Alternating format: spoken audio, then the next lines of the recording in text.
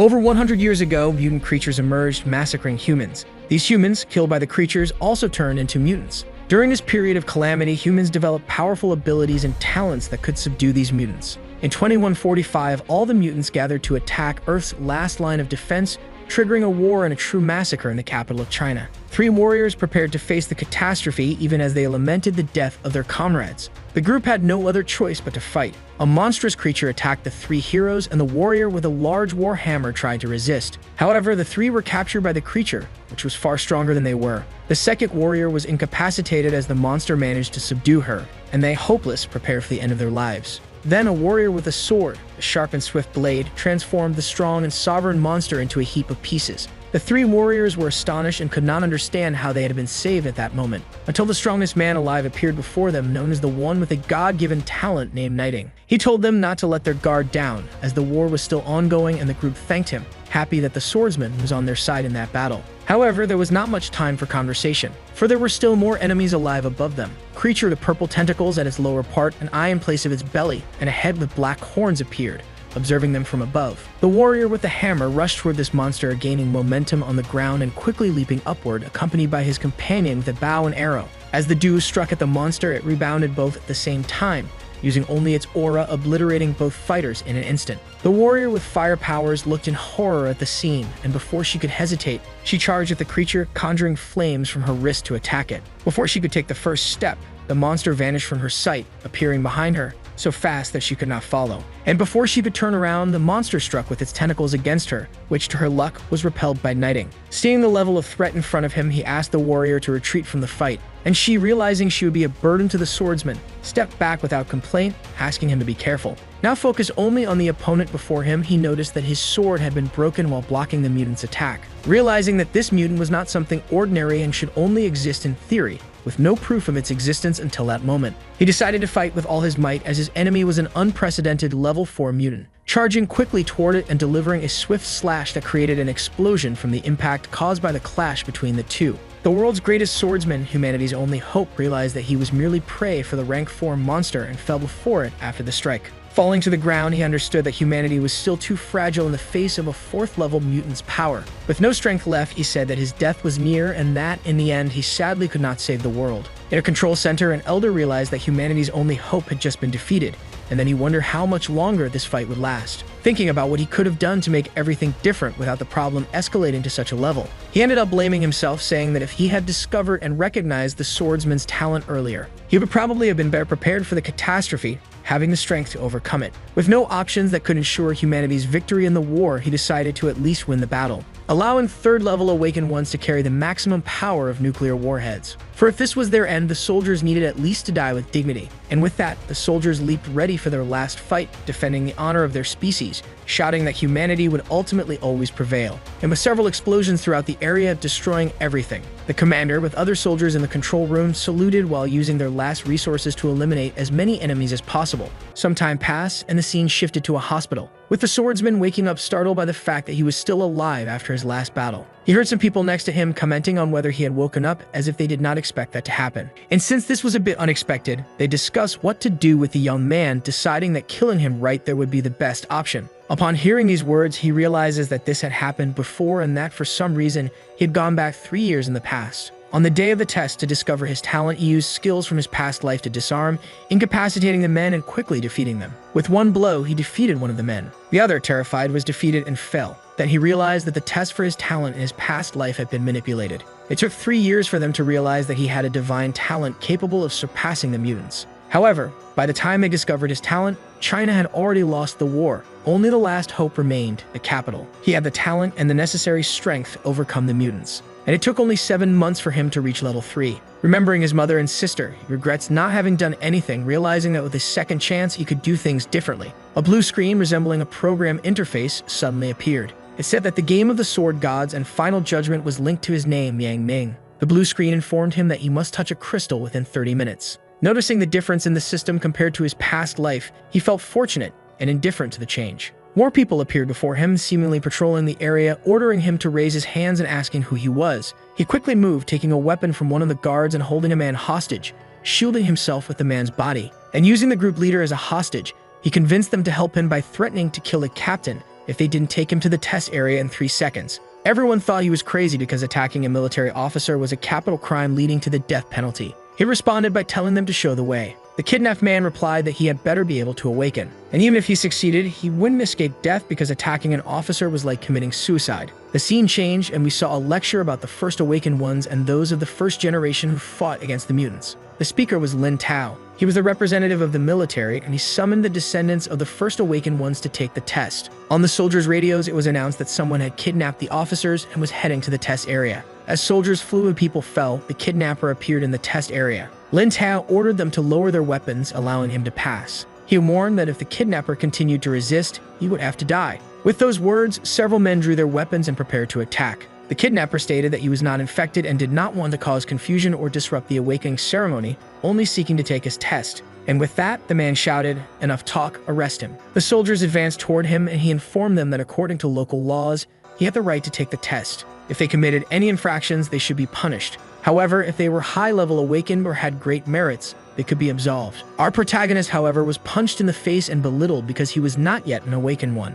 They called him crazy and claimed he should be executed immediately because he had committed a crime and should be treated as a criminal, not as an awakened person. About to be executed, a large helicopter appeared on the scene and a man jumped from it. He was the supreme commander of Tian Feng, the great Marshal Xu Hai. Upon landing, he caused a massive shockwave, frightening and surprising everyone with the imposing aura and presence he emanated. The marshal declared that the base desperately needed awakened ones and ordered that he take the test. However, if the protagonist failed to awaken, he should be eliminated immediately. Our hero smiled and confidently proceeded to the test, certain that he would pass. The people present were instructed to disperse, and we saw other candidates in the test who belittled the protagonist, wondering how a mere commoner without awakened lineage blood could succeed. They said the scene was disgusting, and that they could vomit because they considered that man weak and ridiculous. However, the protagonist ignored the criticism, reflecting on how in his past life he had been sabotaged in the test, making successive mistakes and being disapproved. Determined not to repeat the same mistakes, he stretched out his hand and touched the stone, beginning to emit an intense purple aura that surprised everyone around. The infusion of energy and the sensation were extremely familiar to him. The test began and his talent level quickly rose, surpassing level D and reaching level B. The spectators wondered how he could be so strong. The level continues to rise until it reaches rank A, with spiritual energy completely filling the protagonist's body. He channels his spiritual energy into the stone until it overflows, surprising everyone with the unexpected talent of a commoner compared to the awakened nobles. Everyone wonders what the real level of that man's strength is as the test is not yet over and a pillar of purple light rises into the sky, becoming visible to all. The hero is exhausted, but he still has more strength to show. The pillar of light grows taller and taller, increasing his strength as it is announced that his talent is at level S. Everyone is shocked, unable to believe it. Since the crystal has not yet declared the end, the marshal is surprised and speculates that the man's talent might be even greater than level S. With this in mind, the marshal orders the ground troops to prepare to avoid any fatalities, prioritizing the protection of the man who was humanity's hope. Airspace and civilian areas must be secured. Even so, Yan Ning's test had not yet ended. He continues to pour more power and spiritual energy into the crystal, surprising everyone, including the marshal, considered the strongest there. And finally, it is revealed that Yan Ning has an SS-level talent. With this information, the great marshal begins to imagine how powerful he could be if he reached the third order. He starts to laugh joyfully at the talent that Tian Feng has managed to produce. Hearing the great marshal laugh, the bystanders begin to question the power of that man. Ignoring the entire situation, our protagonist wonders why he is only SS when in his past life he was SSS. He then realizes that the crystal only measures up to that level, accepts it, and thinks that the most important thing now is not the ranking or the power, but fulfilling the mission of the blue screen system. Yan Ning opens the screen and sees that his talent is SS as level, and that his rewards for completing the mission increase his psychic energy reserve by 10,000%. The second reward allows him to use any ability without cost every 48 hours. He recalls that in his previous life, to obtain an ability, he could only reach level S. But with this system, he could easily reach any ability at SSS level. Besides, he realizes that the system of this new life is superior to his old one. After analyzing all this, the protagonist receives another mission from the system. He must learn one more ability and tell no one about the existence of that mysterious screen. The rewards are 4 more attribute points, and reflecting on the mission, Yan Ning decides that he needs a skill book. While people are still watching him, the marshal approaches the boy, and then he congratulates him on reaching rank SS and asks what he would like as a reward. Focused on the system's mission, Yan Ning says nothing, and the marshal laughs, saying that he was once like him, unaccustomed to being the center of attention as a great awakened one. With charisma and a strange sense of humor, the marshal invites Yen Ning to his office to talk. In the marshal's office, they discuss how Yen Ning was previously wronged and sabotaged. The marshal promises to investigate Yen Ning and assures him that he will be promoted for being one of the strongest awakened ones. Wishing to know more about Yen Ning's talent, he decides not to reveal anything about the system, stating only that he has rich talent with mental and telekinetic abilities. He recognizes that this is rare and asks what reward Yen Ning desires. Yen Ning asks for a skill book, which the leader orders a subordinate to bring the best available. With the book in hand, Yen Ning expresses a desire to go home. The commander agrees and provides an escort to ensure his safety. With an extremely dense aura, the marshal says he would like to understand better what happened because it seems there are people trying to sabotage Yen Ning. Everyone bows to the commander's orders and Yen Ning is escorted home. In the neighborhood, Yen Ning sees his younger sister, Yexi Yan, who is surprised to see him. Yen Ning remembers the day she died and is happy to see her, vowing to protect her in this new opportunity. Crying, he hugs her, and she asks how he has been, as it has been over a year since she last saw him. Yen Ning says he completed the training and is now awakened. She asks why he was crying, and he replies that he missed her very much. She invites him home to share the good news with their mother. As they walk, Yen Ning says they will have a feast with plenty of meat today. At home, his mother and sister are impressed with the abundance of food. The mother asks how he has been, as the neighbors were curious. Yen Ning explains that he passed the test and, as an awakened one, has the right to better meals. He promises to always bring high-quality food for the family, determined to do everything in this life. After lunch, Yen Ning opens the system and sees that the mission has been completed. Gaining 4 attribute points and the new ability Impulse, Yen Ning sees the rank C ability upgraded to rank SSS, now called Storm's Sword. This ability consumes 4,500 psychic energy points, and Yen Ning is impressed by the system's ability to evolve a rank C ability to SSS. He realizes that it would be necessary to be a third-order awakened one for such an ability, but with the talent to use any ability every 48 hours without cost. The system does not allow him to reveal this, so Yen Ning waits to reach at least the 2nd level of strength to use his abilities and talents without fear or distrust. When Yen Ning was included in the Seed Project during his meeting with the Marshal, he realized he should avoid complications until called upon to participate. And knowing that his new ability was far superior to any in his past life, he decides to test it in his safe zone of the army. The explanation continues, telling us a little more about the history of that world. When Earth was invaded, the spiritual key created dungeons worldwide, and awakened hunters entered these dungeons, starting to conquer them. The army, aiming to research and prepare the hunters, spent enormous resources to recreate them their own simulations. Compared to real dungeons, these artificial dungeons deactivate at the moment you would suffer a fatal injury. Therefore, it is a safe and realistic dungeon where it is possible to train without the risk of death. Yen Ning prepares to test his new ability in the safe zone of Changfen, which would be a testing area. Yen Ning requests a low-level solo dungeon, and the person in charge begins to wonder who Yen Ning is, a man with SS-level talent whom the commander previously ordered to be given anything he requested. I'll at least ensure his sobriety. So he says that with the boy's current strength, entering the dungeon alone would be dangerous. Yen Ning replies that it will be quick because he just wants to test a new ability. Already inside the dungeon, he realizes that the dungeon simulates the scenario right after the monster's invasion, and the weapon provided is a dagger, exactly what he wanted. Walking through the dungeon, Yen Ning sees a red cyclops coming toward him. With a single strike, he kicks the cyclops' throat and stabs his eye with a knife, killing it instantly. He realizes that the dungeon's weapon fits him perfectly and prepares for the hunt. Still in the dungeon, Yen Ning finds the exit door, and upon opening it, he encounters a gigantic red mutant. When the mutant is about to bite Yen Ning, he delivers a blow with his knife to the creature's neck, causing it to fall dead. Realizing that although he does not have great physical strength, his past life's experience allows him to handle the situation easily. He only needs to find the area boss to finish the dungeon. As he exits the area, Yen Ning finds himself on a street. Zombies notice his presence and become hostile, opening their grotesque mouths. Yen Ning runs among them, killing the nearest ones while searching for the region's boss. Surrounded by a horde of zombies, our hero is pursued by countless of them. Jumping over a wall and evading the horde, he reaches the boss area, being alerted by the system. A colossal mutant with crabbed claws and the appearance of a giant insect, resembling a mix of several creatures, emerges from the ground. Our hero realizes how fast it is and leaps, dodging one of its attacks. Right behind him comes a wave of mutant zombies, and he reflects that usually more people would be needed to subdue the creature. The creature attacks him, and then he climbs up its arm and, jumping over the creature's shoulder, uses his system ability. With a strong beam of light, the creature is struck.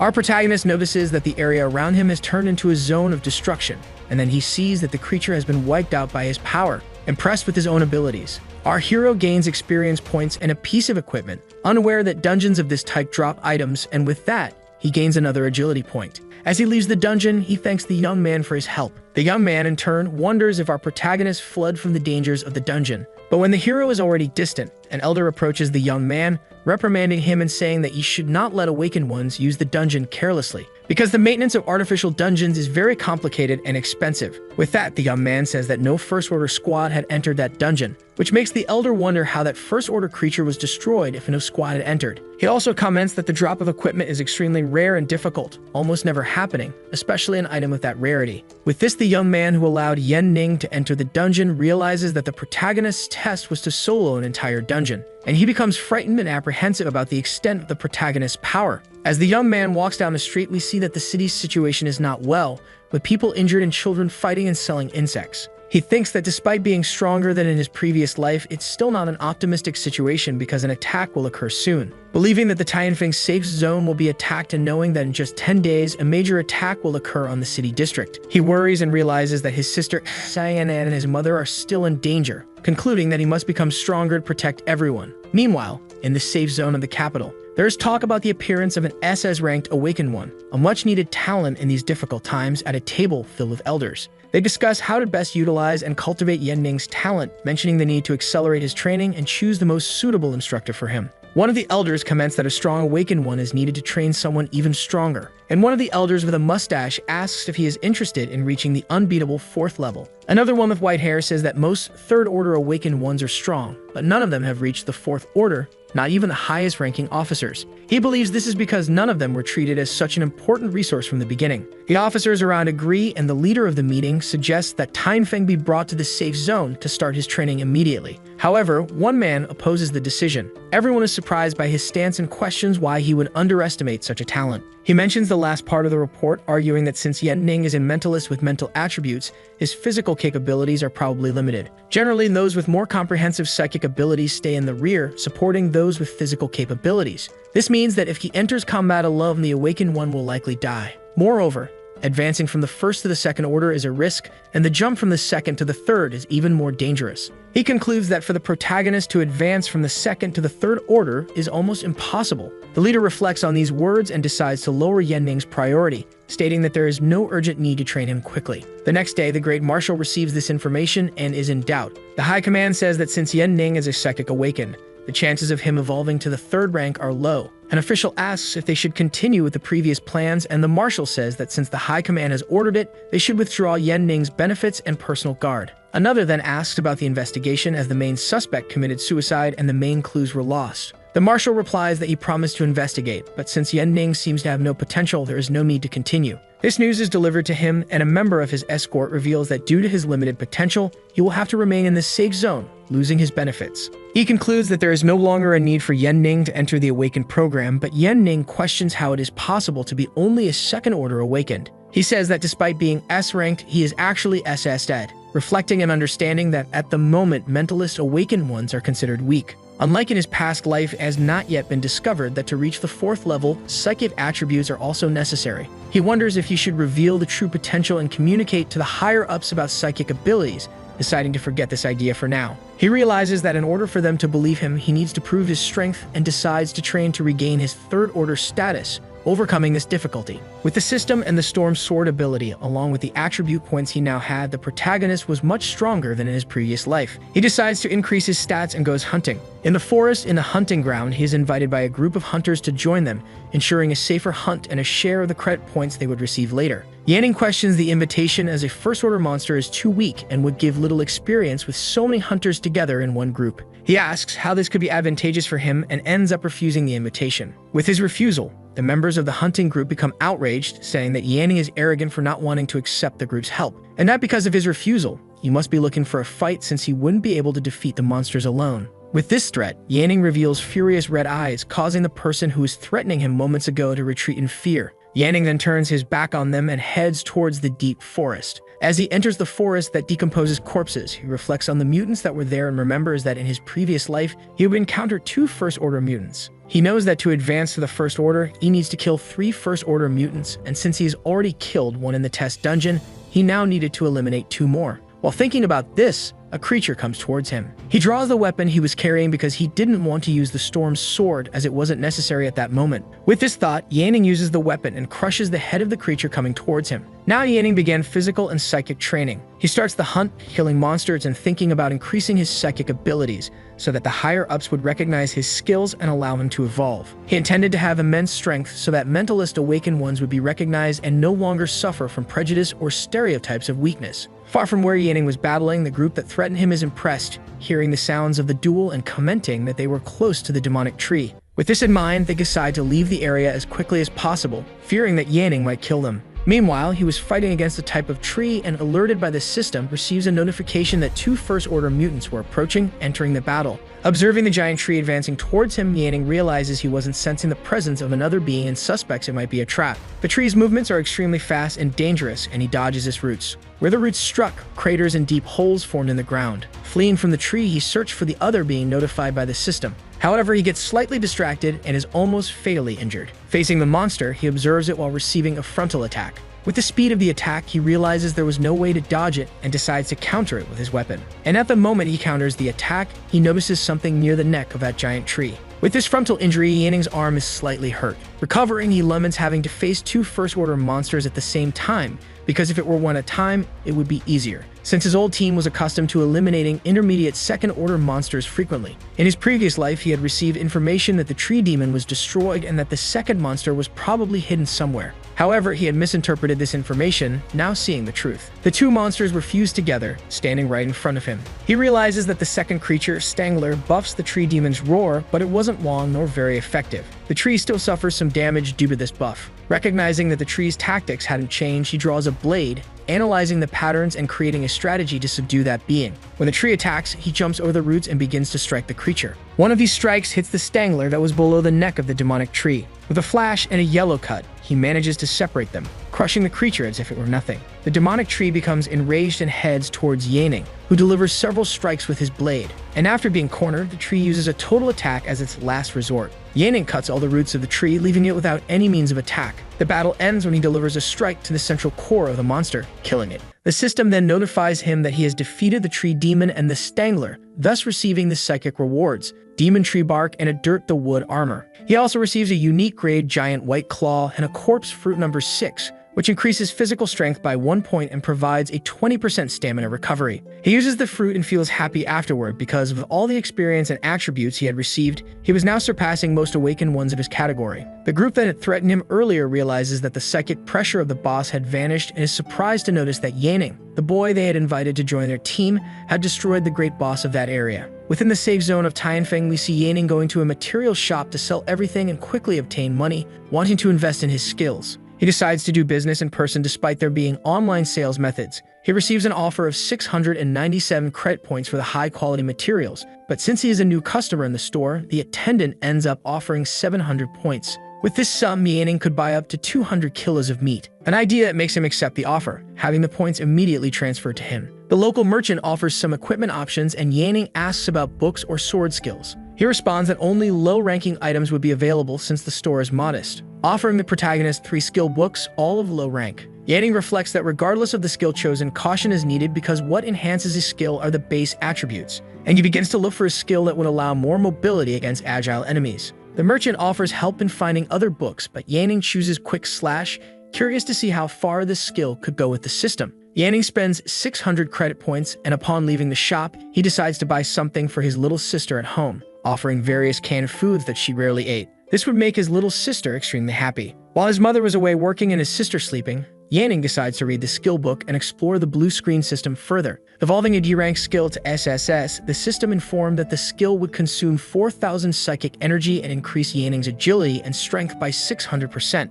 Although the usage time was only 1 second, it would be worth it for the extreme speed increase, making him imagine a place where he could test his new skill. Thinking of a favorable place for this, he leaves the safe zone and goes to the Jinyang neighborhood, infested with moles and mutant creatures. In his previous life, that place remained unexplored, but he remembers fighting a second-order monster that maximized its speed and agility. There was a piece of blue equipment of great value, and Yanning notices that the surrounding fungi are sticky, with his boot getting stuck. At that moment, a mutant rushes toward him at high speed. Yanning pulls out his weapon and slices the mutant, thankful that it was just a simple zombie. If it were a stronger creature, it would have been a bigger problem as he continues his journey through the area with toxic dust around. Yanning recalls the first fight he had against the climber and recounts that at that time he was a second order awakened. Noticing that his physical condition was better back then, he now feels slower. Trying to remember the location where the climber would be, he realizes that it's likely where he currently is. And looking back, he spots a great waking up, realizing that it could serve as a trap. As he was taking down a mutant, an elite monster appears by surprise. The monster charges at our protagonist, who retreats dodging. Yanning realizes that he needs to deal with that creature before facing the main monster. The trap he set had its merits, but the system warns that a second-order mutant had appeared. The climber appears right behind the young man, and Yanning now realizes he is facing two mutants at the same time instead of just one. And so he jumps toward it, managing to dodge, and notices that the monster seems faster than in his previous life. He begins to use his ability to dodge nearby enemies, but predicting the attack of such a fast and strong enemy was a difficult task. With no time to think, he chooses to act. The climber attacks him head-on, and without being able to dodge, Yanning faces the strike. Managing to suppress the attack and come out unscathed, he intended to use his strongest attacks, but realizes that if he did so, he would have many gaps in his defense. So he decides to use a quicker attack. At the moment when he needed to avoid the two mutants, he formulates a plan using his newly acquired special skill. The two creatures advance toward Yanning with a bloodthirsty and murderous gaze. He runs to lure them to a certain point, remembering his abilities and his key sword. Not being sure if the attack would be effective, he calculates the length of the arm, the force of the attack, and the proper angle to deliver the strike. And when the two creatures approach, he delivers the same attack to both, obliterating them. A mark was left at the spot where he struck. He wouldn't have liked to take such a risk, but the attack was effective, and he realizes that his power is still unknown to him, deciding to delve deeper into his combat abilities. Receiving some system messages congratulating him and rewarding his victory, he understands that even though it was risky, it was worth it. In the Tian Fang region, a large energy fluctuation is recorded, and everyone is surprised, wondering what happened there, detecting an abnormal energy spike. Knowing that there was no third order awakened in that area, they decide to send a team to investigate the site. Sometime later, the team arrives at the location, observing the battle marks Yanning had left behind. They discuss it and say they have never seen such marks before. Realizing that whoever made those marks must have used at least 4,000 psychic energy. They conclude that for someone to have so much energy, they must be a third order awakened, and they decide to report this to the department's high command immediately. Meanwhile, Yanning was evaluating his status and the equipment he had just received as a reward. Realizing that the equipment is very valuable, worth 60,000 credits, he hoped to get a good price this time, as in his past life, he hadn't been so lucky. He lists the items for sale online and begins to receive several offers. Someone shows interest in buying his equipment, offering around 60,000 credits. Yanning wonders if someone could pay with resources while receiving more proposals, realizing that there would be no problem in selling everything. Making his final offer, he informs that he would sell the armor for 30,000 credits but would like to receive psychic fruits and white rank equipment as compensation. A strong man with long hair says the equipment was worth it and that he would even become poor to obtain it, ordering his subordinates to bring more equipment. Sometime later, several pieces of equipment are delivered, but they were still not enough. He asks his goons to keep looking for more equipment and makes a deposit of 30,000 credits, promising to pay the remainder soon. Yanning reflects on his past life, remembering when his family went through many trials, saying that now he would provide a good life for his mother and sister. With resources available, he could buy a house and provide a better life for his family. At the real estate agency, he is approached by a young woman who, upon seeing his simple attire, thinks the boy wouldn't have any money. Yanning, accompanied by his sister, who is impressed with the place, realizes that he is a low-ranking awakened. The young woman says the houses cost around 40,000 credits. He insists on seeing the 40,000 credit houses, even with his current balance of 13,000 credits. This angers the young woman, thinking he was deceiving her in some way. But Yanning asks her to wait and receives a message from the strong man saying he had already gathered 39,000 credits and would transfer them immediately. Yanning receives the money for the equipment and completes the sale, transferring the money to the young woman who had previously despised him but who was now happy with his presence there. In his new home, Yanning asks his sister to call their mother, saying that he had other things to do. Heading out at night, jumping across rooftops while searching for mutants to fight. He remembers that in his past life, most of the strong mutants were subdued by third-level awakened ones, making his evolution difficult, and that the weaker ones always ended up more finished than they should have been as he heads towards a Ranksty dungeon. Arriving there, he decides that he will test his strength in the Corpse Academy, known for being a place that was essentially a school for hunters. 7 days after the mutant outbreak, he needed to complete the mission by surviving for 12 hours without leaving the premises of that place.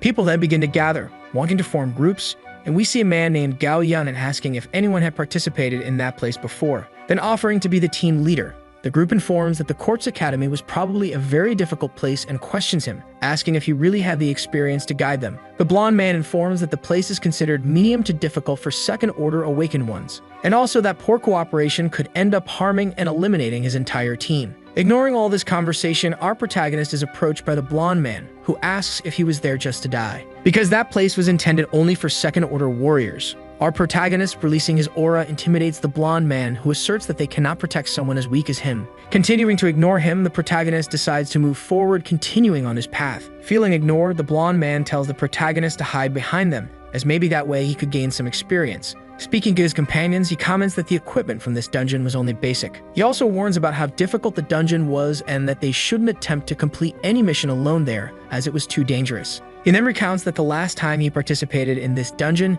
he ended up attracting 2 bosses at once, and because of that, almost his entire group perished, and he only survived because 2 strong awakened ones killed the bosses for him. He then states that it was all very difficult for his mind. Our protagonist, who continues to ignore all the conversation, notices that his attributes are still low, and that his strength was at level 17, comparable to a second-order warrior. But adding these stats to his skills, he remains confident that he can be the best warrior in this dungeon. The blonde man's group begins to organize, stating that soon the shields surrounding them would fall, and then they would start hunting the dungeon boss. At that moment, the beautiful girl approaches and asks if he would cover the group. The blonde man affirms that he would take care of everyone, and with the preparations made, they set out on their journey. Arriving at a deserted area, they notice a man running ahead of them. That was our hero, causing the group to wonder among themselves if he was trying to get himself killed. The blonde man tells the group to ignore him and orders them to stick together. As he runs up several stairs, he encounters 2 young men who ask for his help. However, these young men reveal themselves to be grotesque-looking monsters. Our hero eliminates them right there and a few others later, remembering that he had been deceived by these creatures before. But now he managed to eliminate them efficiently, as he had always intended. Based on his past life experience, he knew he was about to encounter one of the secret bosses of this dungeon, and he thinks it would be simple to conclude since he now possessed the power of the Storm Sword. Meanwhile, the other group is hunting one of the dungeon bosses located in a landfill. We see the blonde man asserting that the more common monsters are eliminated, the more aggressive the remaining ones become. And because of this, they should hunt the boss directly to make their objective easier, concluding that by killing the boss, all other monsters would become more powerful for a certain period of time, needing to hide as soon as they defeated the first boss there. Hearing this, the group starts to feel confident, believing that with such a good leader, they would be able to complete the dungeon with ease. However, they receive a system notification informing them that the monster Nukunubi Cadaverous had located them. At that exact moment, a creature with a malevolent aura and a cadaverous appearance observes them with a sinister gaze and smiles bloodthirstily. The leader, who was the individual with the highest defense, protects the rest of the group while everyone prepares to attack from a distance. Several attacks concentrate on the creature, causing massive destruction around them. Thinking they had managed to attack effectively, the creature leaps after dodging and falls on one of the group members. The tank who had imprisoned the creature, with his magical abilities, falters but manages to regain control and imprison it again. As he observes this frantic battle, our protagonist appears, managing to climb onto the roof, wondering where the hidden boss he was searching for might be. Observing his status windows and searching for the mission, he notices that the hidden boss mission called Butcher had disappeared. He wonders who took the hidden boss mission from him. At that exact moment, during the group's battle, a creature with the appearance of a dead tree mixed with a corpse appears behind them, flanking them. They realize there is a second boss there. However, by the time they notice, it's already too late, and they end up being attacked and killed. The one responsible for everything was the supposed leader who had taken the mission in secret. As a tank type awakened, he didn't deal much damage, making it difficult to obtain good equipment. But if he were the last one standing in the battle, he could get all the equipment he wanted, and even if he gained little experience, he could still evolve. He begins to shout, asking the group who had taken the mission, and while running, starts blaming our protagonist. He shouts again, saying he wants to come to the hero's plans and traps both bosses simultaneously, drawing their attention so the others can attack. Everyone, ignorant of the blonde man's plan, thinks he is very brave. Outside the chaos, we see our protagonist watching from atop a rooftop, realizing that he was being blamed for the plan orchestrated by the man. He even admires the leader's plan but has an even better strategy, deciding to go after the other 2 hidden bosses, which were terrifying creatures, one with a skeletal appearance and the other with exposed muscles. Successfully luring both, he jumps from the building while the dreadful beings pursue him. The leader of that team looks up and notices that the hero is now beside him, asking what he was doing there. Then the scene shows the 4 main bosses of that place gathered to face the group. The blonde man, who once counted on the group, watches as each of them succumbs to the strength of those beings and is shaken by the scene. Our hero looks at him and asks if he didn't like to play games. At that moment, the 4 bosses are now targeting the 2 men. The desperate leader questions, asking if the boy had accepted all the missions. With a sarcastic smile, the protagonist responds that he's just making good on the confusion that the man caused.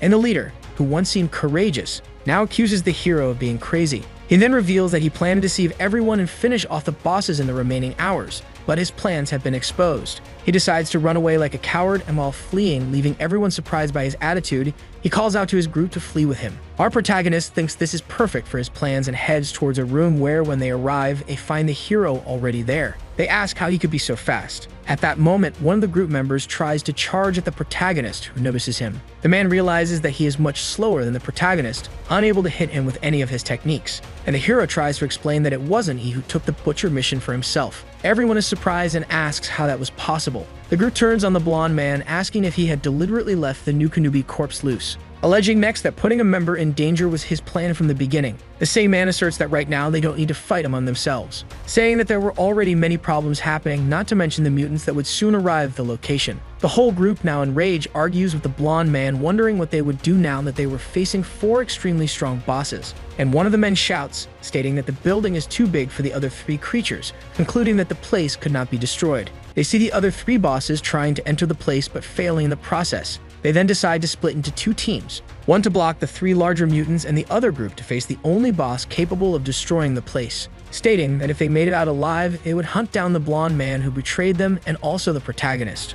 Our hero asks if they could overpower those creatures to the end, and we see the warriors using their strength, powers, and skills to attack the bosses. However, the 3 stronger bosses aren't damaged by any of these abilities. The group realizes they are in a dire situation, losing strength by the moment. The blonde man gives up, seeing that everything was doomed to end there. But the protagonist says that if they want to survive, they should follow him, jumping from a building while everyone thinks he's crazy and calls him a coward. Our hero, now in the air, begins to glow with a strong light and an intense and formidable pressure. Everyone is astonished and wonders how it was possible for him to be so strong despite being a zero-order individual. Seeing no other options, they jump along with the protagonist. The blonde man asserts that it would be better not to jump because, as a tank type, he would have a better chance of surviving. The protagonist is glad the man didn't jump, and then he uses his Storm Sword ability, destroying the entire building and everyone inside at once. With the shield cracked, the former leader is struck by the protagonist's ability along with all the other bosses in the area. A powerful explosion of blue energy light occurs, causing all the group members to wonder how a zero-order man managed to accomplish such a feat. Everyone present is surprised and amazed by what they witnessed.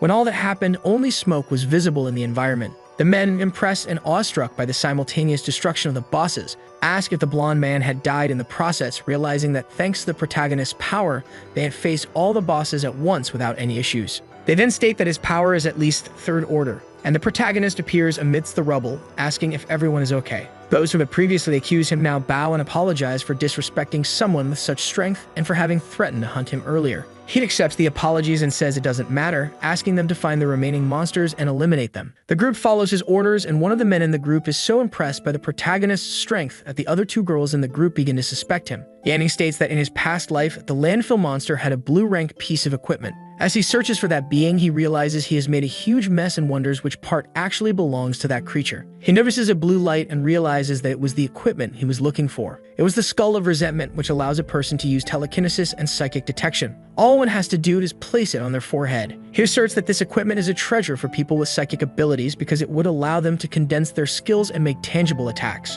With his goal of bringing the rise of psychics to the world, that item would be of great help, so he places the equipment on his forehead. A blue light begins to emanate, turning his eyes blue, causing him to shout as he realizes he has acquired the ability of telekinesis. He hurls a rock using the power of his mind, causing debris to collide in an area nearby. And he realizes that this power is very good for his current abilities, making it easier to level up even more. He then begins testing some things using psychic detection, which allows him to see people around him even from a great distance. The system alerts him, indicating that the maximum range is currently 29 meters, but that it will increase with his evolution. He receives a system message confirming that all zombies have been killed and that the missions have been completed. He receives a notification stating that he completed 100% of the mission with a current ranking of SSS, earning various rewards and drops. He begins to analyze the blue equipment he received, realizing that he now possessed the Thunder Boots, which increase his agility and the power of his jump. He then wonders if, with this equipment, he would become part of the Agile class. In search of an advancement mission to the Second Order at the Tanfeng Central, he begins to be questioned about what kind of mission he wanted. He replies that he is looking for an advancement mission. The woman asks if he didn't want to move from Zero Order to First Order,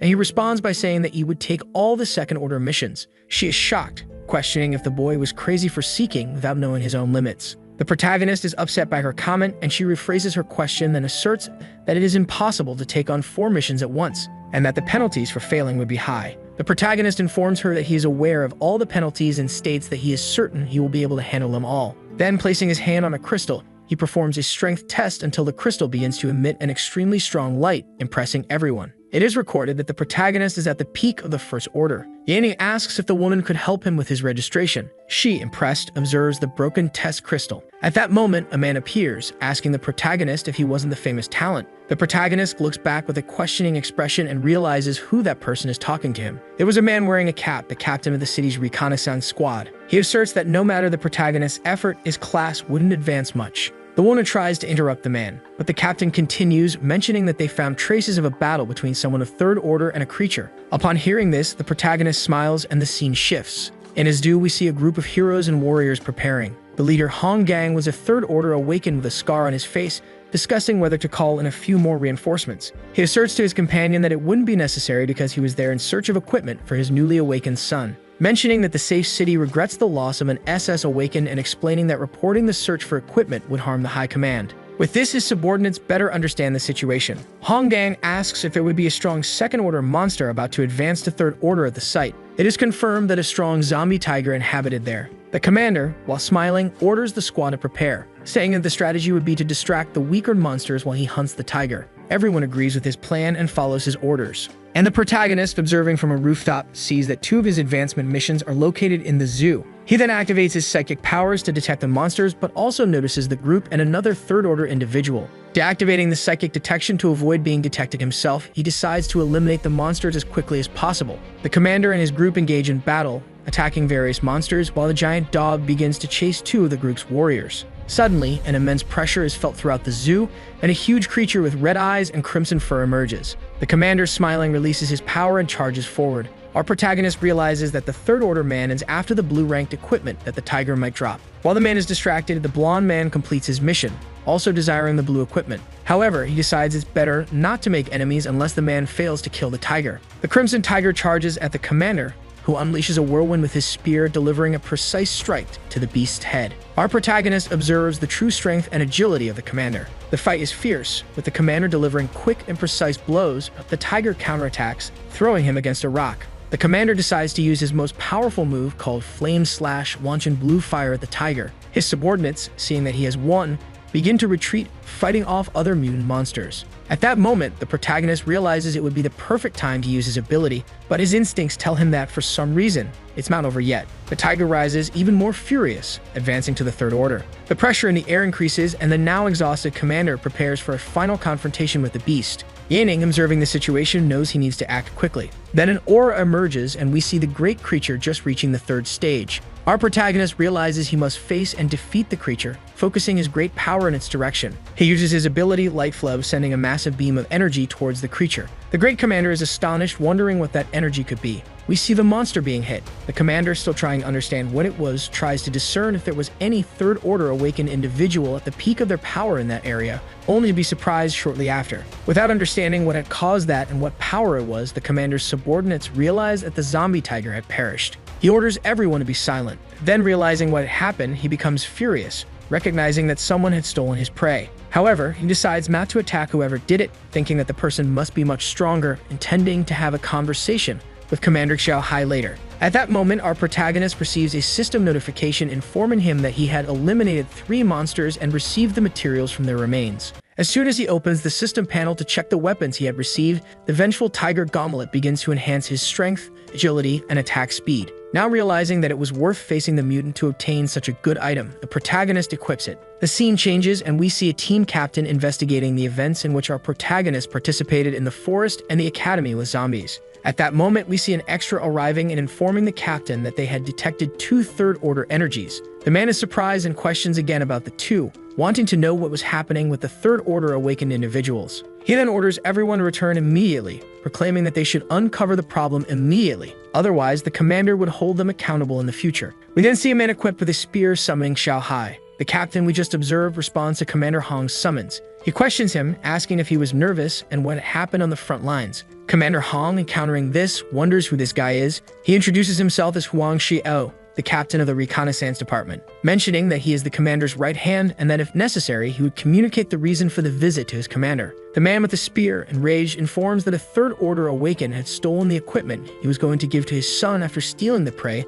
that would have given him such an item. He then questions if that power came from the place where the two energy peaks had appeared earlier. Still furious, the man accuses the captain's district, saying that one of their awakened individuals had taken his prey and equipment. The man tries to calm him down, mentioning that the only Third Order Awakened individual was the commander. But still furious, the man with the scar on his face says it would be useless to mention this case, warning that he would go to the front lines to confront Commander Xiao directly. With that, the captain decides that he should report the incident to the commander immediately. We then see the commander's surprise as he questions how a Third Order Awakened managed to steal Commander Hong's prey. He views this as a serious security breach, instructing his subordinate to handle it as quickly as possible because they didn't need to create panic. The subordinate gives a positive signal and informs that he's going to gather information about what happened. Meanwhile, our protagonist is analyzing his missions on the status screen, realizing that he needs to obtain eagle feathers and resolve another anomaly. By doing so, he will be able to ascend to the Second Order, discovering that eagle feathers are easy to buy online but are rare. However, since the equipment is relatively useless, people often opt to sell them. He then receives a notification from someone selling the feathers he is looking for.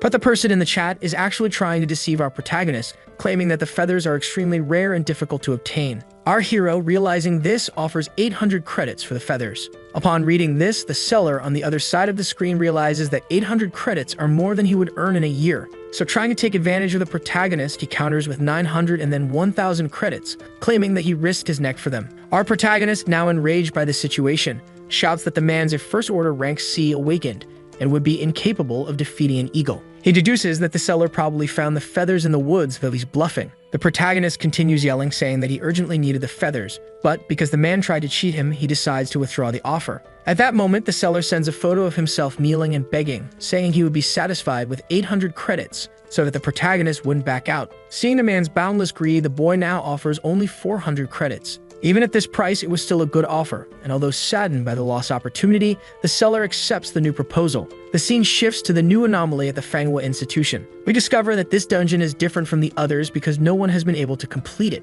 With an SS to rank, what is tested here is not combat, but willpower. We then encounter a new red screen asking the protagonist if he wishes to enter a dungeon. He accepts and says that it's time to discover how strong his willpower truly is. Inside the dungeon, he notices that the sky has changed color, and that there are other people trying to complete it besides him. We see that these people realize that the dungeon is indeed different because even its teleportation is unconventional. One person introduces himself as Lai Zheping. He was a man with glasses and appeared to be old, being an awakened at the peak of the First Order in the mental series. He asks the others if they are also awakened from the mental series. With this question, a young man, infuriated, responds that it's obvious because only they would choose this type of advancement mission. And a slightly embarrassed young woman says that even though mental series are considered weak, together they could complete the mission. The elder says they are right because despite being weak in combat, only willpower would be tested in this dungeon. He claims to have experience in 2 similar dungeons and asks if he could be the leader, which makes the group question whether he really had experience. Addressing our protagonist, he asks if he has anything against his decision.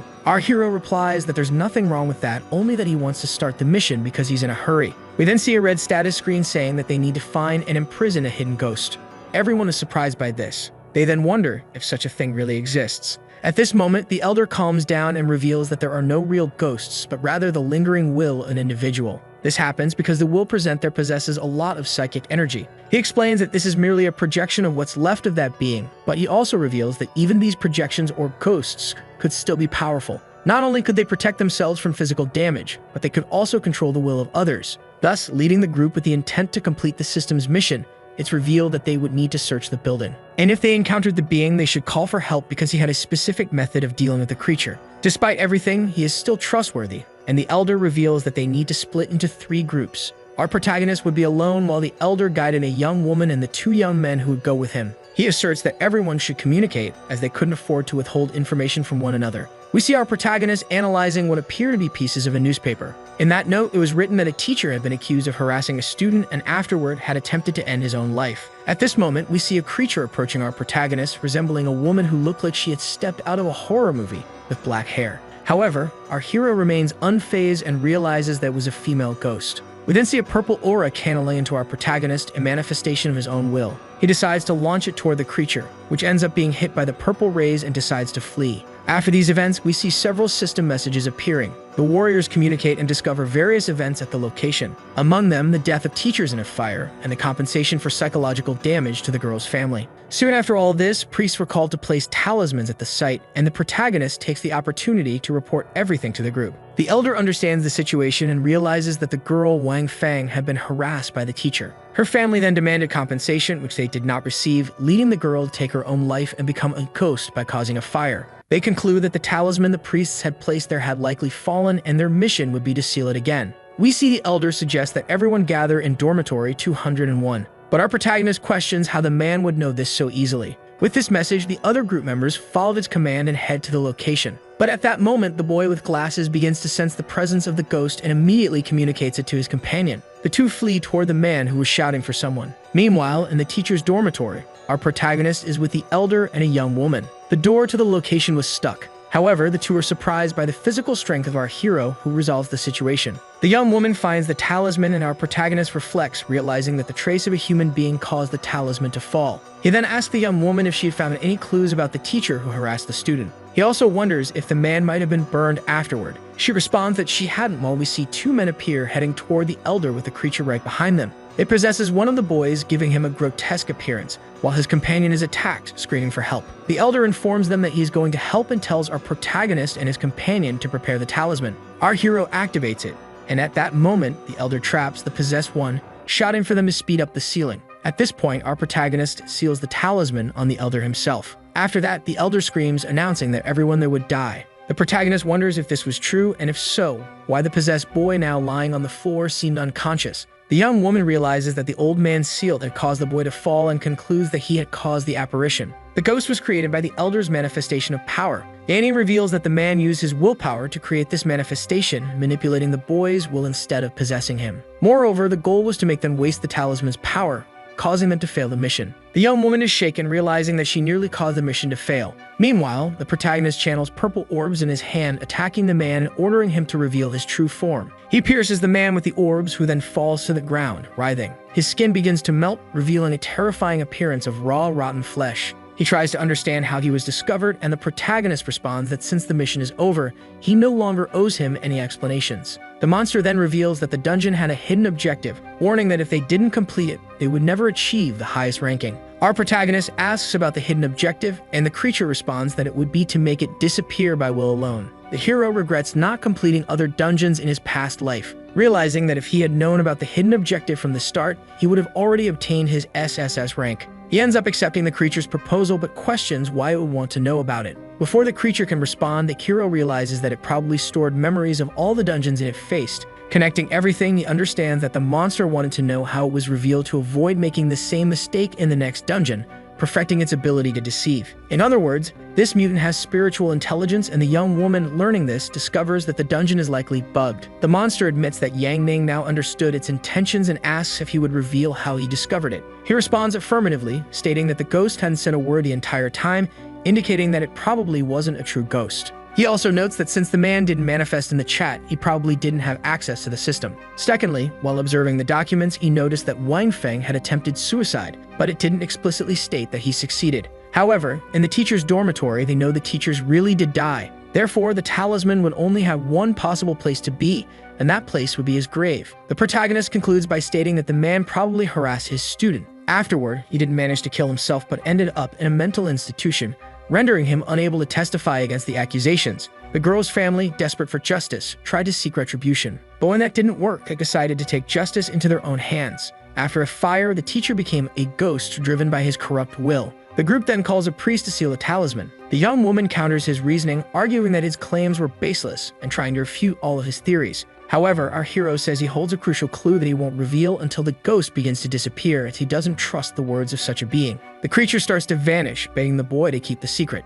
But the protagonist responds with a sarcastic smile, saying he simply guessed everything. The ghost begins cursing the hero before disappearing, while the young woman asks if he really managed to do what he claimed. Shrugging, the protagonist then reveals that the creature's biggest mistake was mentioning the room where the talisman was located. He explains that if it were a warrior with the system, they would already know this, concluding that only the true ghost would have known this information and questioning why the man would reveal it to that being. The young woman is startled, thinking that the hero is more terrifying than the ghost, and is impressed, recognizing that without him, she wouldn't be alive. The boy then receives an item called the Resentment Necklace with a passive effect that increases resistance to psychic attacks by 20% and also boosts essential spiritual energy regeneration. The young woman wonders if this could really be Yang Ming, and if he was the person who had accepted 4 second-order advancement missions earlier. She then asks which of the missions he completed first, and our hero confirms that he has already completed all 4. At that moment, the system sends 4 notifications informing that the protagonist has received 4 more attribute points in addition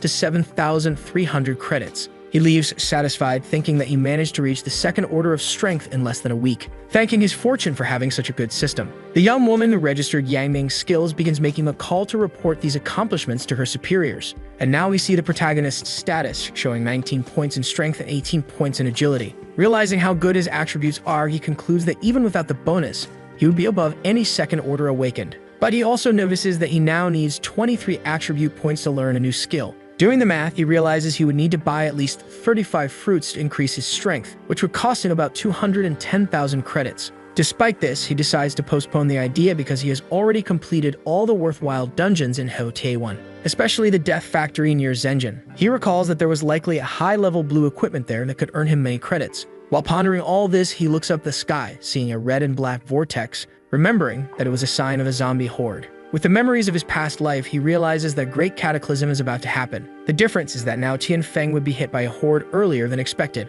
Remembering that this should occur within a week, he hops on his motorcycle with the intention of warning the commanders to prepare. Yang Ming sends a message to the commander about the imminent zombie horde. However, the commander doesn't take it seriously. He thinks the protagonist is just trying to get attention because he didn't receive the proper recognition for an SS rank. He believed that Yang Ming was actually weak, recalling that the last great horde occurred 40 years ago, which ended with zombies trapped in abandoned cities. But he considers that the focus should be on the mysterious third-order individuals. In the safe zone of Tianfeng in the meeting room, the commander is discussing with his subordinate about Yang Ming's possible connection to a third-order individual. And when the subordinate reveals that, although hard to believe, Yang Ming is the only one who matches the description and activities related to the sale of materials, he also mentions the fact that Yang Ming had bought a house that ordinary people couldn't even dream of acquiring. The commander questions whether Yang Ming could truly be a third-order awakened. A member of the military committee mentions that although Yang Ming is extremely talented, it was unlikely that he had reached the third order in such a short time. He explains that even a dual awakened with SS rank strength and agility, and with many resources, would only reach the first order in such a brief period. Frustrated, he finds it unbelievable that Yang Ming had reached the third order, suggesting that perhaps a third-order individual was supporting the protagonist. After presenting his conspiratorial theory against Yang Ming, the marshal of the safe zone agrees with him, saying that it makes sense because psychic talents are rare. He speculates that Yang Ming might be used as an experiment by someone. Shifting their focus away from Yang Ming, the commanders decide to investigate his supposed benefactor, aiming for a potential alliance with the Third Order Awakened. At that moment, they receive news that Yang Ming had just completed 4 second-order advancement missions, which surprises them. Despite the initial shock, they believe that the possible benefactor of Yang Ming was the one who completed the missions, leaving only the spoils for him. They debate the fact that the missions were completed, but don't prove that Yang Ming is truly the person they are looking for. The marshal then orders that Yang Ming and the surrounding cities be monitored to prevent an outbreak, believing that if a third-order individual were supporting Yang Ming, they would have already been alerted about the horde. He explains that it's better to prevent a possible future threat, and the subordinate immediately obeys his orders. The Grand Marshal, reflecting on the critical frontier, recalls equipping Hong Gang with a blue-level item to enhance his abilities. Hong Gang needed a blue equipment item to give to his son, who was also awakened. At that moment, a system message appears for Yang Ming, asking if he wishes to enter the Death Factory dungeon, which he promptly accepts. The Rank B dungeon is a war-type mission with random objectives and 7 waves of enemies. Participants would be rewarded according to their performance. To exit the dungeon, there is a clear rule. The rule was that after each wave is completed, a vote would start, and at least 70% of the awakened participants must agree to exit to leave the location. Otherwise, they would have to face all 7 waves. Upon entering the dungeon, Yang Ning observes that several people are already present at the site. He quickly notices that many of them belong to the same faction, being led by a Third Order awakened woman. The protagonist notes that this woman indeed seemed to have total control of the group. A man steps forward, volunteering to be the leader. But before anyone can respond, the woman brutally attacks the man. Her subordinates then restrain the remaining participants, heightening the tension in the environment. Yang Ming realizes that the group he joined is being used as cannon fodder. The Third Order woman and her allies intended to use the other participants as human shields to ensure that the spoils were theirs alone. Amidst the chaos, Yang Ming assesses the situation. He recognizes the woman as Linus Ali, a well-known and feared awakened. She promises to release the survivors if they can pass the 6th wave and hand over all the spoils, but Yang Ming knows this is a lie. As he considers his options, the protagonist remembers that he still has the Storm Sword in hand, but he isn't sure if he is strong enough to defeat Linus Ali in a single blow, so he decides to observe and wait for the right moment to act. She orders everyone present to reveal their ranks. One by one, they present themselves, with 2 at the peak of the Second Order and 2 others in the advanced Second Order. When it's our protagonist's turn to introduce himself, Linus Ali approaches, mocking him for being just a mental abilities user. She underestimates his capabilities, but Yang Ming provokes her, asking her to keep underestimating him. The system notification sounds, informing that the first wave had begun with 100 zombies, while 2 First Order mutants advance on them. The Second Order awakened position themselves at the front, ready to face the horde, while the rest try to provide cover. However, it's clear that Linus Ali's group has no intention of helping. They plan to use the others as sacrifices while they lie in wait to reap the rewards of the battle. With the zombie horde drawing closer, the battle begins intensely and chaotically. The protagonist, aware of the danger, remains alert and ready to act at the most precise moment, knowing that the true fight is not only against the dungeon's zombies but also against his own allies who have already surrounded him. The archer pointed out how they were now forced to take on those 6 waves, and so began the first one. The archer stated that he and Song Gang should fight the Devourer while the rest of the party slew the zombies. The frontliner charged headfirst at the abomination, while the long-range fighters prepared their attacks. And so the blonde mage used his skill, Ice Spikes, instantly slaying 6 zombies with ease, while the protagonist only managed to eliminate a single target. This made the mage point out how obvious the result was, seeing how he was only a weak willpower class. Meanwhile, the boss of the farming party spectated from afar while laughing at the weak Yi Lin, who had the guts to take on this mission, stating that the willpower class evaded his certain demise by relying on the others, making her wonder how he would survive the upcoming waves. With that, the first wave was completed. 30 minutes had passed, and the party would be facing the 4th wave shortly. Song Gang, who feared a Second Order foe appearing soon, wondered when the Third Order fight would begin, which made his friend point out that this would be their only chance to take her on. Lin Lan began to make fun of the Second Order fighters who were already exhausted after the 3rd wave, making her speculate that this party was lying about belonging to the Second Order, and so she revealed that she would only enter the battle to face the final wave. Lin Lan was also surprised to see the willpower user alive and unharmed, making the protagonist give credit to his fortune. One of the fighters burst out upon hearing this, stating that Yi Lin, with his useless long-distance attacks, was only relying on the others during the fights. Yet Song Gang was well aware that the protagonist must have a trick up his sleeve, which could benefit them later on, seeing how he managed to enter the Second Order. And so the 4th wave, consisting of 400 zombies, 6 First Order mutants, 2 Second Order mutants, and 1 peak Second Order mutant began. Song Gang ordered the advanced Second Orders to distract the howling female demons while he and Lin Tang took on the Zombie King as the rest of the fighters took on the low-level monsters. Yet the man with the hammer was quickly thrown back by the Zombie King's arms. Lin Tang advised him to be cautious. Meanwhile, one of the mutants set his eyes on an archer, before quickly severing his head with his powerful tongue. The spearman readied himself, and immediately stabbed the howling female demon. But to his surprise, the demon's blood began to burn him like acid. Seeing how his friend Jiang Tao got hurt, the mage immediately used his ice spikes to attack from afar. Yet the creature was too fast for him, and as it charged at him, the mage began to reflect on the party's situation, making him think that this was the end of the road for them. The protagonist realized that he would never have the opportunity to use his secret weapon, seeing how unlikely it was to reach the final wave. The mutant had almost reached the ice mage. With that, our hero finally decided to intervene, taking the mage out of danger with his super speed, before deploying his skill, telekinesis, in order to attack this Second Order mutant. And with the power to control his projectile, our hero was easily able to slay the Second Order mutant. The mage, who thanked his savior, was baffled by the one he mock's achievement, so the protagonist only asked for some respect from him. And so the two of them were now back to back as the weaker one decided to take on the First Order Devourer.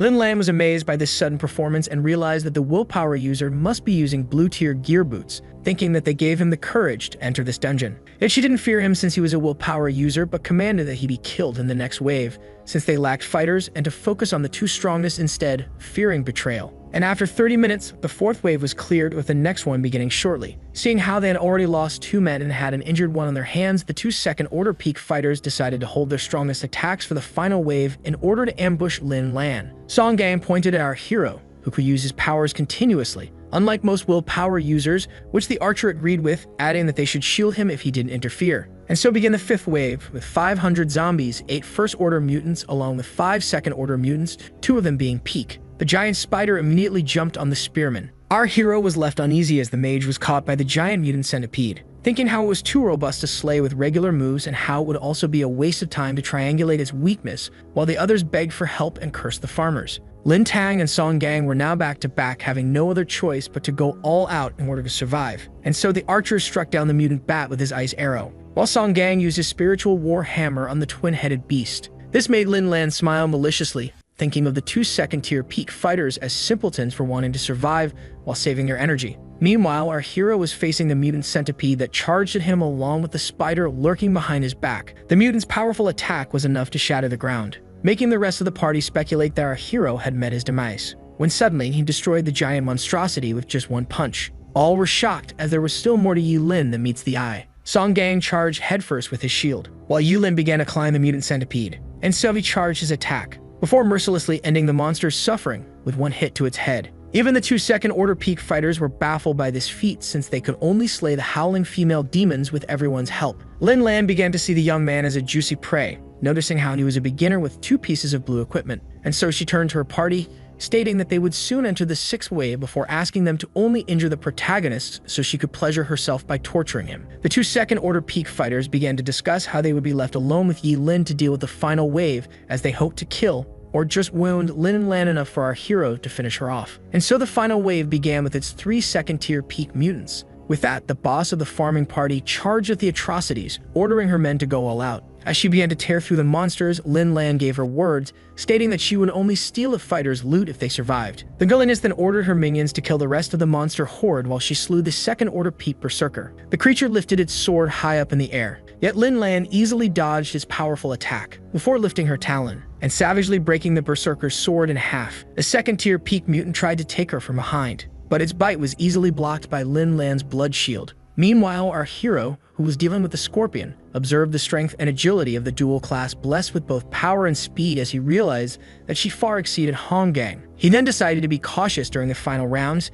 sensing that the villainess was still hiding some abilities. Meanwhile, Song Gang and Lin Tang were plotting to distract the Blood Butcher and use it as bait for Lin Lan in order to launch an all-out attack on her. At that moment, Lin Lan easily destroyed the Berserker's head and charged at the Blood Butcher just as the 2 men had planned. Lin Lan then ordered them to distract the beast while she tried to slay it, but just as Song Gang was playing along, the archer deployed his Spirit Flame arrow. With that, the 3rd-order fighter found herself being attacked by the 2 second-order peak fighters along with the mutant. But the protagonist feared the worst, as he was certain that the boss of the farming party had charged ahead with a plan in mind. This ambush resulted in a powerful impact, yet the archer was horrified at the sight of Song Gang, as Lin Lan, who foresaw the ambush, redirected the blow toward the carrier of his shield. This made the protagonist speculate that the villainess used a damage transfer ability in order to switch positions with the now injured man, but this angered her as she was forced to reveal her secret weapon by smashing the beast's head. Lin Lan then charged at the archer while complimenting his move, before delivering a devastating punch to his gut.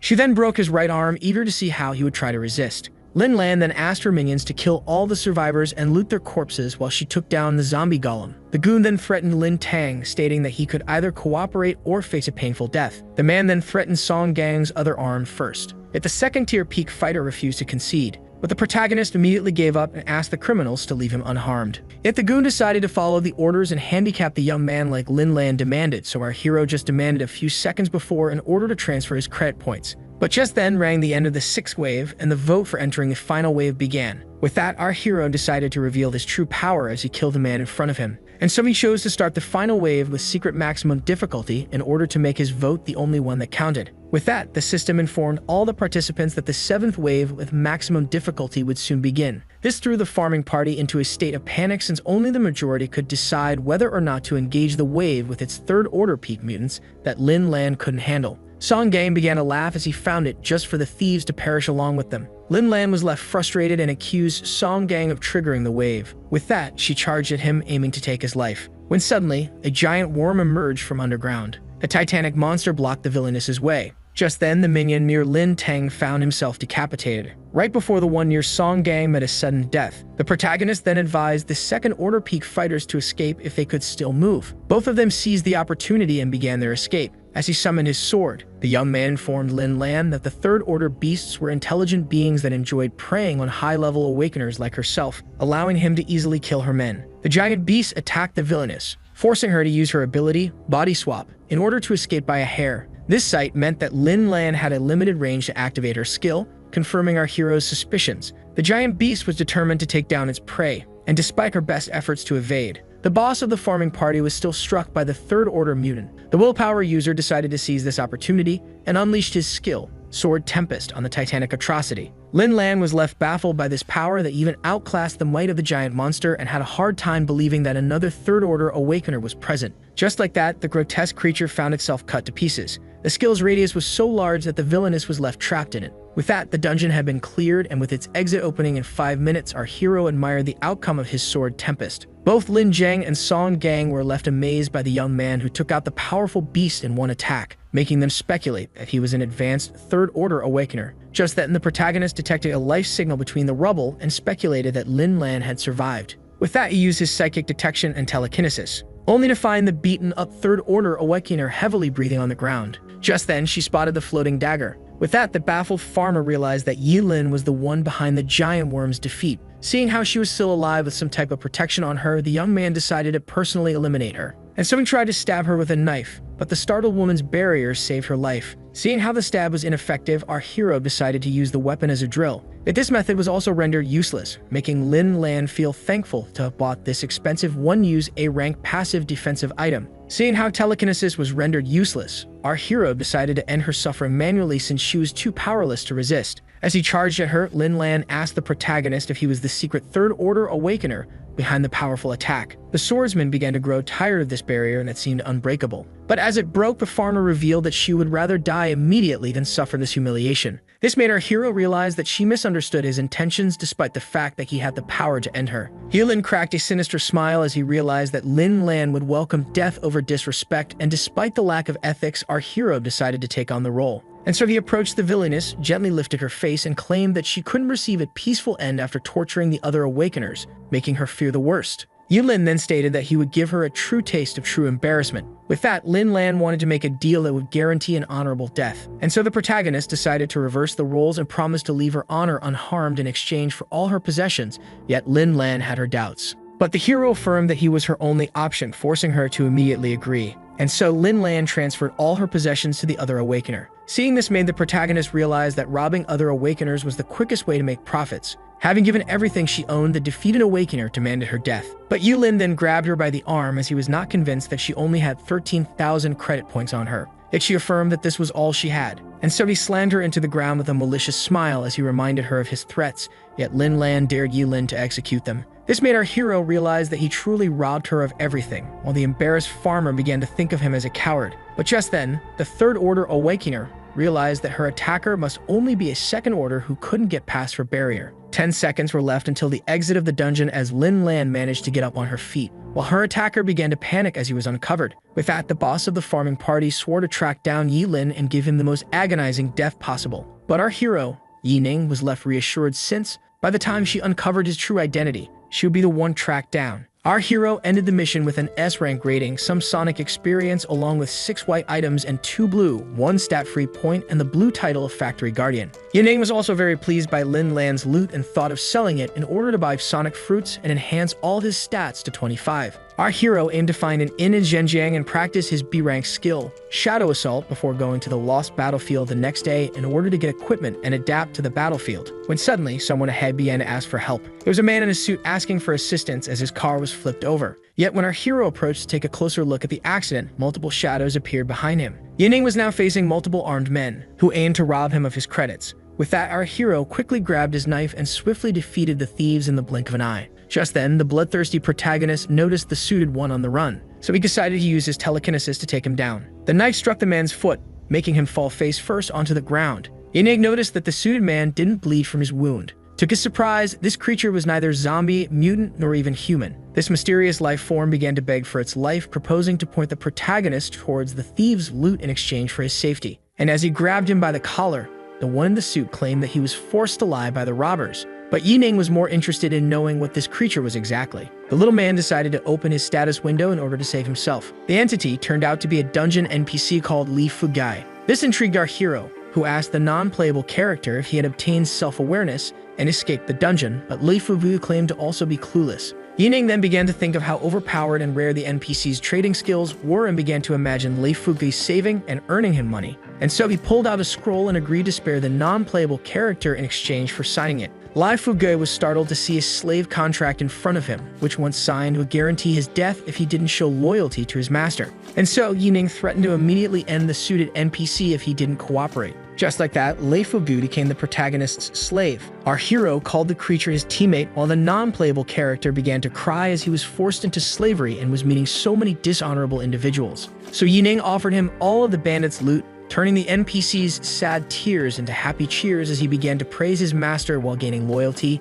which baffled our hero. With that, the master ordered his new slave to sell all his Death Factory rewards except the blue tier ones and buy a storage space where he would stay to manage the finances. Later that night, the non-playable character called out his master for consuming precious spiritual food like a normal meal. So Yining shoved the creature back into his storage space and kept on eating until all his stats were increased to 25. With that, our hero decided to learn the skill Shadow Assault, which evolved into the SSR's rank skill, Dimensional Slash. Our hero was thrilled to know that his new power couldn't be blocked by defenses, and with that decided to test his newest skill tomorrow on the Relic battlefield. As a new sun dawned on the world, our hero entered the said B-class dungeon. The protagonist was greeted by two first-tier, second-grade siblings, Chen Yang and his sister Chen Yao, who speculated that our hero lied about being a high-tier, second-grade awakener, which made her brother scream at her. Yining speculated that they both belonged to a military family based on their outfits and decided to be on his guard. Chen Yan apologized for his sister's rudeness, calling her spoiled, while the protagonist introduced himself as Yi Lin.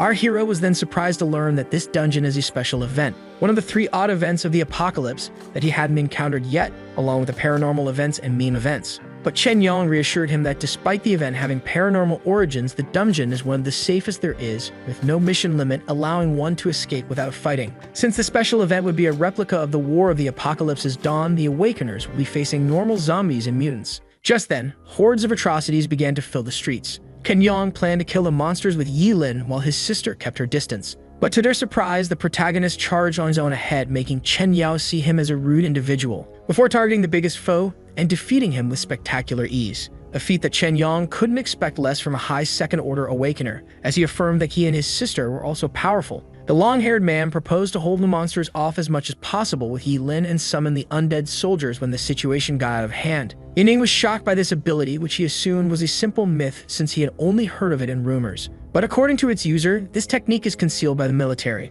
And just when he was about to warn the protagonist about keeping the secret, a monster charged at him from behind. So our hero threw his dagger in order to save Chen Yang with ease. The axe wielder was baffled to see the high-tier, grade 1 mutant fall to the power of telekinesis as the warm-up round ended, marking the soon-to-begin war replica. Chen Yang offered Yi Lin the military's special cigarette as a token of gratitude, but our hero declined, pointing out that the man must come from wealth to own cigarettes in the apocalypse. So the Awakener revealed that he was the grandson and son of 2 third-tier Awakeners with great positions while also being the leader of his own group, which he invited our hero to join. But to his surprise, the loner Awakener immediately declined, making him drop his cigarette. Yet the military man insisted, stating that Yilin only had to become his assistant to be showered in rewards, in addition to 3,000 credits as a salary and 1,000 more from his personal wealth, not to mention a free blue-tier equipment and the right for his family to be part of the military, making his sister step in after hearing these ridiculous conditions. The protagonist jumped away as he had no interest in this position and advised the two siblings to prepare themselves for battle while thinking about how he would become their employer once he reached 3rd tier. This amazed Chen Yang, as many of the same tier had begged for these offers, while his sister thought of him as simply egotistical since their family was filled with such awakeners. 30 minutes into the fight, the struggling military man wanted to retreat in order to use his undead soldiers,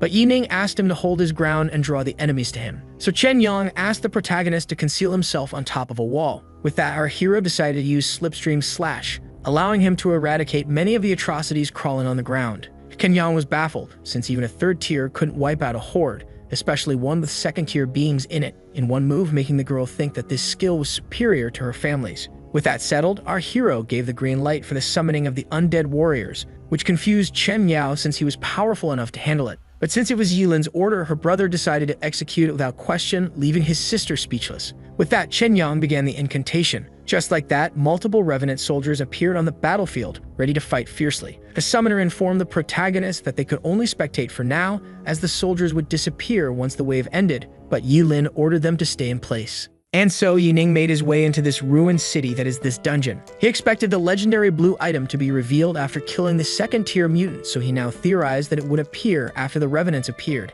leaving it to his guts to locate it. And so Yining was able to triangulate the item's position. The protagonist found an odd blue ball that triggered the hidden mission called Death Wish, which consisted of discovering and resolving the problem that caused this war. This intrigued the young man, making him speculate that the mission had a relation with the very notebook in his hand. The notebook belonged to a defense registrar 60 years from now during the very first zombie incident. In it, the author narrates how the zombie horde passed Zhenjiang and how a battalion would go meet it, along with the addition of efficient recruits, and how he wasn't used to the local language. On July 20, the 17-year-old Ah Yan revealed to him that he was in love with a girl in a safe zone behind the defense lines and wished to marry her as soon as possible, according to his customs. 4 days later, the zombies defeated the battalion, so the commander asked the author to take advantage of his civilian status in order to escape the battlefield as soon as possible. On July 25, the first zombie attack occurred earlier than anticipated, resulting in the death of the young man and the inability to retrieve his remains. Yet the next day, when the commander, who asked his men if they had any last words,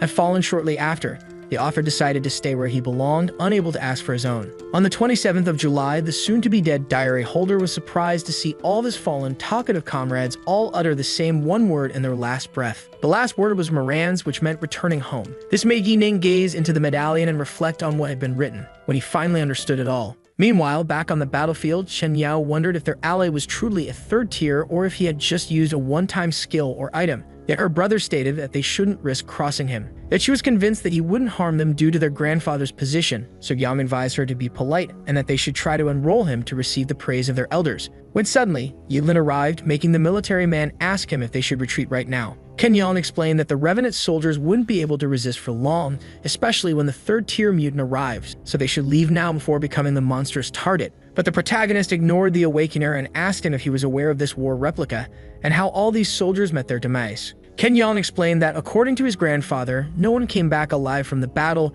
yet their sacrifice allowed the backline forces, like his grandfather, to escape to the safe zones. Our hero then asked about the reason behind the monster horde's disappearance if no one survived, so the unsure man stated that the zombies just vanished according to the stories. Hearing this, the protagonist began to grasp the bigger picture, leaving the siblings intrigued by his sudden fascination with history. Yilin then asked about the word Moran's, which they revealed was a word roaming in their military that once screamed would invoke the undead soldiers to fight for the summoner. Chen Yao rudely ordered the protagonist not to reveal this information to anyone since her brother only enlightened him out of respect. Yilin then asked about the number of times the soldiers were summoned. Chen Yao revealed that the soldiers were summoned hundreds of times, mostly for obtaining the items, yet each individual could only invoke them once. Yining then asked if the military ever helped the Revenants beat the final wave, but the Awakener denied it since only second-order fighters set foot in this dungeon, with Yilin being the first 3rd tier here.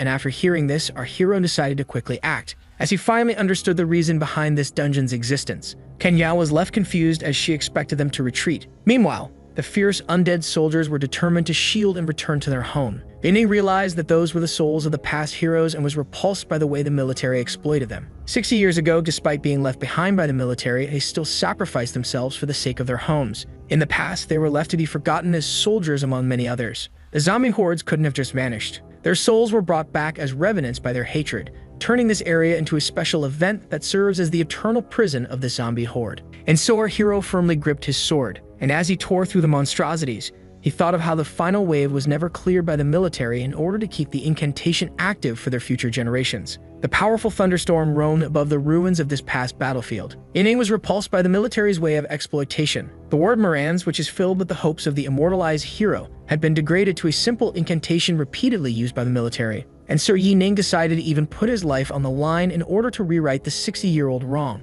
Kenya was surprised to see the protagonist willing to take on the third-tier mutants, which Chen Yong found odd as he wouldn't need to summon and use the undead soldiers to fight the monsters. With that, the sister tried to persuade her brother to quickly escape since even if Yi Lin was a third-tier awakener, it was still possible for him to lose against a third-tier mutant. Despite it being the best time to escape, Chen Yong feared not winning the protagonist over if he chose to run away. And so he decided to wait and only escape if the third-tier mutant could overpower Yi Lin, leaving his sister uneasy. When suddenly the ground beneath them began to shake, a large silhouette began to approach from afar. A creature with a titanic foot, a giant whose knees were easily above the average building. To the siblings' horror, the third-tier mutant had arrived, a creature distinguished by its colossal size. Seeing this, our hero understood that his only option was the dimensional slash, but he also decided to use it with precaution since he was unsure of its efficiency. As he controlled his breath, Yining decided to use the skill once the giant came closer. The monster was approaching with giant steps, getting up close to 40 meters,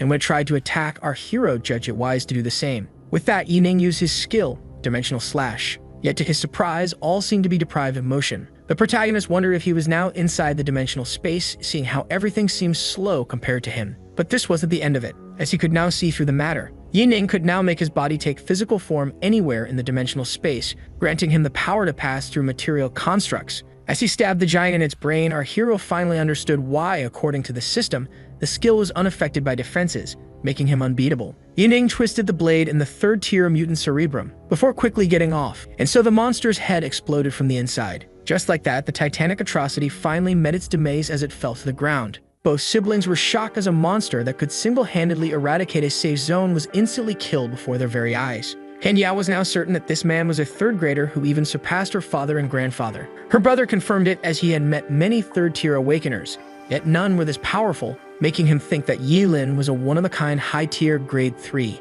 The siblings were also confused as the dungeon would forever disappear in 10 seconds, according to the system, demanding an explanation from the main character. But he ignored them and raised the medallion, chanting the hopeful word, finally granting the thankful undead soldiers their eternal repose. Ken Yang was intrigued since Yi Lin chanted the summoning spell despite the presence of the undead, but our hero affirmed that he would explain later since the dungeon was now vanishing. With that, our hero completed the dungeon with a 100% completion rate, earning himself the highest rating once again along with many rewards. But despite all that, our hero was filled with sadness as he wanted to do more for the fallen heroes. With the end of the dungeon, the mission Last Wish was updated, making him choose between cashing in the rewards or going to the soldier's home to renew the rewards and the necklace. Yining would have returned to their home even if there were no rewards at stake. Kenyan was glad to have found the protagonist, seeing how they had entered the dungeon from different places. The man had transferred all of the rewards he obtained to the protagonist, who couldn't be more thankful. The siblings insisted on inviting Yi Lin for lunch, yet he declined, asking them for help in order to settle an urgent matter.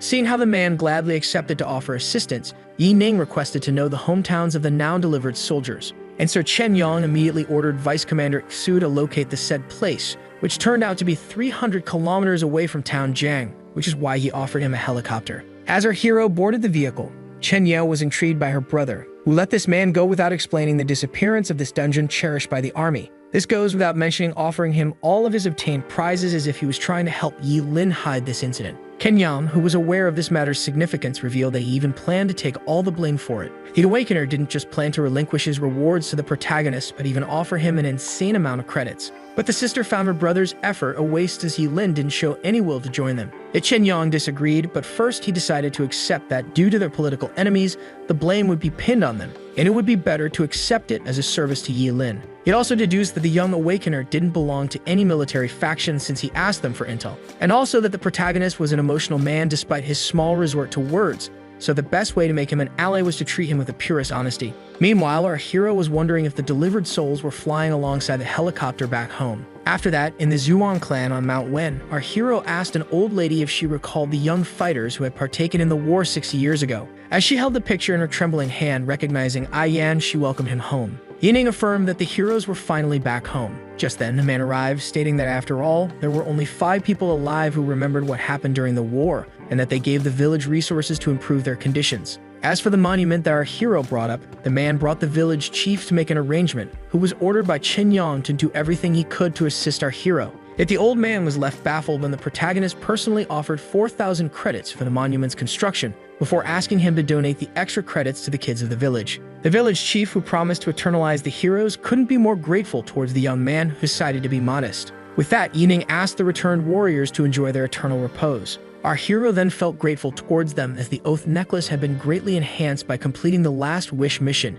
and he decided to wear it until he saw the end of the war. The protagonist also received 100 fame points, which can't be purchased, but he might find some utility for them later on when raising his own army. This made him recall Chen Yang, who helped him a lot without questioning the disappearance of the dungeon, and despite not liking him at first, our hero realized that he was unaware of the truth. And so he decided to question him further about the dungeon upon returning and ask him for a few favors at the same time. Ken Yang was shocked to see Yi Lin contacting him. The hero immediately aimed to borrow 2 blue-tier swords that preferably possessed cooldown reduction, which intrigued the military man. But Chen Yang insisted on offering the weapons to the protagonist instead of letting him borrow them. As the thankful young man closed the call, the Awakener was left filled with joy, as this meant that Yi Lin found him trustworthy, which would also bring joy to his grandfather and father. At the same time, our hero found the military man pretty direct. He was happy to see all of his stats boosted to 26, except for mental at 31 from the last mission, and would try to conquer harder dungeons once he received the swords and his skill resets. Yining recalled how he rushed to become a 3rd tier in his previous life with only 20 stat points,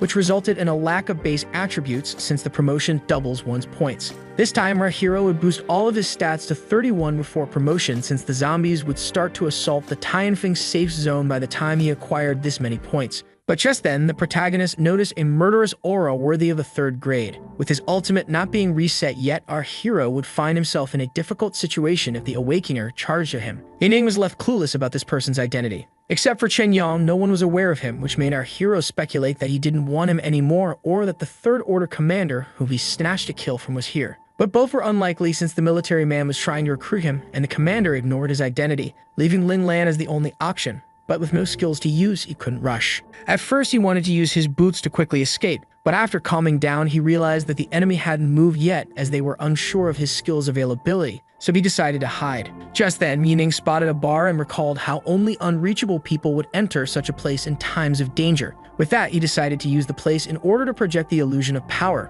The protagonist was now inside a fancy bar. A beautiful young girl sitting not far from him was disappointed to see the bar only full of old people. The guard quickly approached her, stating that they should return after she finished her drink, yet she quickly dismissed him. But just then, something caught the young lady's attention. She noticed Yining sitting at the other end of the bar. Judging by her attire, the protagonist speculated that the youthful lady was going through a rebellious phase. The girl then flirtatiously approached him. It didn't escape the protagonist that all her jewelry was labeled blue tier. He then realized that she must also come from a wealthy family, judging by the 4 second-order peaks that served as her bodyguards and how no one dared to cross her. Yet when she invited him for a drink, all he could think about was the murderous person lurking outside the bar. Yining affirmed that he couldn't afford such luxury, so the rich girl gladly offered to invite him. As she ordered the drink, our hero felt guilty for exploiting her as such, but with her 4 powerful bodyguards and his own ability being unknown, the 3rd tier would hesitate to strike. The rich girl then invited him to accompany her to a hotel, which made him hesitant at first. Our hero noticed that the girl liked to be the one in the lead, which is why he would pretend to submit for now.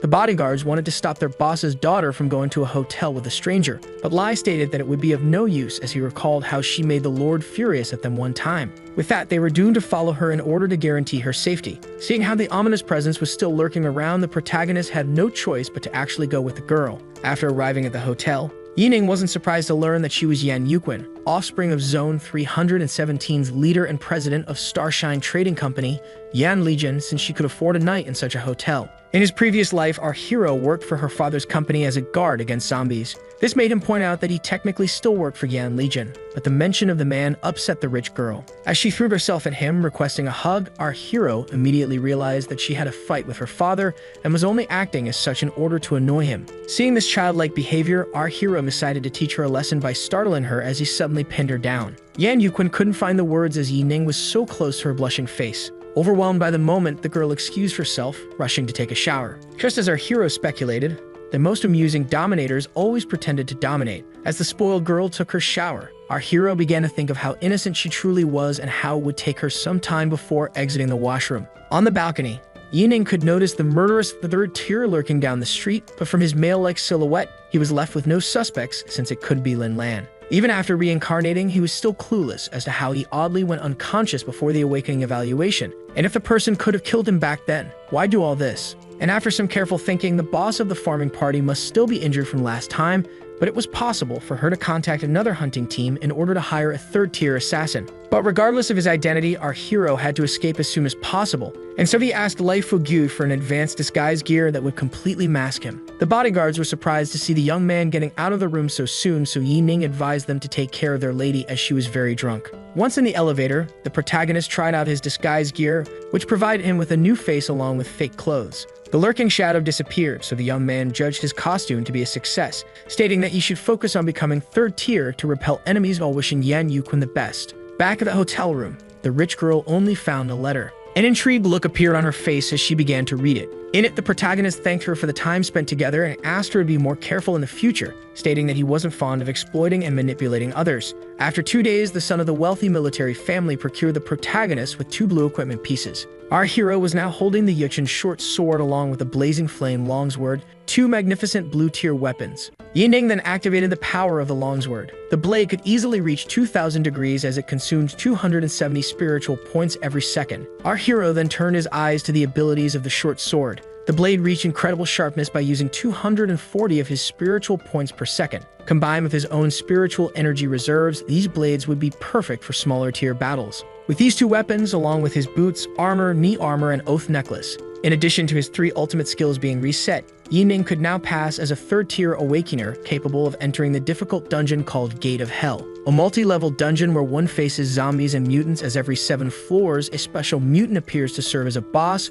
with the final floor being inhabited by a third-tier peak monster. Aside from the mutant rewards, the dungeon had the most abundant energy crystal reserves, and if our hero was lucky to find an impressive chunk, it would outvalue any blue equipment. With that, our hero decided to enter the extremely difficult dungeon, Gate of Hell, where the system advised him to have third-tier allies before entering. With 39 other Awakeners participating, Yi Ning's chances of obtaining a promotion entirely rested on this very trip. Inside the dungeon, the Awakeners desperately tried to mine the energy crystals since even a small chunk cost 8,000 credits, so a small reserve would assure one a luxurious life. But another Awakener ordered them to stop since the only way to take the crystals out of the dungeon was as rewards for killing the lurking mutants. Our hero counted 39 other Awakeners, with 21 belonging to the military. Just then, a man ordered everyone to focus, as this exploration would be led by the military. This person introduced himself as the third-tier Awakener, Wang Yang Pin, the colonel of the 7th Army Group. The Awakeners were surrounded by 18 zombie-filled tunnels, where a 3-man team would enter a respective tunnel in order to increase profit, since too many teammates result in fewer rewards.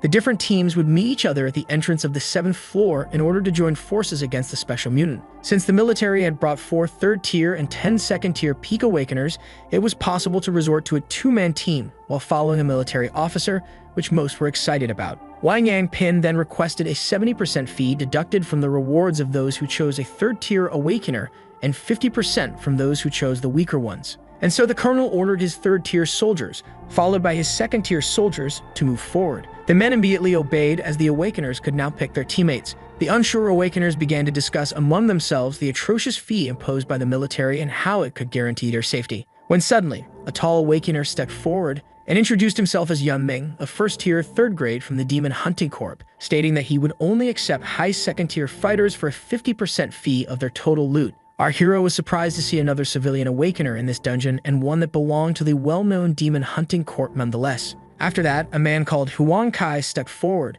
having the same rank as Yun Ming and proposing the same deal. Yi Ning was shocked by this man due to his familiar presence. Huang Kai recognized Yi Lin, making him speculate that he was the third-grade awakener that stalked him, and since cultivation groups feared such dungeons, his presence must be luck. Yet the two men were happy to meet each other here, as each now had a chance of disposing of the other, with Huang Kai being cautious, having heard that his target possessed a strong skill. The protagonist then stepped forward, introducing himself as Yi Lin and offering his services to all for just a 40% fee. Yet the Awakeners had their doubts since he didn't give the impression of a third tier, and so they assumed that teaming up with him would be dangerous. Huang Kai called out the young man, stating that he was most likely lying about his grade, so Yi Lin responded that only a fool would falsely assume the title in such a dangerous place. So one of the men turned to the colonel since he had the best detection skill, and despite not being able to verify his strength, he deduced that he was a third tier based on his blue equipment. With the mission starting off in 60 seconds, the Awakeners rushed to form their teams, and so all organized themselves into groups of 3, except for the last, along with our hero, who stood alone. Yulin was shocked to see that no one wanted to be a part of his team. This made Huang Kai laugh at him, seeing how everyone assumed our hero was just a liar pretending to be third grade, which left him forced to choose between the second-grade military awakeners or the 2 weak fighters left. The girl was a ranged mage called Lin Qi, and the man was a mentalist called Zhang Wen, who both wished to team up with our hero, which he immediately accepted, leaving both of them grateful. As every team chose its tunnel, our hero opted for the last one and asked his teammates about their respective abilities. Lin Qi was a mage who could only use her first-grade skill 3 times, while Zhang Wen was good with a machine gun, making him effective against first grades. The disappointed protagonist tried to find the right words, but his teammates understood him well, stating that they only entered the Hell Gate in order to make a living. But he reassured them that as long as they paid him, Yi Lin would make sure to keep them away from harm. Just then, our hero felt the atrocities coming their way. Yi Lin counted 273 zombies and 2 first-tier mutants. Its counting ability amazed the mage, while the mentalist assumed that this was a third-grade special power. As he tore through the zombies, our hero thought of how saving his energy was the key to survival, which is why Yi Lin decided to avoid the use of ultimates and equipment power before the 7th floor. Lin Qi was amazed by the young man's speed, while Zhang Wen felt like he didn't resort to spiritual energy in order to slay the monsters, and both were shocked to see that the atrocities were wiped out before they could act. Killing the 2 first-tier mutants allowed our hero to obtain 308 pieces of spirit crystal and equally share 300 pieces of crystal with his team for completing the mission. Amazed by the easy 60 crystal reward, the protagonist's teammates were glad to follow the one that began to calculate his profit, as each piece was worth 10 credits. Shortly after, on the 7th floor, all were waiting for Yi Lin to arrive, while Huang Kai pointed out once again that he must have lied about his grade. The murderous awakener assumed that the young man couldn't deal with first-grade mutants without his skills and was thrilled to assume that he would die at his hand or a high second tier. But just then, the last team arrived. Wang Yang Pin stated that the only way to clear this floor was to slay 5 high-tier second-level mutants, and that 7 third-tier awakeners would take on a mutant while the others fought another for more profit. The colonel even proposed to help the struggling ones in exchange for a small fee, but Yi Lin declined on behalf of his team. But the two of them were worried, as the fast Yi Lin was having a hard time against the crystal ant on the previous floor, but the mentalist assumed that he was saving energy and decided to trust him. Just then, the system informed the awakeners of 8 high second-tier mutants arriving. Seeing how all the monsters were standing right behind each other, our hero hesitated to kill them on his own and make it look like an accident, while Huang Kai decided to plot for Yi Lin's murder after dealing with the imminent threat. Killing the monsters in one go would destroy his chance of killing the murderous third grade, but the protagonist decided to spare the man for now in order to not provoke the military. And so he used his heaven-splitting strike in order to end the monster's misery. As all were amazed by this feat that even outclassed the everyday third tier, the murderous awakener, who was warned by Lin Lan of the skill's power, was still amazed by the destruction. Even the protagonist's teammates were left baffled as they finally witnessed the young man's true strength. Yi Lin finally landed on the ground, thinking of how the monsters should be worth between 50,000 and 60,000 credits, as he received a total of 1,400 crystals from the mutants. As they were rewarded 150 crystals each as a team reward, his teammates were filled with joy as they earned 9,000 credits without even fighting, which surpassed their 6 months of income. Wang Yang Pin pointed out how the protagonist was hiding his true power, but the young man apologized for slaying all the mutants by misjudging his strength. But Huang Kai was left unsatisfied since the young man was the only one that got to enjoy the rewards, stating that he should be more sportive, especially in front of the military. The protagonist realized that the man was only trying to provoke him in front of the military. The young man reassured everyone that there were still more second-order monsters to awaken and kill, as he promised to steal no more kills. Huang Kai used this opportunity to accuse Yi Lin of being an egotistical person who disrespected the colonel with his high tone. But Wang Yangpin agreed with our hero, stating that more second-order peak mutants awaited them and that they needed a strong ally like him, not a wedge between the group. With that, the murderous awakener decided to follow the commander but stated that the young man should kill a second-order peak one again to compensate with its rewards. The colonel agreed since he was eager to see more of Yilin fighting.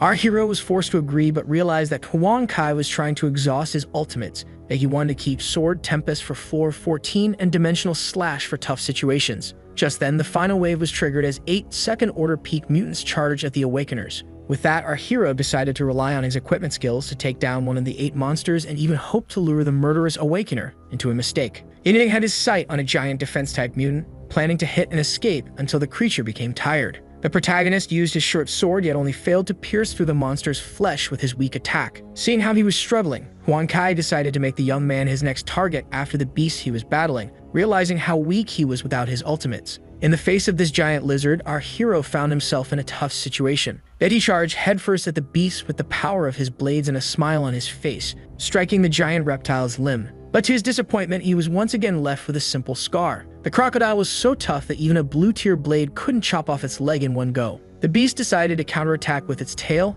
leaving the protagonist with no choice but to block it. The fight was intense. His teammates were shocked to see him struggling so much, and so they decided to aid him. As they aimed their attacks at the crocodile, it only resulted in getting its attention. With that, the second-tier peak mutant charged at the weak Awakeners. This made the Mentalist and Mage believe that they had finally met their fall, when suddenly, Yilin arrived to save them, asking them to retreat as he was able to kill the beast without help. Despite not being able to kill it in one go, his attacks began to deal more damage. With that, he used his speed to safely assault the giant reptile, hoping to tire it. Both the military man and the member of the demon's slaying corps were easily overpowering their opponents, which was no different from Huang Kai and his hammer. Lin Qi pointed out how all third orders finished their fights already, while Yilin was still struggling with this one opponent, making the Mentalist state how he oddly defeated 8 monsters, yet struggled against one of the same rank. All of the Awakeners were watching as Yilin struggled against the crocodile. The colonel found it strange seeing how the protagonist could only deal very little damage, thinking that Yilin would be a second-grade peak without his powerful equipment. Seeing how everyone had finished their fights, our hero expected the murderous Awakener to attack him very soon, and so he charged ahead and pretended to be going to assist him. But Yilin realized that the man only wanted to kill him and the crocodile in one go. Yet since he was almost finished, Huang Kai wouldn't be able to execute his plan, and so he resorted to the power of his lightning boots in order to increase his mobility, positioning himself right above the monstrosity's head and stabbing it with Gut Ripper's thrust. Just then, the murderous Awakener tried to ambush him with his skilled Golden Jar hammer, yet our hero resorted to his Blood Soul armor defense, followed by his crippling armor's light blade in order to knock him back, and finished off the crocodile with the very same skill. Huang Kai managed to safely land on his feet. The Cardinal then pointed out how the young man didn't require his assistance after all, leaving the murderous Awakener unsatisfied. As he recognized some of his equipment as Lin lands, but since the hero's energy reserves couldn't hold such power for long, Huang Kai decided to kill him before he exited the dungeon. The protagonist pointed out how the murderous Awakener wouldn't be satisfied until they settled their differences. And when the Cardinal tried to calm the hammer carrier since the young man killed the alligator, the man affirmed that this was a personal problem. Not knowing the man's motives but being aware of the matter being personal, our hero proposed to settle their differences on floor 14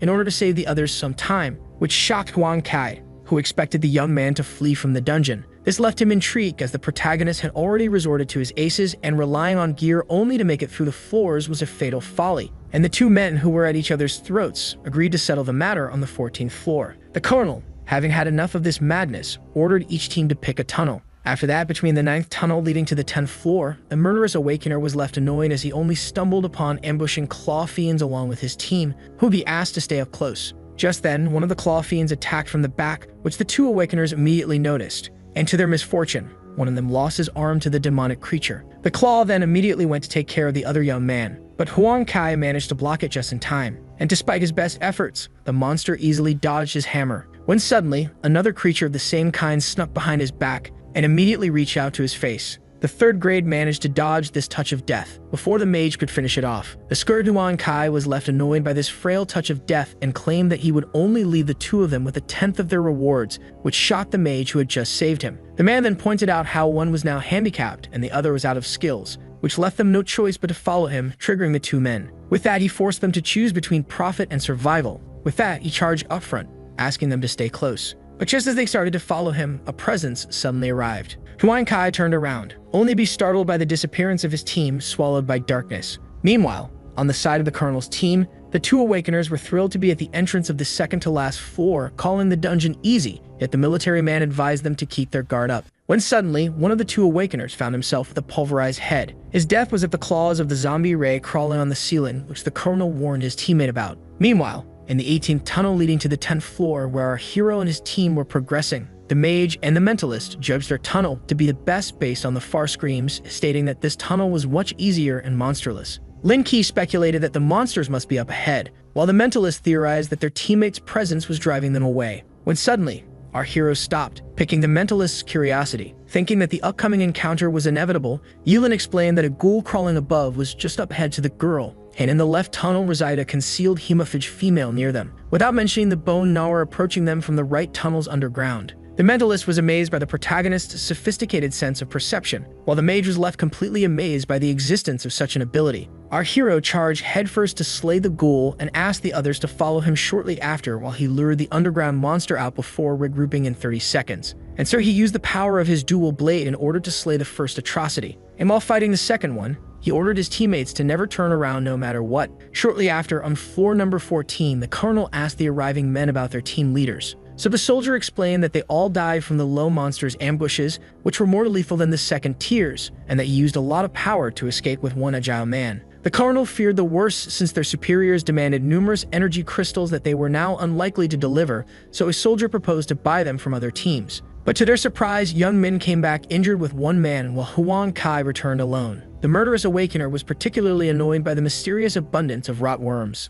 The Colonel was now only waiting for the protagonist, who despite his odd fighting style, might make up for the missing numbers with his team. But Huang Kai affirmed in anger that the young man was just a fraud relying on his powerful gear, and even bet his face that they had been slain long ago by the monstrous creatures. But just then, they stepped out of the tunnel. To Huang Kai's misfortune, Yilin with his intact team of weaklings managed to arrive safely at the end of the tunnel. All were astonished to see the man arrive alive and unharmed, making them speculate that he wasn't assaulted by monsters. So the mage explained how their team leader just helped them stay away from monsters, while the mentalist questioned their shape, thinking that they had done the same. Yet no one could justify their stupid mistake. The protagonist then pulled out his short blade and put it on the face of the one that bet on their demise. So Huang Kai claimed that our hero must be a cheater who experienced the dungeon before and remembered the routes. But the Colonel affirmed that this was impossible since the dungeon shapeshifts every time. The military man was impressed by the young man's brilliance and was now determined to enroll him into the military, seeing how much it would benefit them. Knowing that his prey was honest, Huang Kai realized that he was stronger than Lin Lan's description and so decided to think carefully and observe during the next third-tier battle. Yilin then accused the murderous Awakener of not being a man of his word, so the Colonel intervened, stating that they should now focus on the upcoming battle, so the protagonist accepted and complied with his will. The military man then stated that since there were two first-tier third-grade mutants, the military would take on one while the civilians slay the other before exiting the dungeon. Yet Huang Kai opposed this plan since the military had most of the third grades in second-tier peak, while their team only had 2 weak second grades along with 3 third grades, with one potentially being a liar. The Colonel had to remind the opposing Awakener that the young man easily slew 8 second-tier mutants in one slash earlier and agreed to help the civilians in exchange for a fee. But the protagonist affirmed that his generosity wasn't needed and instead proposed to personally assist the military if they needed his aid. This made the murderous Awakener realize that his target had some big moves left, while the Demon Slayer had a hard time understanding the man's true power. With that came the time to fight the two grave diggers, with the civilians fighting one and the military taking on the other. The strongest members of the civilian side charged right ahead, bombarding the giant creature with powerful attacks.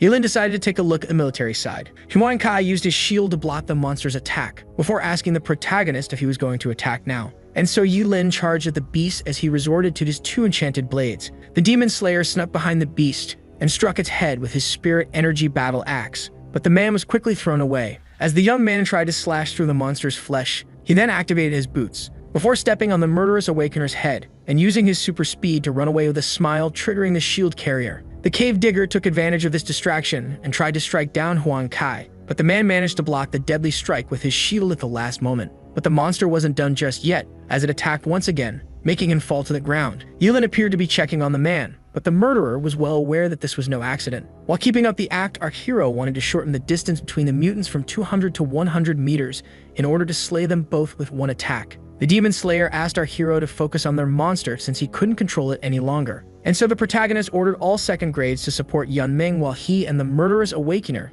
tried to distract the beast. And so the titanic monster attacked the two men. Huan Kai began to panic since Yilin sent all their supporting units to aid the demon slayer, yet the young man affirmed he was able to slay the beast for a 3-second-long distraction. The murderous awakener pretended to believe in our hero, just to make him use all of his strong moves. Huan Kai parried the monster's attack just as promised, but our hero only needed to get the monsters 50 meters closer to each other. The murderous awakener struggled to parry certain death, while Yilin mourned the cardinal about their mutant, stating that they couldn't hold the line. And just as he turned his head for 1 second, the third-grade mutant used this opportunity to send him flying into the air. With that, our hero warned all of his allies to retreat as he was about to deploy his ultimate move, but this was just a ruse to get the two monsters closer. And so he threw his swords, each in opposite directions, scorching both giants' tuck shells. The Colonel pointed out that this wasn't the same attack as before, while Huan Kai noticed that this was no ultimate skill. As the two mutants were within reach along with the murderous awakener stuck in the middle, the golden opportunity was now open to the protagonist as he used Sword Burst Storm.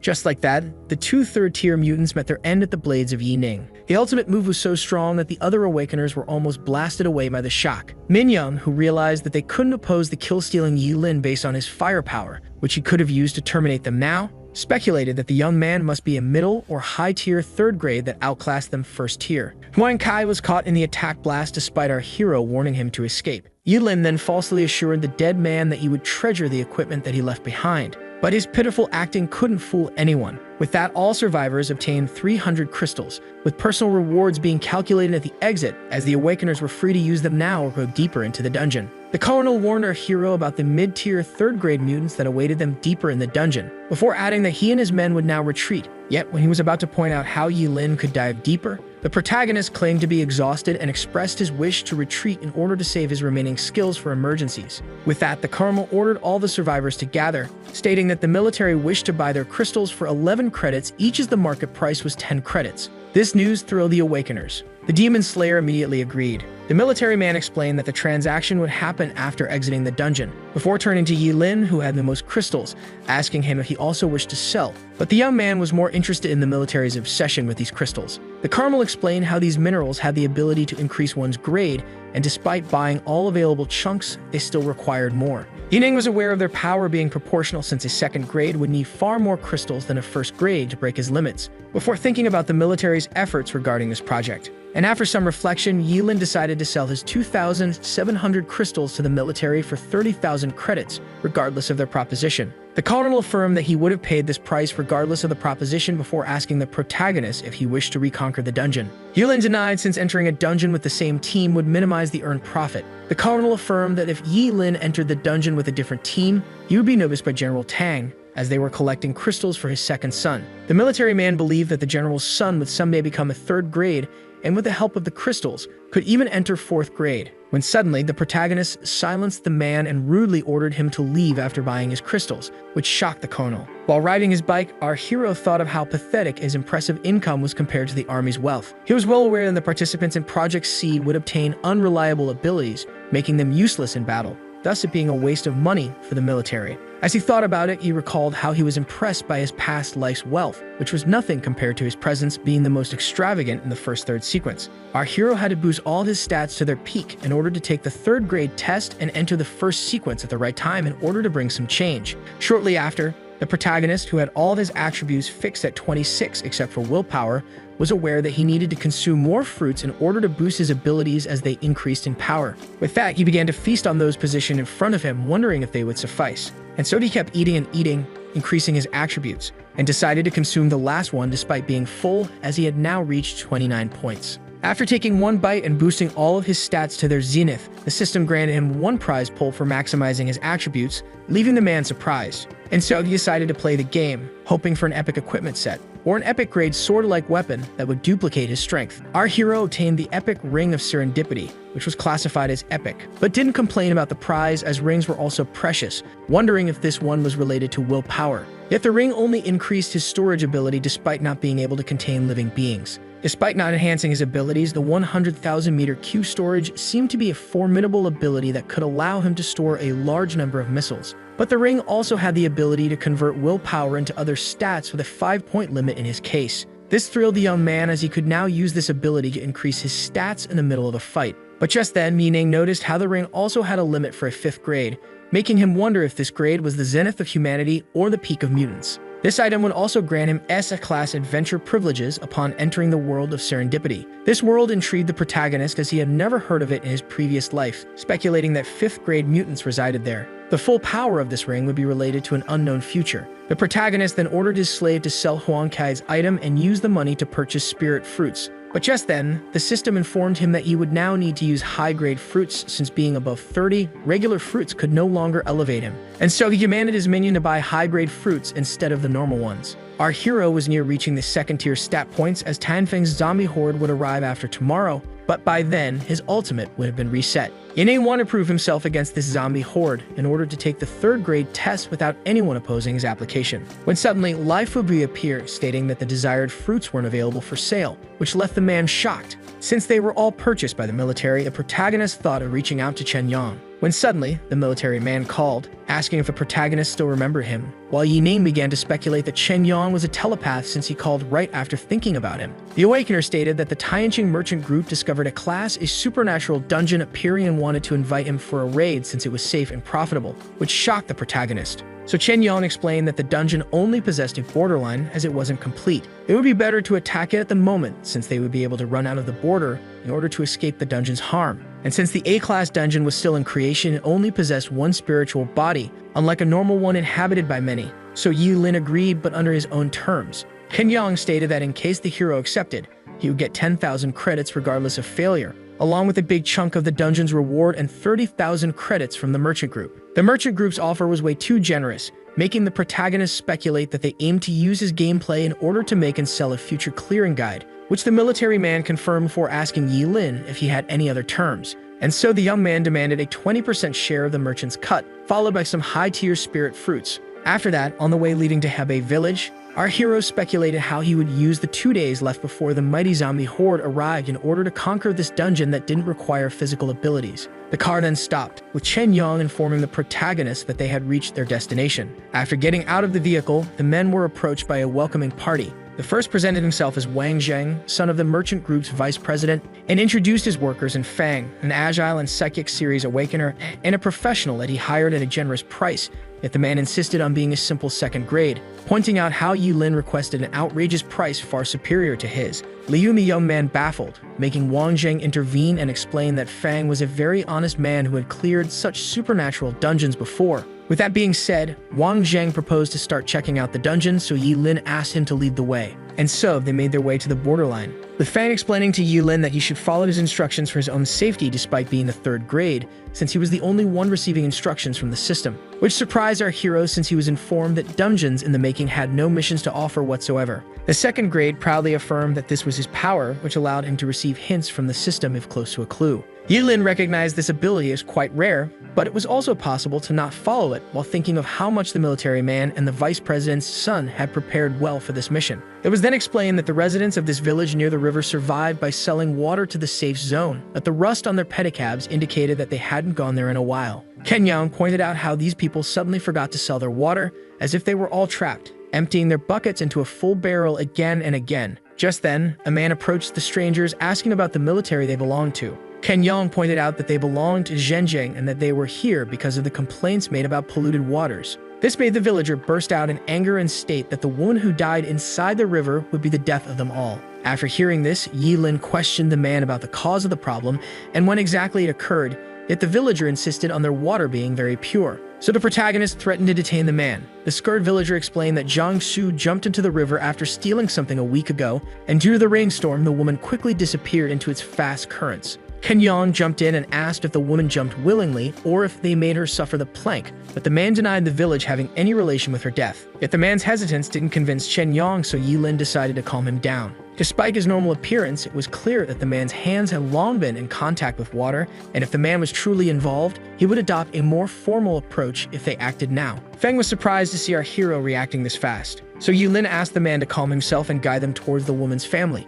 stating that they wouldn't bother him anymore if they judged him to be innocent, and so he agreed. Since the house was very cold, the villager decided not to go any further, stating that its only residents were the woman's mother and daughter, Li Ru. Upon entering, the party noticed how odd this house was as it was filled with an unpleasant glacier cold. The house was filled with water stains and barrels that were full of water, which intrigued the young man. When suddenly, an old lady emerged from one of the barrels, startling everyone with the protagonist. But Feng reassured them that this was just due to the dungeon's influence, which hadn't turned the elder lady into a spirit body yet. And so the old lady asked the trespassers about their identity. Yilin stated that they were here to investigate her daughter's death, affirming that they shall punish the guilty killer if he exists. Yet all the woman could say was that her child was inside the river and repeatedly asked the men to help retrieve her. Ken Yang pointed out to Yilin how the old lady wasn't able to think properly, so our hero asked her about her grandchild. The men were then informed that the child was getting water from the river and that she would return at night. The protagonist then turned to the second grade, asking him if his power detected any clues.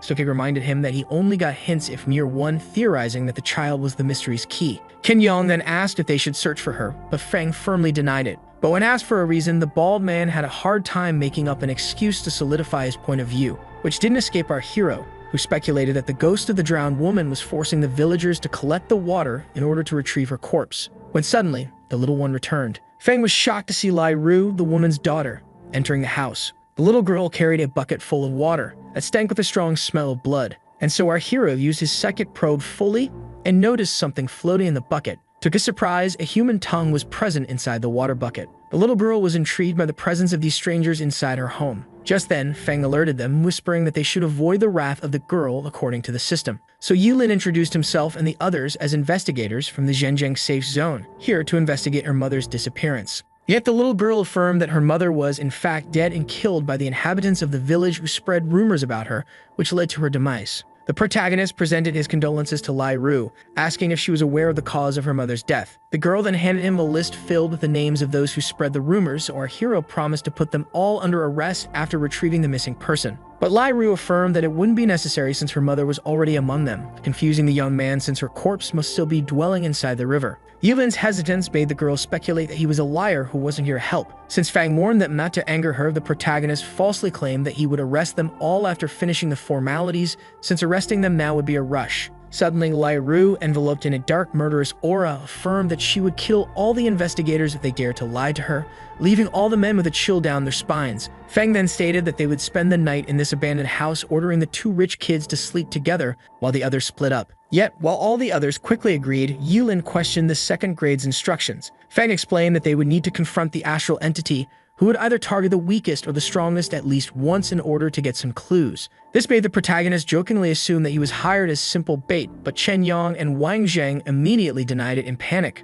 But as long as he received his payment, our hero didn't mind doing such a task, leaving the two of them relieved and grateful. Yet Feng affirmed that Yilin should save those words until dawn if he managed to see it. He then stated that the woman must have recently turned into a ghost after being slain by the villagers, so she could only use them and her family for revenge, leaving them with two actions. They would either retrieve her remains, as he planned to search Lai Ru's house tonight and send Yi Ning to the river if anything was found, or just allow the girl vengeance. Yet Yilin found these tasks to be too simplistic. Feng affirmed that it was simple because the dungeon wasn't yet formed, and once complete, they wouldn't even know who was the woman's first victim since all would be ghosts, which terrified Chen Yang and Wang Zheng, who were grateful to have entered before the completion of the dungeon. Later that night, as the wind whistled in the village, the protagonist began to think of how suspicious Feng was despite providing logical clues. Since the man hid intel and wanted to send our hero alone to the river, he must want him dead for profit reasons, meaning that the river was more deadly than expected. Since he would go investigate the girl's house alone, there might be a valuable item back there that would end up in Yilin's hands if he didn't snatch it first,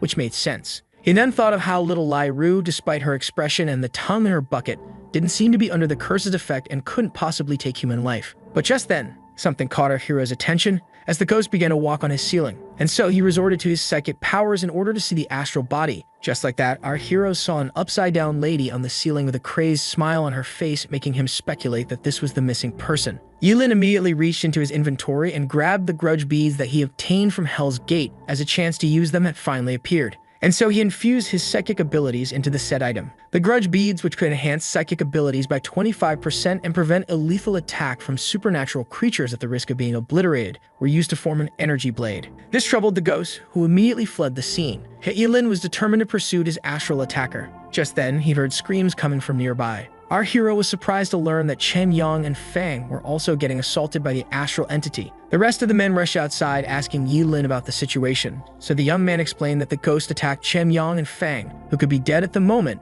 which amazed them, as they speculated that the ghost's powers were underestimated and that it gathered strength after they entered, wondering about Feng, who was the weakest death. Thinking that their theories were inaccurate and that the matter had become too dangerous, the protagonist proposed to his party to exit the dungeon while he took care of it. While the others immediately welcomed this kind offer, Chen Yang was still worried about his friend, but our hero reassured him that he had a life-saving item with him. With that, the military man ran with the others to the dungeon's border. Since the item could only save his life once, our hero decided to be cautious as he activated his psychic sense. He noticed that only a leg remained of Chen Feng, speculating that the ghost controlled and ate him, and that he screamed long before death, so Feng couldn't have died at the same time. The young man then spotted the corpse of the second grade floating inside a barrel, and from the iron shovel, speculated that he was assaulted while attempting to dig something out. And so Yulin used his powers to perceive what was hidden underground, just to find what seemed to be the remains of the ghost. But just then, our intrigued hero noticed the creature had 6 fingers, and since this trait was transmitted through generations and Lai Ru didn't have it,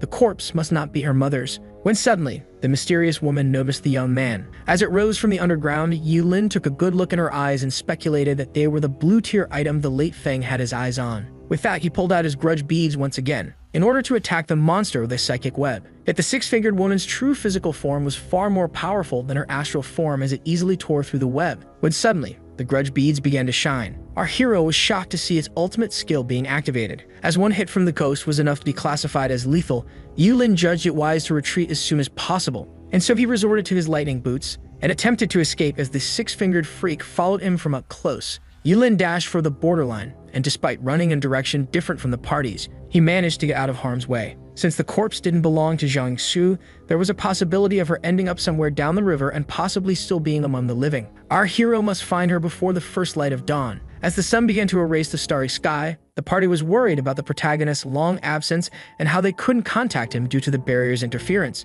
so Wang Zheng proposed searching for him inside the barrier. Yet the men affirmed to the son of the vice president that they had found no trace of the missing man, which left him intrigued by this sudden vanishing. Just then, Lai Ru came to them, stating that they weren't arresting the names on her list as they had promised, as it was now morning. Ken Yang affirmed that they were about to start. The little girl with a dark expression on her face requested to take the arrested villagers to the river where she could torture them. With the death of Feng and Yulin's vanishing, the 2 rich kids discussed how this was their only option left. And so 3 men were brought, tied up to the river, as they claimed to be innocent and begged the military to release them. With a pair of scissors in her hand, the young lady affirmed that these 3 drove her mother to meet her demise. And so filled with hatred, she stabbed the first man. The little girl affirmed that she would also cut off the men's tongues for spreading fake news about Jiangsu. As she was filled with the pleasure of vengeance, blood spread everywhere as she chose her next victim. Seeing this, the first man apologized for speaking ill of their executioner's mother, while the second one continued denying. She then took down the second man, who screamed in pain since he had spread rumors about the woman who rejected him. Ken Yang, who was in the military, was shocked to see all this malice coming from a little girl, while the merchant hoped all this would end once the revenge was over. She then turned to the men, stating that her victims were still alive and asked them for assistance in order to throw them into the river. Wang Zheng accepted with a shocked face. With the revenge being fulfilled, Chen Yang asked the little girl if she needed help in order to retrieve her mother's corpse. Yet Lai Ru stated that her mother was already here, which is why none of them would live to see another day. Suddenly, the ghost popped out of the river, immediately eating a member of the party upon appearing. With that, the terrified awakeners began to run for their lives, but the monster began to absorb them with a power so strong that they were rendered trapped. Ken Yang watched in horror as one of his comrades was quickly devoured by the ghost. And so he placed a knife to his own neck, affirming to Wang that he would rather die by his own hand than suffer this fate at the fangs of this atrocity. Wang Zheng watched in horror, when suddenly, the knife was taken out of the soldier's hands. It was none other than Yulin, who finally arrived at the scene along with a woman who held Lai Ru in her hands. The protagonist used his powers to snatch his allies from the monster's grip and knock it back. Ken Yang was delighted by the arrival of his trustworthy ally. He then called out to Lai Ru for her to take a look at the woman beside him and the child in her arms. The girl began to tear up as she saw her mother, and so she ran towards the one she assumed to be dead. The little girl then realized that it wasn't her mother who didn't belong among the living but herself, so the mother took all the blame for her death. This left the soldier and the merchant utterly confused, as the little girl turned out to be a revenant spirit and the 6-fingered freak wasn't her mother. Yulin promised to explain the matter after escaping this dangerous dungeon, when suddenly, the ghost tried to consume Jiangsu. And so the little girl came in contact with her body as her eyes began to glow green. Just then, the little girl took a foggy, monster-like form. The young man judged the dungeon to have become safer as she finally awakened her powers. And so the Lai Ru charged to save her mother from the monster's fangs. With that, the 2 powerful entities began to trade blows. Lai Ru then bit the woman in the neck. With that, the two revenants began to disappear. Yilin explained that on a night filled with heavy rain, a mother fell into the river, but was rescued later, while the daughter drowned, became a ghost, and assumed that the corpse was her mother, which meant that Fang and Chen Fang died simultaneously due to there being two ghosts, and that the villagers they tossed into the river were innocent. Just then, our hero used his power to retrieve his sphere-like item. Just like that, the young man obtained the blue-tiered ghost eye, which would allow one to gain intel and clues from the system on the scene objects. Since its abilities were similar to the late second grade, our hero assumed that it must boost his capabilities if he put his life on the line in order to retrieve it. And so the grateful merchant affirmed that Fang's 10,000 credits would be transferred to their savior, as both he and Chen Yang bowed to a thankful Yilin. Although our hero was happy to have gained a total of 70,000 credits, he was even more delighted to put his hands on the high-tier spirit fruits. And yet, when he asked about his wanted item, the merchant affirmed that he would have to be a little more patient in order to obtain it, which left him intrigued, so Chen Yang explained that all the high-tier special fruits were bought by the military for the Sea project. This annoyed the protagonist, who decided to take matters into his own hands, stating that he would take the two men and even their parents to spectate a show in Tianfeng, which piqued Chen Yang and Wang Zheng's curiosity. Yilin affirmed that he would take them to witness a great zombie horde outbreak. After that, in Safe Zone 119, Ken Yang asked Zhang about his father's absence. The vice commander, Zhang Tao, affirmed that he was here on behalf of the commander, who had urgent matters to attend to. And so the military man assumed that the protagonist wouldn't oppose it and proposed picking up Wang Zheng and the rest on their way to the safe zone. After that, at the Tianjin Merchant Association headquarters, the young man was brutally slapped in the face. Wang Zheng was confused by his father's sudden action. The vice president, Wang Tian, who stopped his son, explained that even though he agreed to meet Yilin, he had no right to try to bring him spirit fruits that were destined for the military. He explained that he owed the man these fruits for saving him, and since the military ordered many from numerous groups, some missing ones would be unnoticed, yet the father was unconvinced. Wang Tian then addressed his son with a softer tone, stating that his hands were also tied since the president of the group had more power than him. And even if he could, Wang Tian couldn't risk triggering the military's wrath to satisfy the wishes of a total stranger, pointing out how his son hired Yilin to protect his life in the first place, and that they would get in the promised fruits later. Just then, Chen Yang arrived, so the vice president proposed to go meet the famous protagonist in Tianfeng, affirming that if the young man was as powerful as rumored, he would review the matter of the high-tier spirit fruits, which the delighted son had a hard time believing. In the said safe zone, Yining informed Commander Xiao via the system that the zombie horde would attack tonight, asking him to prepare himself for battle. Despite being warned last week, the commander witnessed no paranormal activities in the old city area. But just as he began to reflect on today's message, where the hero gave him precise dates, he was alerted that the horde in the old city area had broken the seal and charged at the safe zone. The shocked commander was baffled to see that Yining's predictions were accurate and asked for all hands on deck to activate the defenses. And so the citizens were alerted of the zombie horde and were asked to regain the safe zone immediately if outside. The soldiers were then instructed to plant mines in a particular formation in order to create breaches in the horde for awakeners to launch their assault. The trench was then filled with oil. Even the Air Force was deployed in order to defend the city. Lai Fugui pointed out to his master how the safe zone seemed ready for the horde, while Yining stated that it was hard to defend it. Despite all their firepower, this would all be useless against the mutants. The protagonist explained how the city had 2,000 awakeners, with 1,000 on the backline, 600 on the front lines, and 200 ranged attackers, making them look desperate in front of the horde. This made the slave worry about their annihilation, but our hero assured him that they would be safe as long as he was here. When suddenly, the zombie horde trespassed the cordon, signaling the start of the battle. And so the spirit-powered fighter planes were ordered to nuke the monsters, while being cautious of the mutated hawks, which the long-range attackers were tasked with killing. A fierce battle exploded between the humans and the zombies. After asking for cover, the soldiers up front led the frontliners' attack on the zombies. Meanwhile, the soldiers and the merchants were watching from afar. The vice commander wondered where Yilin, who invited them to spectate the zombie horde, was. So the vice president stated that you should be waiting for the strongest creature to appear in order to demonstrate his might, hoping to see him fight a third-grade mutant amusing Wang Tao. The high-ranked soldiers agreed as he began to laugh, stating that the upcoming would be more laughable than impressive, which annoyed Chen Yang, who affirmed that both he and Zheng Wan held the protagonist in high esteem as he asked the two older men not to mock him. Since the vice commander trusted the young man whom he had known since youth, he affirmed that they would wait for Yilin and listen to him until the end, but he hoped that he had a grasp of reality. Both the vice commander and the vice president agreed that despite Yilin's importance as a third-grade awakener, he didn't deserve so much esteem. Zheng Wang asked his father to watch in silence as he was sure not to be disappointed by the protagonist. Just then, a young soldier began to beg for help as he was at the mercy of a mutant. One of the Awakeners signaled the presence of a second-grade mutant known as Rotten Corpse. But with the commander on the field, the troops were ready to launch an attack, and so he charged at the Rotten Corpse with his skill,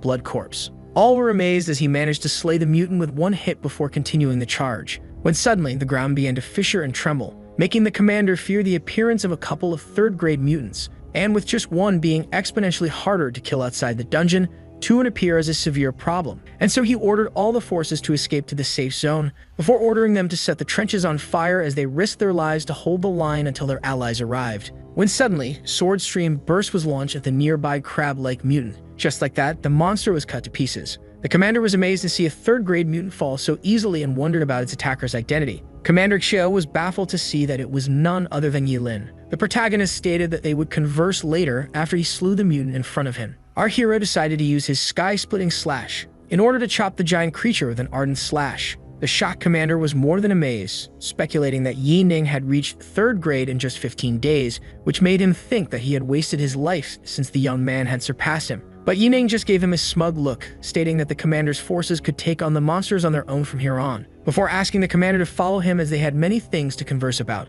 Meanwhile, on the roof, Ken Yong and Wang Zheng were amazed by the protagonist's demonstration of power, stating that he far surpassed the average third grader. The vice president of the merchant group was also baffled by such strength, while the vice commander thought of how even Chief Chen Kailai wouldn't stand a chance and how Yi Ning even outclassed mid-tier third graders, which justified his immense ego. Just then, the young soldier received a message from the protagonist, who awaited their arrival in the Tianfeng conference hall. After the battle in the said hall, Commander Qiu seemed amazed while the soldiers and the merchants were shocked by his presence. Since everyone in the room was familiar with each other and introductions were useless, Yi Ning asked all of his allies to seat themselves as they had something to discuss. As he saw the vice president of the merchant group and the vice commander of Safe Zone 119, the commander realized that the young man had obtained valuable connections on top of his power. Wang Tian complimented Yi Lin on his strength, which was particularly impressive even among third graders, while Zhang Tao thanked him on behalf of his safe zone for helping Chen Yang. The commander was confused to hear them call Yi Ning Yi Lin, speculating that this was due to their accent. But just then, our hero revealed his true name to the foreigners. While they were confused about his real name, Commander Xiao realized that since they weren't aware of it, it meant that they weren't helping him, leaving his growth a mystery. Our hero then pointed out how his power was close to a third grade and asked the commander for the machine in order to measure it on the spot. Yet the man affirmed that they had all witnessed his abilities. The vice president and the vice commander also agreed that this would be pointless, since they couldn't doubt him being a mid-tier third grader. Yet the protagonist asked the man politely once again to get the machine, so he agreed. The old merchant stated that they surely weren't brought here just to see that he was a third grade, which the old soldier agreed with, so Chen Yang affirmed that they could wait a little longer. But Yi Ning just smiled in silence. The machine was then brought up. The young man thanked the commander for bringing the tester. This made Zhang Tao think of him as a capricious child despite his power, while Wang Tian stated that there was no harm in him trying to prove his might. And so Yi Ning placed his hand on the tester. The machine then recognized our hero as a peak-tier second grade. All four of them were left shocked as the powerful protagonist turned out to be a second tier.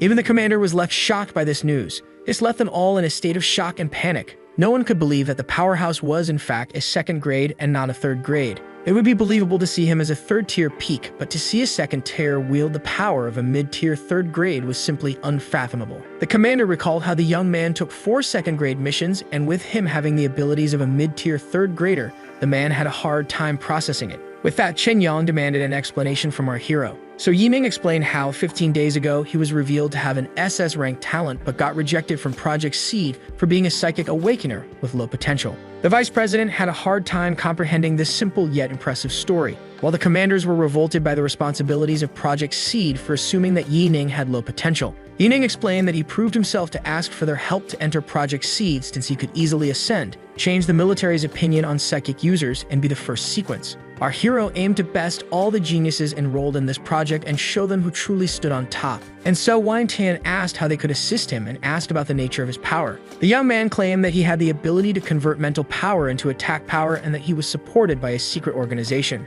which was a lie to conceal the sword god system. This made sense to all, especially the commander, who was certain that Yi Ning had some form of support. With that, the young man proposed to 5 men to form an alliance that aimed to serve him, where he gave the orders in exchange for a delightful reward. And so he left the room, leaving them some time to think about his proposition. Our hero then thought about how the commander must be annoyed by never surpassing himself, how the merchant was under the president, and how the vice commander was annoyed by his position. Meanwhile, in the room, the children tried their best to convince their elders to accept the protagonist's offer, and so Wang Tian turned to his friend to ask for his point of view. So the commander explained how our hero didn't belong to an official faction, and how he must have a lot of experience. Ken Yan demanded clarification as the two of them agreed with each other. So his uncle explained how choosing Yi Ning would make them enemies of many powerful figures that support the project, like the first sequence Jun Jianmang, a high-tier 3rd grade. The vice president pointed out how helping Yi Ning would be too dangerous, seeing how many of them were beasts that should be avoided at all costs. Just then, the commander revealed that he planned to aid him since he despised being stuck as a first-tier 3rd grade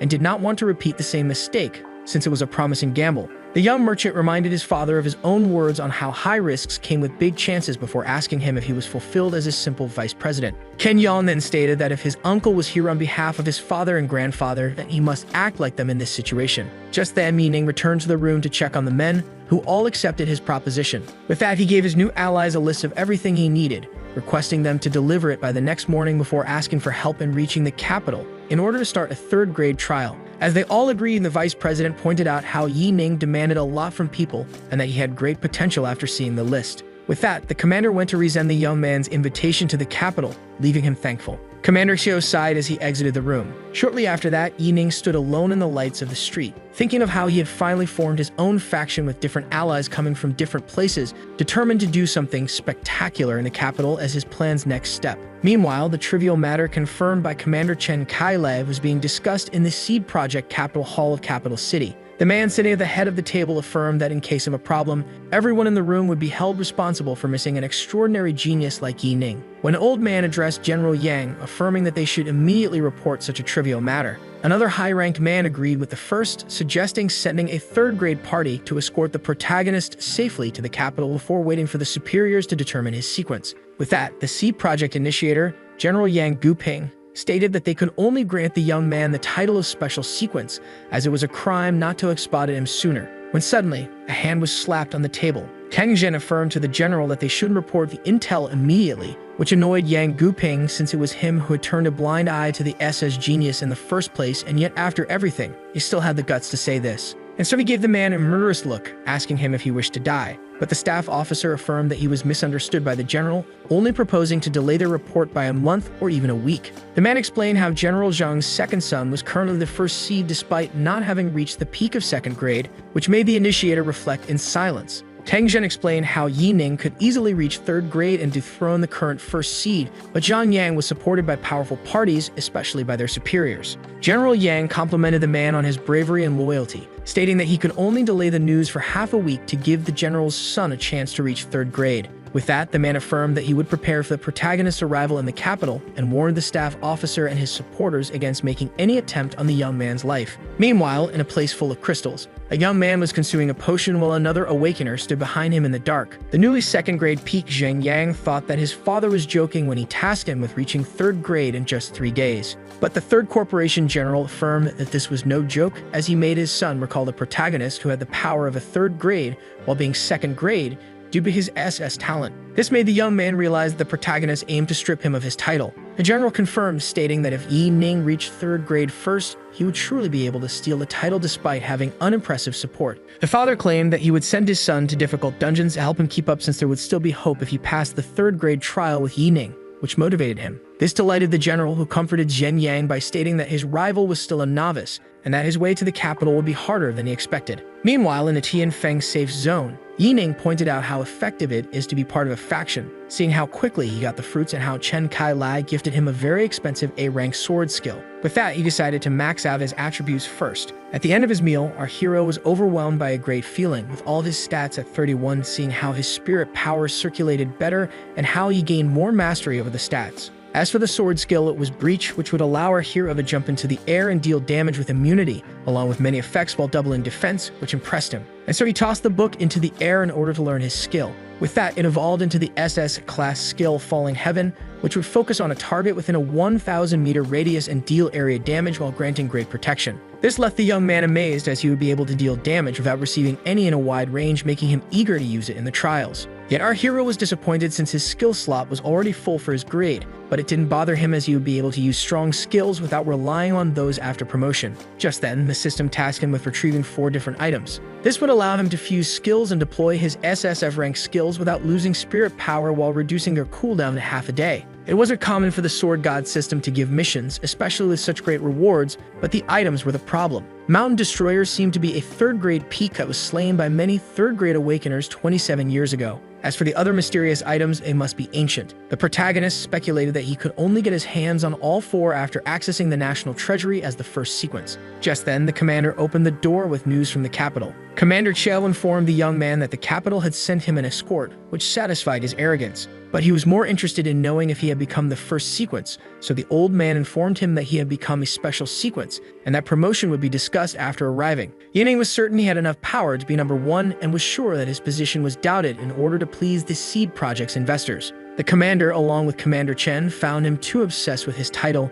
and with its current holder being well-rounded in the capital, he should accept his current one for now. This would appease the general's son's sponsors and even make them allies, but Yining utterly refused. The hero assured the commander that he had his secret reasons for acting as such and wanted all of them to see all his actions as well calculated, leaving the man silent. Yining was determined to overcome anything that stood in his way. The next day in the afternoon, the capital's helicopter finally arrived. Taking a look at them, Commander Xiao stated that they traveled in the latest combat plane model that could doom their region within minutes. And so they prepared to welcome the envoys of the capital. 5 powerful men with extraordinary auras set foot in Tianfeng. This amazed the commanders despite expecting such power from the elites of the capital, who were all surely 3rd grade. And so he approached the men in order to welcome them. But the 5 awakeners ignored their host's warmth, casually passing by him. Just then, the old man recalled how he was an insignificant commander in a safe zone, and how the men were here for the protagonist. The first one approached our hero, introducing himself as Lin Ru, leader of the 27th Air Force Squadron inside the capital, here to escort him,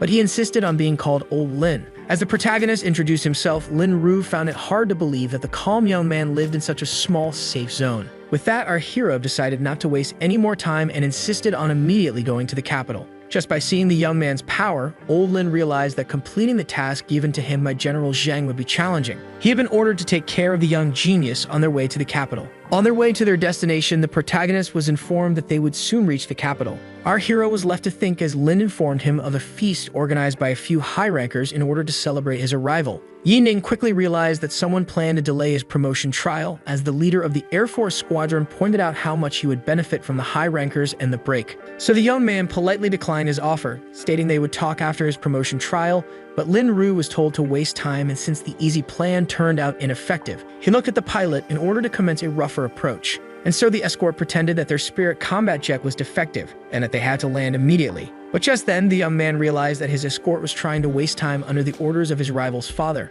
And so he put his blade on the pilot's neck, pointing out how his superiors couldn't help him and stating that he would pilot the jet from here on since his flying skills would make them crash. Old Lin speculated that the young genius had figured them out and that they couldn't fight on the plane at the risk of crashing it while being amazed by his fearlessness. And so he agreed to let the protagonist pilot the plane since he only aimed to gain the general's son some time. And so he advised the men to look closely as he taught them how to do their job, asking them to remember the right steps and people. With that, the fighter jet had been stabilized. Just then, Lin Ru realized that the protagonist, with his certainty that surpassed the high-ranking officers, had a bright future ahead of him and that he was on the wrong side of this Cold War. With that, the military man saluted our hero, who decided to trust him in the future. Shortly after, the plane arrived at the 2nd military base of the capital war zone. Upon arriving, the general presented himself to Yi Lin as Yang Guping, the initiator of the Seed Project, but the young man introduced himself as Yining. Yang Guping informed the protagonist of a feast organized in his honor with some high-ranked officials, but Yining declined, stating that he wanted to commence his trial immediately,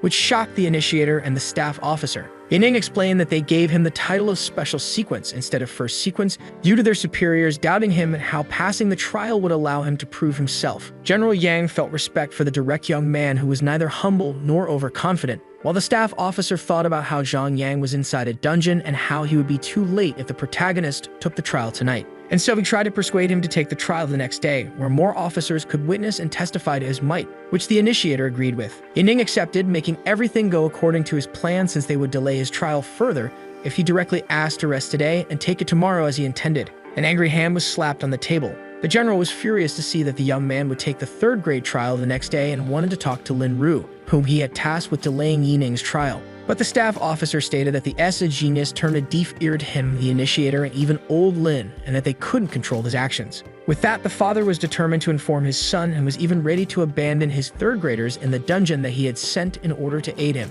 Meanwhile, our hero was surprised by the treatment he received as a special sequence, seeing how rich the country was now and how he could use the spirit crystals to adjust his state. Becoming the first sequence would grant him a salary of 100,000 credits, along with a blue-tier equipment set, a powerful weapon, and the right to enter the national treasury 2 times a month, allowing him to reach grade 4 in less than 12 months. The next day, at the 3rd grade Tower of Trial, the crowd began to gather, having heard that the participants of Project Seed were trying to achieve the unattainable 3rd grade. With that, the seeds entered the field. But our hero noticed that they looked like middle-aged men. This made him realize that they all must be second-tier peak awakeners hired to steal his spotlight, seeing how the real seeds must not have reached this level yet. The Seed Project initiator welcomed all the officials, stating that the trial would begin shortly, before asking if there were any other seeds who wished to participate in the trial. But just then, the first sequence, Zheng Yang, arrived, determined to take the 3rd grade trial. From the looks of it, Yining realized that the young man had just come out of a dungeon, and that he was stronger than the fake seeds, but despite that, he was determined to strip him of his title.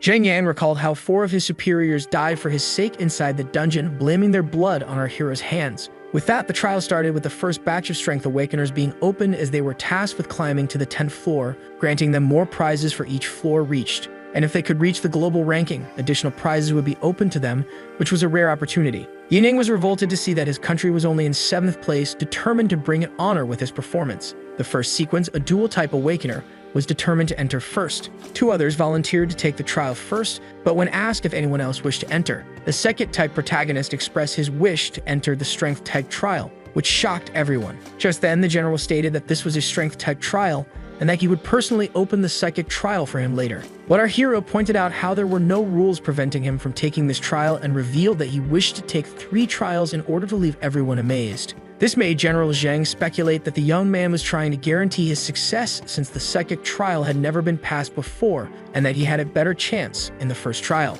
The general mockingly pointed out how insignificant Yining was in front of strength-type awakeners, but it would be easier for him to take their trial, which the other man agreed with. Meanwhile, his son pointed out how the protagonist was trying to surpass him with his max-out stats, but when he brought up his talent, Yining ordered him to keep silent, asking him to take him on if he had the courage. The first sequence gladly accepted the challenge as they entered the gate. Upon entering, the system informed him that he should climb up the floors after incinerating all foes in front of him and that all equipment effects were cancelled and stats weakened. With that, the young man began to think of how the 10th floor would guarantee him passing the trial and how humanity had only managed to climb 23 floors after the apocalypse. As the first monster appeared, our hero was determined to reach floor 24. The first floors were of great ease and were quickly cleared by our hero, and after passing the first one, the second floor was opened in less than a minute. As he slew the first grade Iron Claw zombie, our hero grew tired of the pathetic opponents in the lower floors. The first 7 floors were child's play. Everyone was progressing at the same rate, but everything would change between the 7th and 10th floors, making the initiator wonder who would be first. But General Zhang pointed out how his child had already reached the 10th floor, while the protagonist was still stuck on floor number 8, making the man next to him speculate that Yining was overhyped.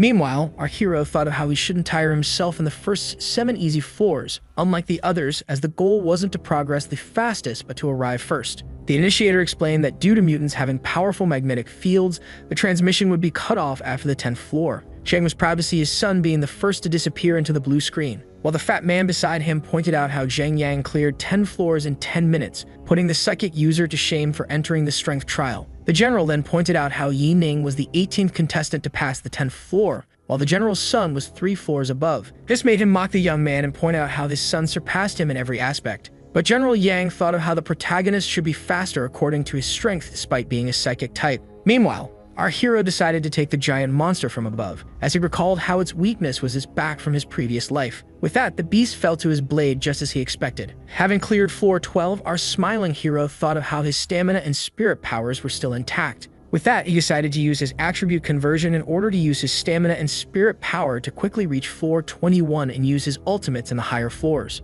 Meanwhile, Zheng Yang realized that he was the first to pass floor 16 as he was determined to surpass Yining. At the same time, many Awakeners exited the dungeon while one of them stated that all who passed floor 20 are monsters, while another revealed that they passed for clearing floor 10. With that, few contestants were still in the trial. The initiator pointed out how many were eliminated and how Yining was amazing to reach floor 15 despite being a psychic type Awakener. The father claimed that the young man shall meet his end on this floor, unlike his son on floor 17, who could easily reach the global ranks. Yet General Yang noticed that the first sequence became slower after entering floor 16, while Yi Ning was only getting faster against all odds. As our hero reached floor 16, the initiator was left certain that he wasn't imagining things. The father couldn't believe that the commoner had caught up to his second son, while the amazed man beside him assumed that Yi Ning must be pushing his limits and that he would soon die. But to their surprise, the psychic awakener had cleared level 17, which was never seen before. The general desperately wanted his son to win against our hero. Meanwhile, Zheng Yang was fighting a giant skeleton. The gigantic atrocity readied its fist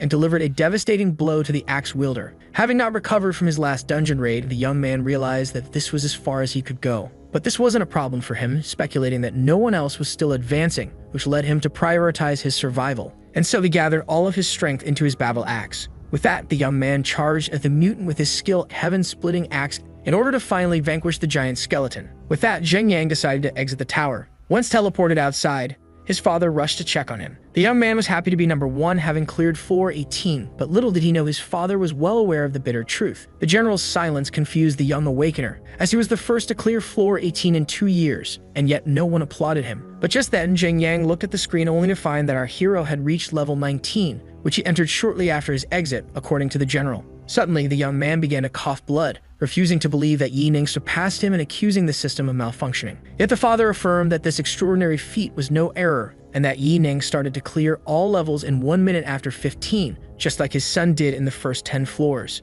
This left him disappointed since, despite all his gifts, he lost to a psychic type, meaning that his elders sacrificed themselves in vain. But the general said that this wasn't the case, reminding him that he was still exhausted from his last dungeon with little preparation for the trial, meaning that he was not inferior to Yi Ning. But just then, our hero cleared floor 20, allowing him to enter the top 10 international ranks. With that, the initiator ordered one of his men to inform Commander Xia of this incredible feat, as he wanted a high-ranking official to witness the achievement of the prodigy. Meanwhile, our hero, deprived of his enhancements and saving his ultimates, was left to struggle alone on floor 21 since only third-grade mutants could be found. And so he charged at the creature after converting 5 willpower points into agility. But the mutant released a powerful attack covering a large area. Despite the monster not being able to keep up with him, our hero realized that he couldn't actually slay the beast without tanking some damage. And so, Yi Ning opted to forbid the beast from spitting venom by channeling 5 willpower points into his strength and resorting to his longsword in order to cut off a part of the mutant. This left our hero annoyed as 5 willpower points were almost insignificant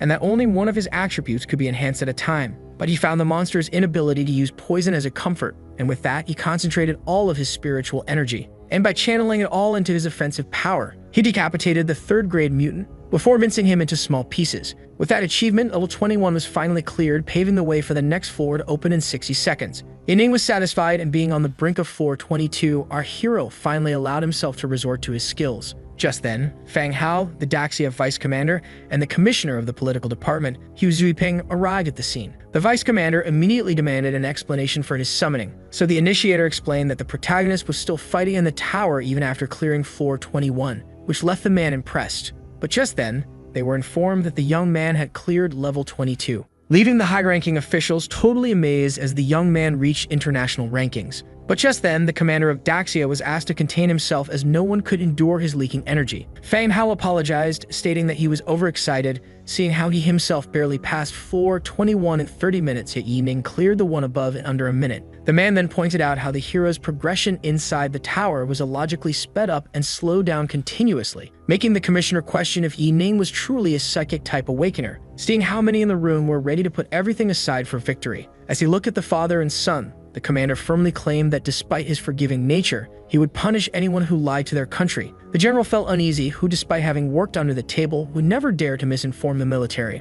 Just then, the initiator pointed out how Yi Ning was still inside the dungeon, so the vice commander pointed out how one would face a mid-tier third grade with no help after floor 22. Meanwhile, Yi Ning used his heaven-splitting slash in order to slay the remaining beast, allowing him to clear floor 23 to everyone's surprise, making the vice commander wonder if he became number 1, seeing how the previous record was floor 23, was much slower. The commissioner was happy to confirm that the young man had the best score in history. General Yang, his son, and his ally were all baffled as the title of first sequence would now undoubtedly be bestowed upon him. This made the vice commander tear up as the record was finally broken after 37 years and seeing how his country made it to the top 10 once again after 10 years. With that, he ordered the initiator to inform the highest commander so that they could properly welcome back the genius that is Yining. And so they approached the exit. The commissioner speculated that the late protagonist might get trapped inside if he tried to clear another level, but just as the commander brought up the strong mutants above, his face was filled with worry as he realized something. With that, he quickly asked Yang Guping to find a way to exit the tower before requesting a medical team,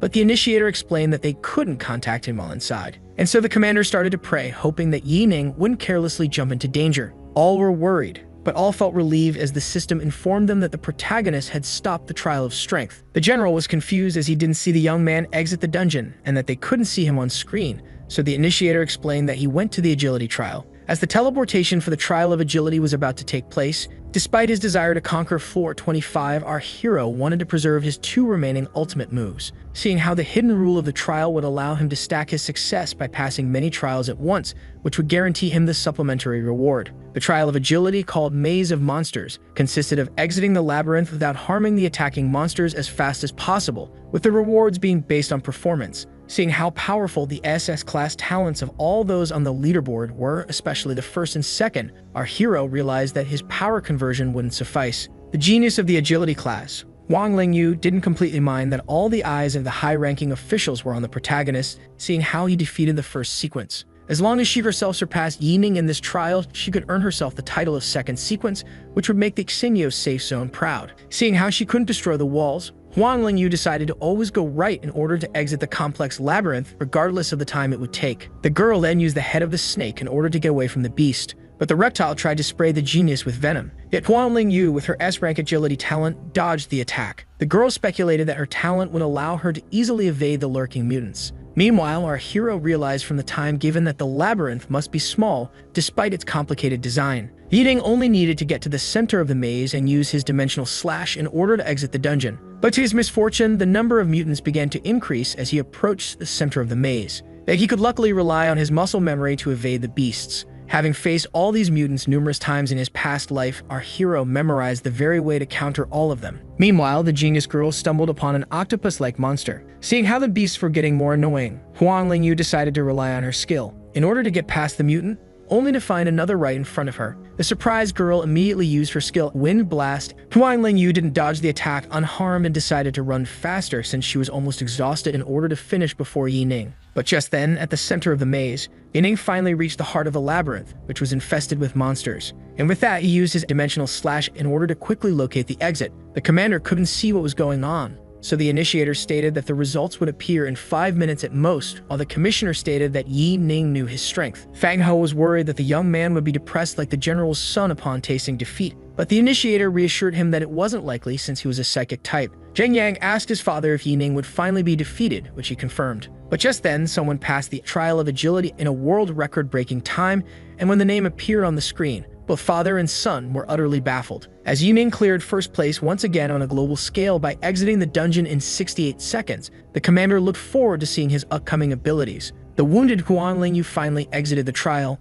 speculating that she was the first to pass the trial in 121 seconds, flooding her heart with happiness. Despite not being this outstanding, the girl hoped for at least the 20th place in the global ranking, only to find that Yining was the victor, making her suffer a defeat far superior to the previous first sequence. The man then rushed to Huang Lingyu as she began to lose consciousness. All were amazed as Lei Xuanhu finally arrived. The commander informed him that Yining had recently become top 1 in the agility trial, and when asked about the young man's location, he explained that he was taking the physics trial. This infuriated Lei Xuangu, who requested to destroy the system in order to make him exit the trial, leaving everyone in a state of shock. But in reality, the highest commander was just trying to crack a joke in order to appease the atmosphere and proposed observing the genius for now. As he let out a forced laugh, Fang Hao thought about how this inappropriate joke threw everyone into a state of stress instead of amusing them. Upon looking at the leaderboard, the young man noticed that the first place scored twice the second score, making him speculate that he had some kind of special ability. With a time limit of 10 minutes, the trial consisted of tanking attacks from monsters divided into regions based on their power, and exiting the trial would result in failure. In order to get the highest score possible, our hero decided to skip the weak regions and go to the strong ones immediately. And so the protagonist dashed forward while converting some of his willpower into speed. by skipping the weak monsters and going straight to 3rd grade before using Skyfall in order to block the damage. Yining should guarantee himself a high ranking. Like Xuan-gu asked the commander if Yining could also become number 1 in the physics trial, but the man affirmed that it was almost impossible, since most physical types could be recognized by their muscular and heavy bodies, unlike the young man like General Qin Feng and Zhang Hai. But the High Commander affirmed that his underling was thinking too rationally, seeing how Yining had already done the impossible by conquering 2 trial leaderboards. The old man was certain that the Psychic-type Awakener was the most fit to become a 4th grade and conquer yet another trial, stating that he would slap his face if he was mistaken. The convinced Fang Hao asked his superior to stop harming his own face. In the meantime, our hero was struggling to get past the 2nd grade peak-tier mutants. The giant monster charged its fist, forcing our hero to convert his willpower in order to increase his durability. Yining wasn't left unscratched as he began to cough blood. But the creature wasn't done just yet, as it readied its feet to stomp the young man, who evaded a lethal blow at the last second. And just when he tried to catch his breath, Yining's shoulder was suddenly attacked out of nowhere. With a hand down, our hero realized that exiting this region was his top priority. With that, he called his slave to ask for aid in order to get his short sword back inside. Just then, our hero noticed a giant but slow zombie elephant that used its nose as his primary resort for offense, which might be the protagonist's key out of the dungeon. With that, he decided to make the beast angry in order to use its strength to catapult himself to another region. And so the young man crazily increased his endurance in order to tank the hit from the elephant, allowing him to fly over this annoying region, and finally reach the peak-tier 3rd grade region. Yining was slammed into the ground. Seeing how weak his endurance was, Yining realized that he was 1 attack away from his grave, when suddenly a giant worm emerged out of the ground. Seeing this, the terrified Yining, who would be forced to fail the trial if this didn't work, decided to test his skill, Skyfall. And so the titanic monstrosity charged at the young man. Yining then used his skill Skyfall for the first time,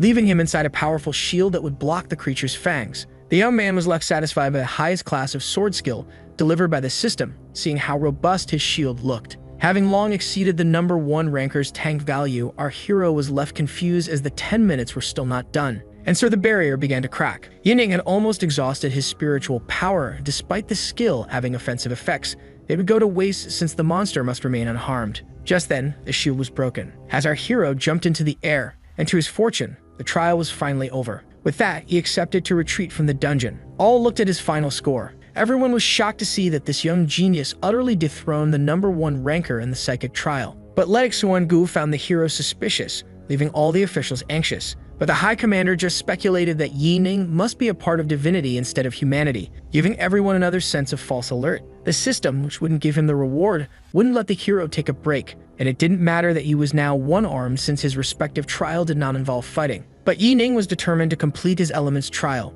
Yining decided to choose the advanced trial since it wouldn't take much effort as the enemies were made from his memories, unlike last time when he chose the basic trial. And with that, Yining started the trial. The hero was now in a hyper-realistic illusion of his home zone as the first round. Commander Xiao rushed to the young man as he was delighted to see him, but the psychic type dodged the commander, leaving him confused, before stabbing him in the gut. Despite the great resemblance, our hero realized that this creature wasn't Commander Xiao, but a monster. But to his surprise, a monster kept his human form in order to pressure the young man. Despite the feeling of sorrow, our hero decided to go for the next round. The hero is now back fighting side by side with the Chen siblings once again. But just as Chen Yang asked for help to deliver his sister from the mutants, Yining slew the girl, which left the military man shocked. As he killed the remaining ally, our hero was left unimpressed by the system despite loving these siblings. And with that, he decided to start the next round. Yining was now in front of Lin Lan, who reminded him that he wanted to get intimate with her. The illusion stated that she was totally open to the idea. The 3rd round would have been challenging for many psychic-type awakeners.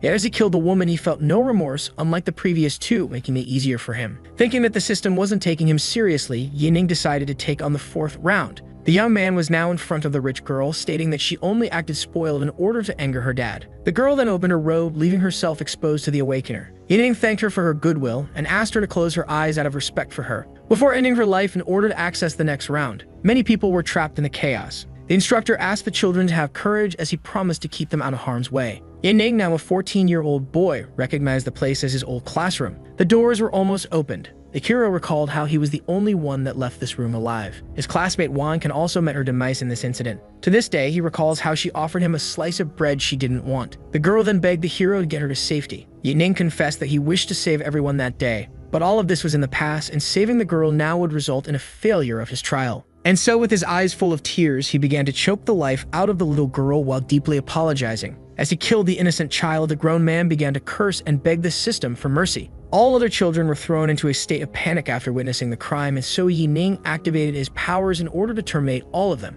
And so he apologized to all, stating that he could only move onward, wishing to find them in heaven at the end. Yining was now in the company of his mother and sister. The sixth round was about family, making the young man wonder about the system's limits. The little girl, with her eyes full of tears, turned to her beloved brother and hugged him out of fear. Yining began to reassure the little girl, only to find her acting oddly while keeping a normal conversation. Just then, the young man was stabbed by his little sister, making him back down. The little girl then asked her brother why he wasn't returning her hugs, speculating that she had wronged her brother. But as he killed her, Yining apologized, taking all the blame. This left the mother heartbroken after seeing her eldest slay her youngest. As he lifted his sword, Yining deeply apologized to his mother. After staining his hands with his family's blood and his eyes with tears, only one round was left for this trial. With that on the brink of an emotional breakdown, the hero requested the final challenge, just to be knocked out and lose consciousness. This made Yining speculate that this was the end for him. But then he heard voices begging him to wake up. Our hero found himself lying in a hospital bed, surrounded by many relieved faces.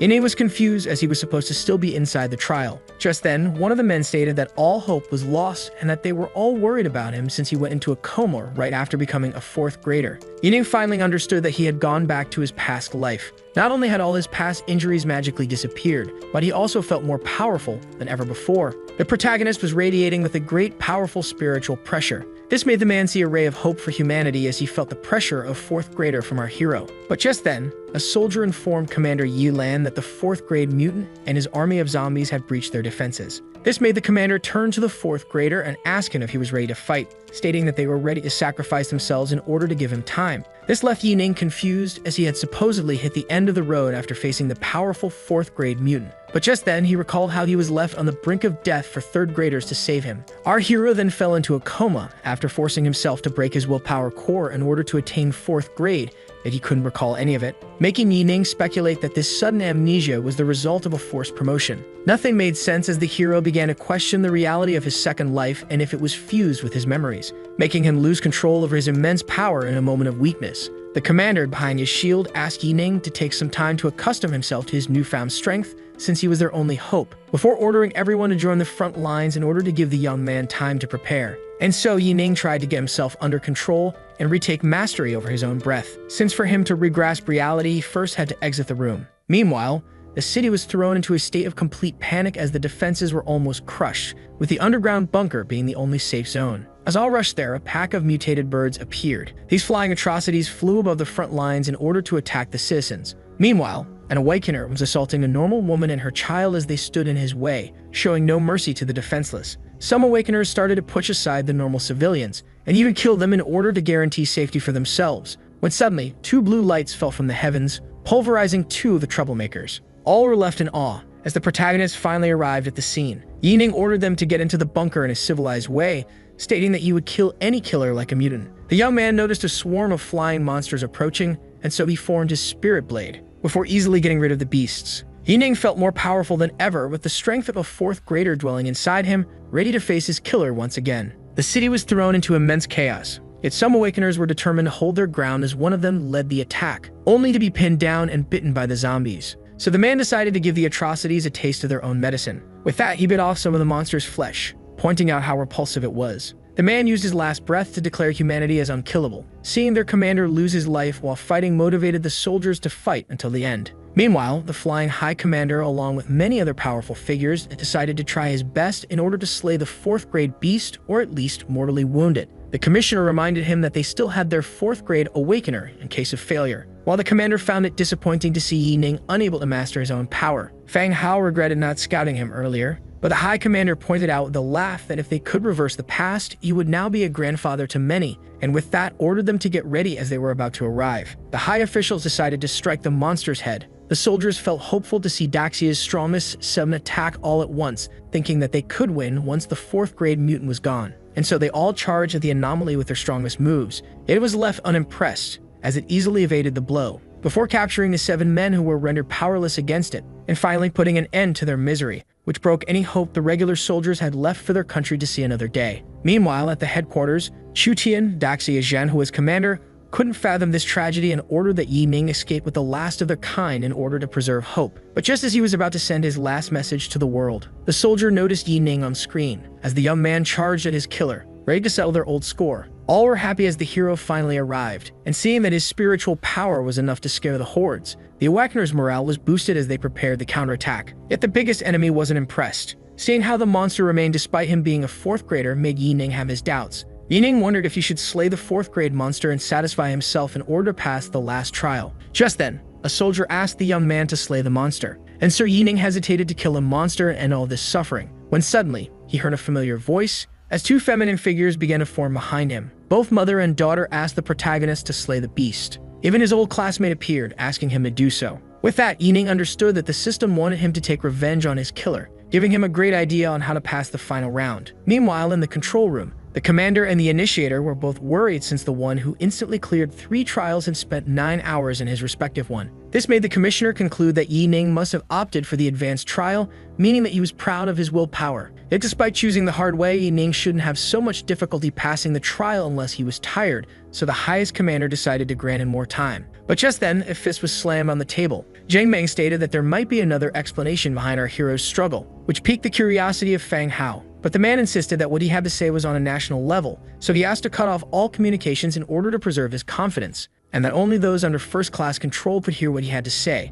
which angered the confused Fang Hao. But Zhang Meng looked the old man in the eyes and affirmed that he was ready to bet his position to prove that his point was important, which made him reflect for a moment. And so the highest commander ordered the immediate lockdown, as this was now the utmost secrecy. With that, the shield was deployed, and Sir Zhang Meng explained that Yi Ning was, in fact, a fraud with no real particular talent who discovered a loophole, which is why he easily passed 3 trials while struggling his own. So Fang Hao explained that this was just his imagination, making the general recall the events that occurred 16 years ago. How an awakener, who could create copies of items without duplicating the effects, appeared in North America, and how he became rich and wealthy since the copies were accepted by the NPCs. Until the day he accidentally revealed himself to the system, which immediately destroyed him, proving that even the system wasn't devoid of mistakes. The son agreed with his father and stated that this was the only logical explanation, which meant that Yi Ning didn't beat him. And so the general advised interrogating the boy upon exiting the trial, since his newfound cheat code could benefit the whole nation. But the commander found it too inhuman to question the young man as soon as he exited a confrontation with death. With that, the highest commander ordered both of them to keep silent as he needed to reflect in order to make his own decision. Meanwhile, inside the trial, the crowd begged the young man to slay the strongest monstrosity. Yi Ning apologized, as sometimes one couldn't prepare his past mistakes, and despite how gorgeous the past or future was, our hero refused to live inside a fake dream. With that, the protagonist stabbed himself. Even if reality was ugly, the young man was determined to change it, as looking for tomorrow was no illusion. Yet even in the illusion, the young man was determined to bring the 4th grade mutant to his end, as he decimated the whole city in a spectacular explosion, which marked the end of his trial, allowing him to rank 1 overall along with 10 universal attribute points, increasing all his attributes to 78 and granting each a special talent. Our hero, who also completed the secret trial, obtained 4,000 fame points along with the title of Perfector, which spared him from any extra payment during trade along with A-class privilege. The protagonist also obtained the right to choose 4 blue-grade items or exchange them for epic items, along with the epic-grade items Key of Time and Regenerative Potions. His SS A-class willpower talent was also sublimated to Spirit Storm, which could be used once a day and doubled his willpower points, along with Spirit Shield, Psychic Control, and Mind Bend abilities. And with that, an extremely injured young man exited the dungeon. The highest commander was delighted to see Yi Ning finally returning, as he was the head of every scoreboard and the only awakener in history to pass the 3rd grade willpower trial. Yi Ning, who could barely stand on his feet, was waiting for the global announcement about his prowess as promised by the system. Just then, the world was made aware that a young man from Daxia had conquered all of the trials at once, which threw all of humanity into a state of chaos. With that, the protagonist finally gave in to his exhaustion, as all of his efforts weren't wasted by the system. Seeing him lose consciousness made all of them rush to him, with the commander ordering the medical team to immediately aid him. The man explained that Yi Ning's life wasn't at stake, and that he had an injured arm along with little willpower left, making him speculate that he would be better after a few days of rest, which reassured the man in charge. The general couldn't believe that one could dominate the leaderboards with such small injuries and suggested waking the young man up with psychic powers in order to interrogate him. This angered the commander, who stated that no harm shall be done to him as long as he lives, so Zhang Meng accused him of only using his heart, as Yi Ning would be sacrificed for the better. The commissioner informed the highest commander that listening to the general could have devastating consequences, which the initiator agreed with in order to protect the boy and even the nation. With that, the old man stated that they would wait 72 hours for Yi Ning to awaken, and that he shall be taken care of until then, before ordering to guarantee his absolute safety. These conditions pleased Zhang Meng, who decided to wait for 3 days as he dared the young man to stop his sleep. All were standing above the unconscious young man. Zheng Yang stated that 117 countries were asking them about the protagonist and asked the High Commander about their next course of action. The general stated that the young man's guilt must be preventing his awakening after 3 days and that they should start questioning him. Yet the Vice Commander opposed this decision, so Zhang Meng reminded him how they promised to proceed in 72 hours. So the old man asked them to cease their dispute, as they couldn't just stand here and watch. With that, the general ordered the men to bring the equipment in order to commence the questioning. The requested item was then quickly brought to the men. Yet Fang Hao affirmed that they couldn't treat a genius as such. The High Commander affirmed that he too opposed this method, but this matter concerned national security, leaving him with his hands tied. All was almost in place, but just as the general was installing the headgear, Yi Ning suddenly opened his eyes. To the general's surprise, the young man was finally awake. This sight delighted the Vice Commander, Initiator, and even the High Commander. Yet when Yi Ning asked about what was happening, Fang Hao introduced himself while tossing the interrogation equipment away, before presenting the rest of the high-ranking officials. Yet this didn't answer the protagonist's question, since this was clearly not healing equipment. Commissioner Hu asked the awakened young man to open his panel in order for them to check his talent. Yi Ning finally understood it all, and despite not waiting for praises, he was still disappointed to be questioned, finding it a shame to not reveal the Sword God's system for his own safety, making him question the old man about the military already being aware of his talent and about the military not usually resorting to such requests, leaving him at a loss for words. With that, the general cut straight to the chase and accused the young man of using a loophole in order to succeed in every trial before threatening him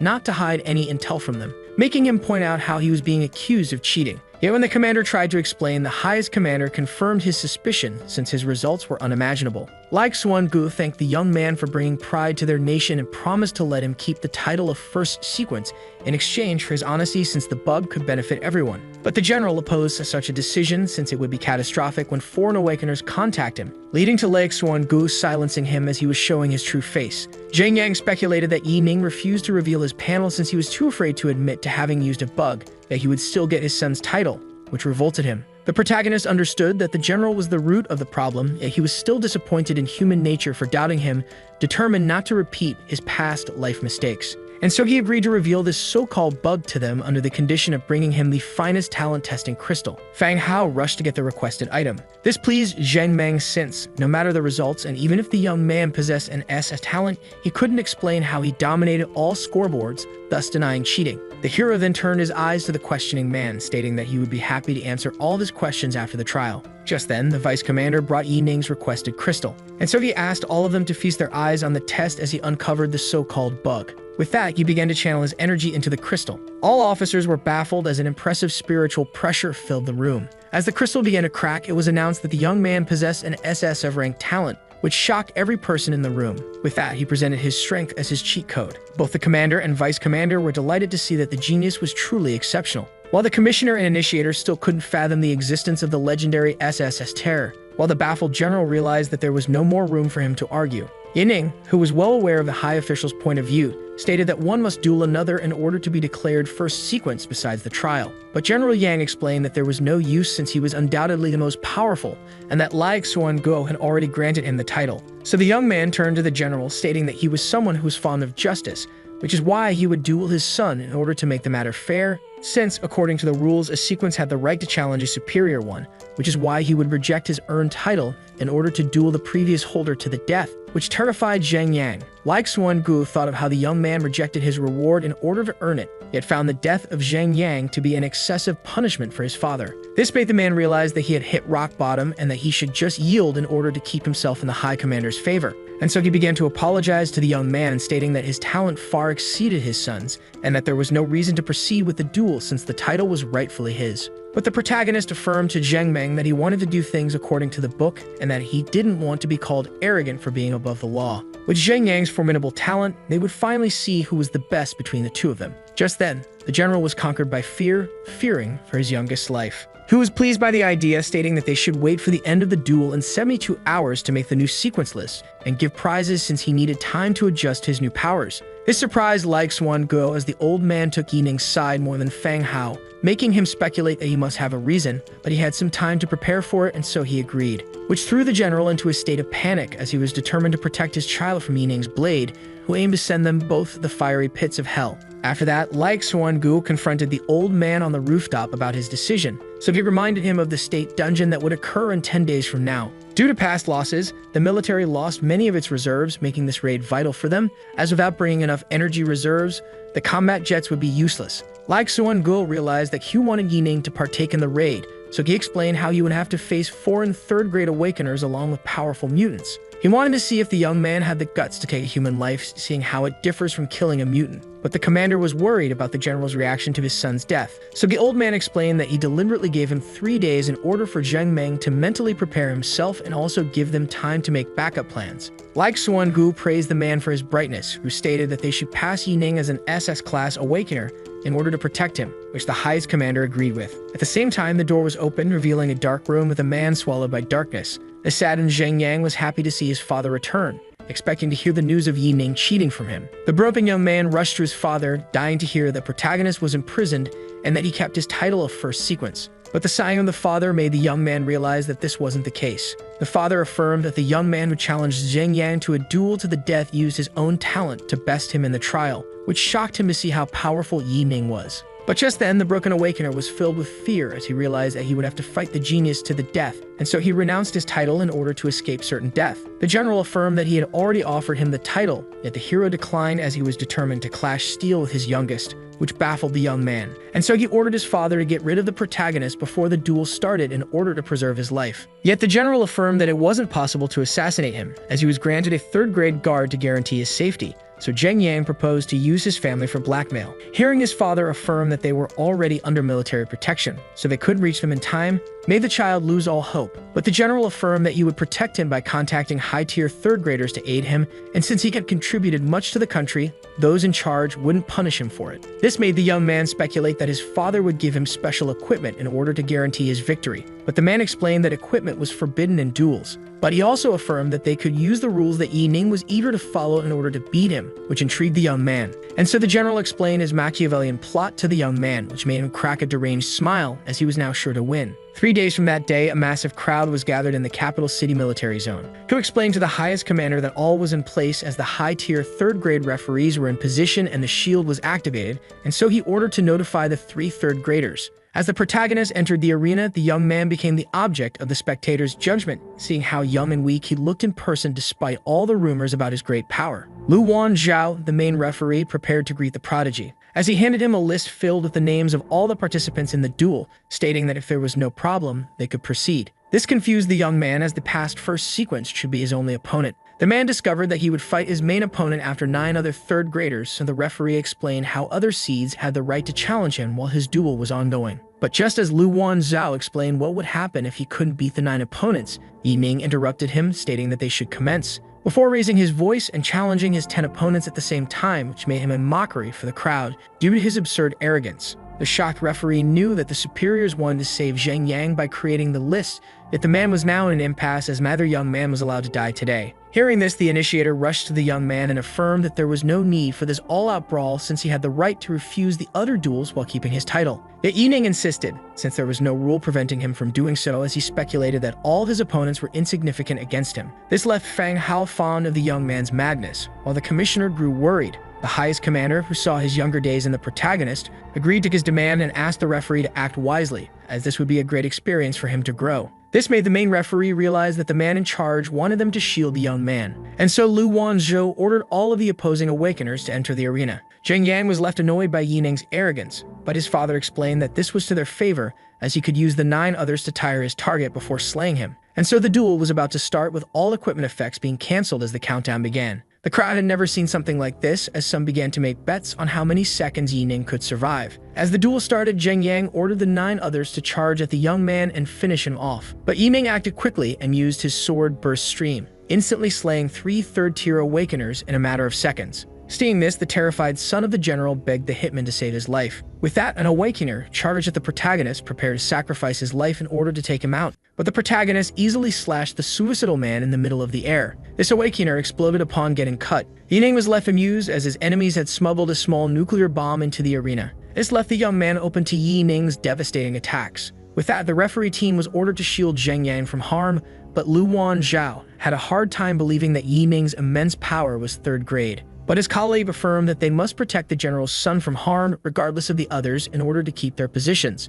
With that, the young man tried to make his escape, begging his father to save him from Yining. But the cowering young man was left even more terrified as he was told not to be anxious anymore. When suddenly, Zheng Yang found himself decapitated, which left the referee confused. The superiors were all baffled as all of Yining's foes were slain in 1 second, but all were left confused as the protected Zheng Yang suddenly died without anyone noticing how. No living being could protect Yining's target from his blade, as this duel was just a way to demonstrate his immeasurable strength. The general held the severed head of his son in complete disbelief. With that, he charged at Yining in order to avenge the death of his youngest, which relieved the protagonist, who feared that the general was going to run away. And so the vengeful man charged at his son's killer with his tiger fist, aiming to take his life. Despite the fact that the general was a peak-tier third-grade awakener, much more powerful than him, Yining was certain that the man would die today trying to end him. This forced Fang Hao to intervene and use his Dragon Domination Fist in order to counter the Tiger Fist, which sent the general flying into the barrier. Zhang Meng ordered the vice commander to go away as he had to avenge his son. Fang Hao was eager to terminate the general, but he was bound by law and stated that the commander would forgive him if he stopped now. Otherwise,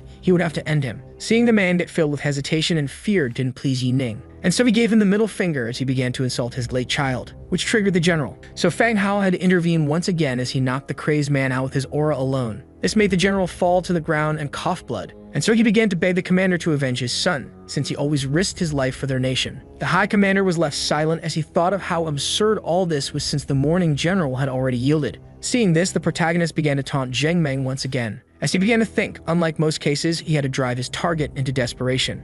With that, he dared the man to lay a finger on him as he was wide open in front of him, threatening to take out every member of the Zheng family. This was the last straw for the broken man, who was now filled with bloodlust. Fang Hao was left happy as he realized what Yining plotted, determined to live up to his expectations. And so the vice commander prepared himself to attack as the general charged to claim his revenge. As he planted the man into the ground, the vice commander stated that he would make the general realize the difference between a fake and a real peak-tier third-grade awakener. This made the young man realize the huge gap that existed between grades, as he could only defeat mid-tier third-grade awakeners and below, but was most likely useless to higher tiers. With that, Fang Hao addressed the man in charge, stating that he only acted to shield the first sequence. The old man explained that he understood what had happened and pointed out that the general shall have a grand funeral. But this pissed him off, as both of them clearly had an unspoken plot, mistaking him for a fool while executing it. With that, the young man thanked the peak-tier third grader for saving him and stated that he could only show his gratitude by protecting their nation. Lu Wanzhao was happy to see how smart Yining was and decided to grant him the wish he desired. So he declared that they shall hold the investiture ceremony for the title of first sequence the next day, which shocked the crowd, who still couldn't comprehend the general's death. All were left shocked by the protagonist's cruelty and were also surprised to see that the upcoming ceremony would be held on a national scale. Meanwhile, the staff officer of the Seed Project assumed himself dead, while Lin Ru was glad to have sided with Yining at the last moment. With that, Lu Wanzhou decided to make tomorrow's festivities grandiose and considered the result of the duel and the protagonist's abilities a secret, which, if revealed, would be considered a crime. The day of the ceremony finally dawned on Capital Square as Yining officially received the title of first sequence, along with extra prizes from the military for conquering every trial. With that, the genius was granted S-rank authority in addition to unlimited resources, along with a salary of 3 million credits and a yearly bonus of 10 million credits, and was also allowed to pick a legendary equipment, along with a division-level deputy military position, in addition to the titles of Major General and honorary member of the Standing Committee. Wang Tian was happy to see the young man reach a level near the commanders, while Xiao Hao explained how he didn't expect the rookie to reach this level in 1 month. As for Chen Kai Lag, he received an unexpected raise. Lu Wanzhao asked the young man if he needed anything else, and despite the generosity of the military and his desire to be respectful, this was the perfect time to make demands. And so the genius asked the High Commander if he was allowed to attend the triennial military conference that would occur in 2 days, which put the old man in a tough spot. The commissioner was left curious as to why young Yi Ning wanted to attend such a massive event, while the vice commander thought that he should aim for thrilling battles instead of conferences. And so Lu Wanzhou allowed him to attend, as his position already permitted him to do so, pointing out how the military would be delighted to consider his suggestions, leaving him grateful. Our hero aimed to use the power of the military in order to prevent the disaster that occurred in the East Sea, when suddenly Fang Hao arrived, asking the young man to follow him, which piqued Yi Ning's curiosity. As they arrive at the military compound, a vice commander explained that this was the hero's new home, as it was secure, fancy, and surrounded by precious plants, before pointing out that the shielded metallic building was the meeting room and explaining that he had a mission for Yi Ning. Fang Hao explained how this mission wasn't usually given to new third graders,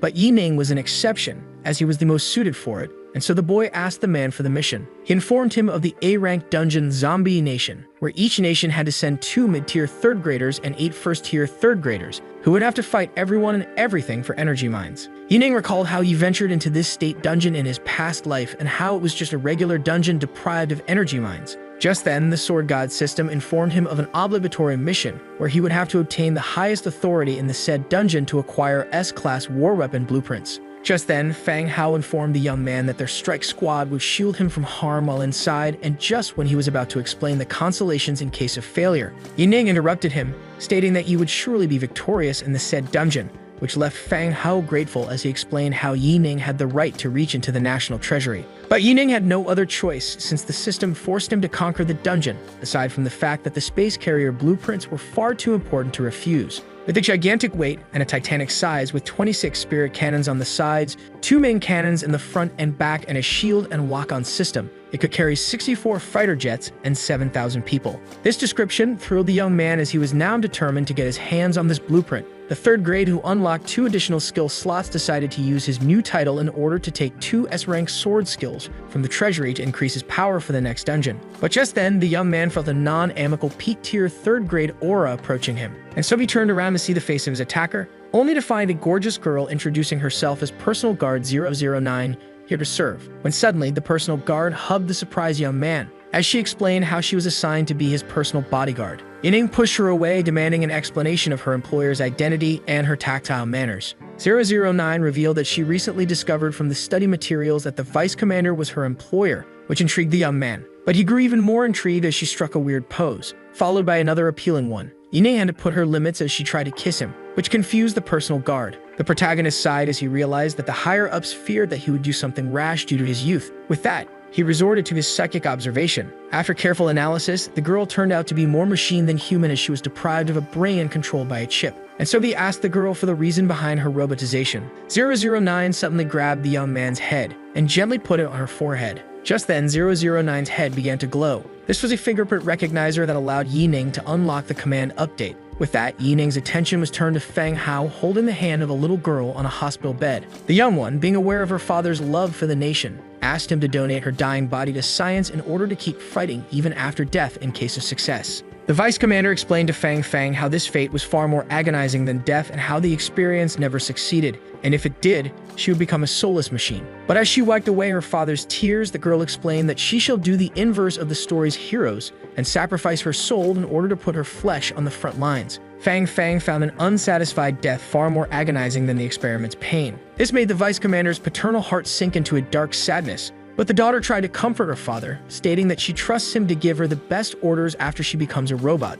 After seeing such a sad memory, the protagonist stood frozen, unable to speak as he reflected on the shocking truth. The young man began to wonder how vital he was to the vice commander for him to send his flesh to protect him, thinking that he tried to silence her love for her by naming Fang 009. With that, he ordered her to listen to his demands, ordering her to forget all the files about protecting him up close, as she now only needed to listen and obey him. With that, 009 became the young man's devoted servant, and so he asked her to follow him to get a new S-rank skill, while thinking of how grateful he was to the girl's father, despite disapproving of his ways, determined not to disappoint him. And so a man came rushing to welcome the first sequence to the first research center. After the man introduced himself as Xiao Tian, the young man asked him if they had 2 S-rank sword skills. As the vice director confirmed and asked the protagonist to follow him, Yi Ning ordered 009 to wait for him there. Xiao Tian explained that they only had 4 S-rank skills left, advising him to take a look at their numerous A-rank sword skills, but Yining declined the offer. Seeing how anxious the vice director was, Yining asked about the situation. He explained that it might become problematic since many third graders in the capital wanted those skills.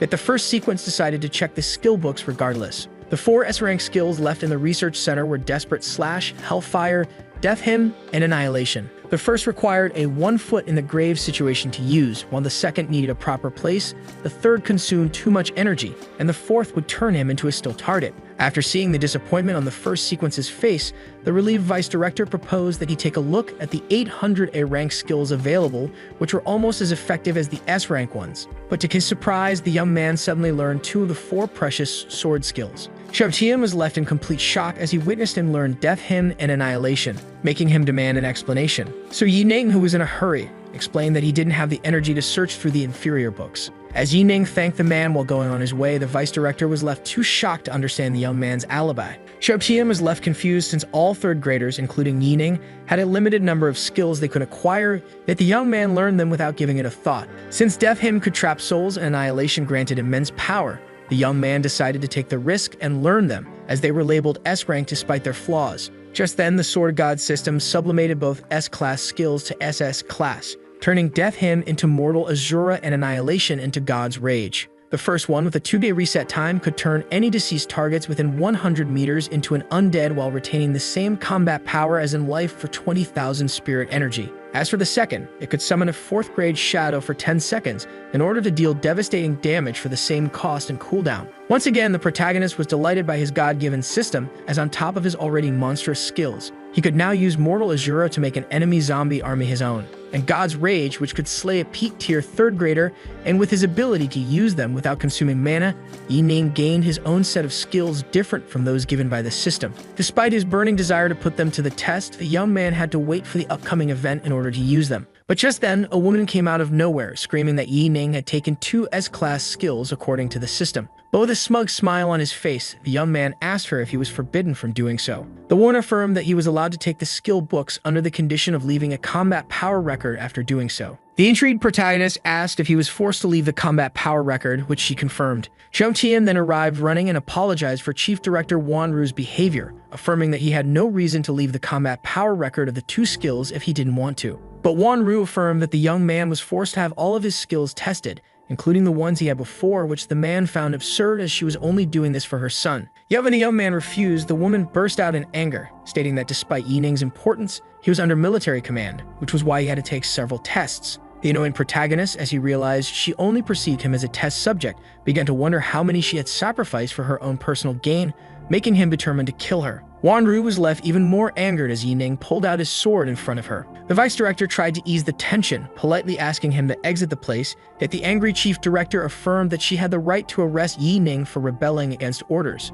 This thrilled the cruel first sequence, as he now had an excuse to dispose of her. When suddenly, something came in at a hallucinating speed. The chief director's face was now pinned to the ground by a boot. Her bodyguards were filled with fear as 009 asked her master if he wished for her to execute Wanru. With that, the woman's life was in the hands of a brutal young man, and so tears ran down her eyes as she began to beg for her life. The vice director also started to beg for the woman's life, and despite Yining's desire to eliminate her, doing so would only cause problems since the general had recently passed, and so he ordered his bodyguard to spare her life but still kick her away. 009 executed the order, but this resulted in the chief director hitting the wall, leading to her inevitable death. This sudden incident left the vice director filled with fear as he witnessed it in horror. 009 apologized, explaining how she underestimated her own strength while overestimating the woman's strength. Yining then turned to the man, stating that this was just an accident. So out of fear, the vice director agreed with the young man as he was determined to stay on his good side. With that, Yining waved the man goodbye as he left the cleaning of his crimes up to him.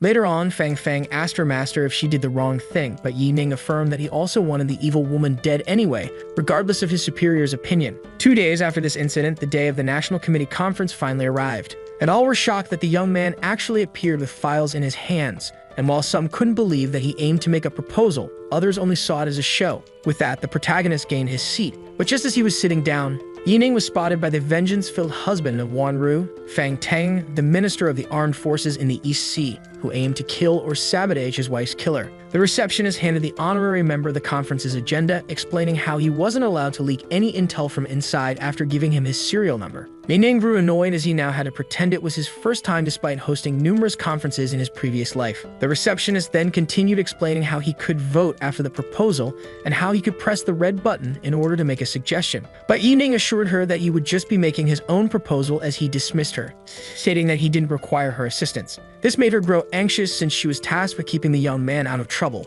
And so the woman rushed to report to the chief, making Yi Ning assume that he scared her as Fang Hao approached him. The man jokingly asked if Fang wasn't enough for him after assuming that Yi Ning had feelings for the receptionist. But our hero explained that 009 only deserved the best before explaining how the receptionist left in a hurry after knowing of his proposal, which left the vice commander confused. Yet when he asked the protagonist, who wanted him in the chair next to him, about the subject, he stated that he would only know when the time came, which amused the great man. Yet Fang Hao advised the genius to keep the subject to himself as a balance always existed between the government and the military. The vice commander thought of how a person worthy of his daughter, who gave the rest of the soldiers, wouldn't harm their country. And so the highest commander announced the beginning of the 13th Survivor Conference as he announced the 6 topics of the day. After 6 hours, Yi Ning thought of how most of the 9 proposals were international matters, which is why Daxia suffered a crisis in his first life and why they needed him in the state dungeon. With that, the time came for the committee members' proposals, with the review being held after the vote. Only 2 members proposed to make a proposal, the first being the young man while the other was Fang Tang. This angered the minister as he accused Yi Ning of being an infant who was only driven by arrogance for wanting to make a proposal, as he suggested with a smug face that Yi Ning regain his place before he charged him with misconduct. The young man was intrigued as it seemed that the man knew about his East Sea-related proposal despite collecting the data from 009 in total secrecy. Fang Tang then explained how the first research center's chief director met her end 2 days ago after Yi Ning's visit, and so he demanded to have the young man stripped of his advantages and title in order to have justice for his late wife. This amused the young man, who realized that the silly woman's husband wasn't a real threat. The High Commander grew worried as he demanded an explanation from the protagonist. So Yi Ning explained how he went to the center in order to get 2 skill books, claiming that the director hit her head after falling for his handsomeness. These words filled the grieving man with murderous anger, so Yi Ning decided to take it further as he repeated his own words, adding how she had never seen a satisfying man before. After hearing this, the conference began to be filled with gossip about Fang Tang, as all believed Yi Ning's words were true. Even the highest commander asked the minister to resolve his domestic problems on his own. Yet the man was determined to see the protagonist charged with misconduct. Seeing this, Fang Hao decided to intervene. But Yi Ning calmed him down, stating that he had the vice director as his witness. So the hero disregarded the minister's proposal as insignificant, stating that his proposal concerned him as he wanted to strip him of his position in the East Sea, and ordering the deployment of all forces in the war zone and the evacuation of all safe zone 239 residents for the upcoming A-class sea monster invasion in less than a month. Yet none believed his ridiculous proposal, as he was a young man who had never been to the said sea. This made Fang Tang laugh at him since his zone had been calm for 40 years, turning the young man into a mockery. The highest commander demanded order in the hall before asking for an explanation from the young man. And Sir Yi Ning began to present his numerous proofs, from B-class earthquakes to missing or dead personnel for unknown reasons. Fang Tang looked at him in complete disbelief as the list kept going on, which startled him to see how much the young man was aware of his zone. And Sir Yi Ning affirmed that he would accept his punishment if any of his data were inaccurate, stating that the military could go confirm them in Fang Tang's safe zone. This left the minister at a loss for words as the highest commander demanded an explanation. Seeing how Yi Ning exposed his negligence,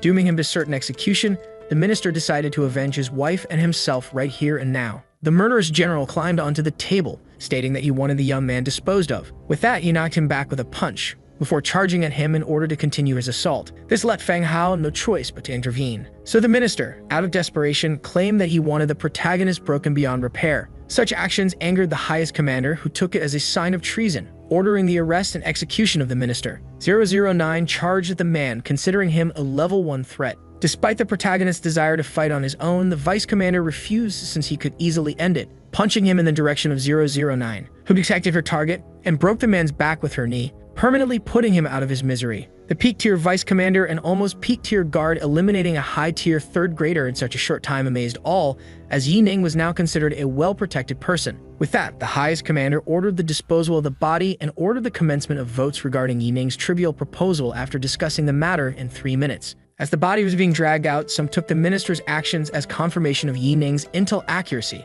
while others still doubted him. The time was now over.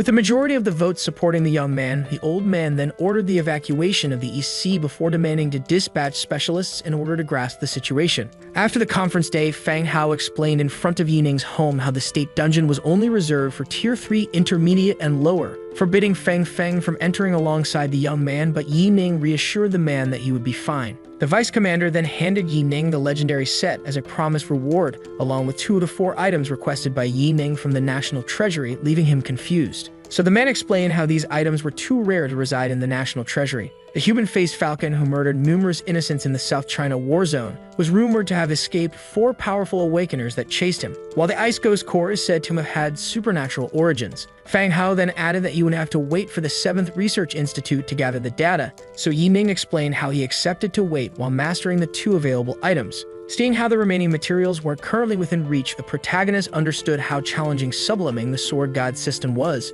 With that, Yining was now halfway to upgrading his system. The young man then pointed out how particular the chest of the legendary set was as he unlocked it with his fingerprints. With that, Yining acquired the legendary items Ripper Bracers and Elemental Wind Blade. On top of increasing his speed, the Ripper Leg Guards also granted our hero the skills Corpse Annihilation and Blood Explosion, while the blade granted him the power to almost double his fire damage and create a firewall along with Frost Explosion while enhancing strength and speed. Our hero realized that he would need some time to familiarize himself with this new powerful set, and so he decided to try out the Elemental Wind Blade. As he used Raging Flames, our hero was left amazed by the power unleashed upon a gentle impact, before trying out his new ice power and freezing the burned ground. This blade, on par with SS class, was far superior to his previous one, and combined with his many ultimates, Yining could unleash many lethal attacks at once. Yining then hoped to enhance his lacking defensive capabilities by using the gacha draw granted to him by the system for his successes in the 3rd grade trial. Our hero hoped for defensive equipment as he spun the wheel, stating how his main goal was to exit the state dungeon alive, only to obtain the epic grade experimental infantry combat suit.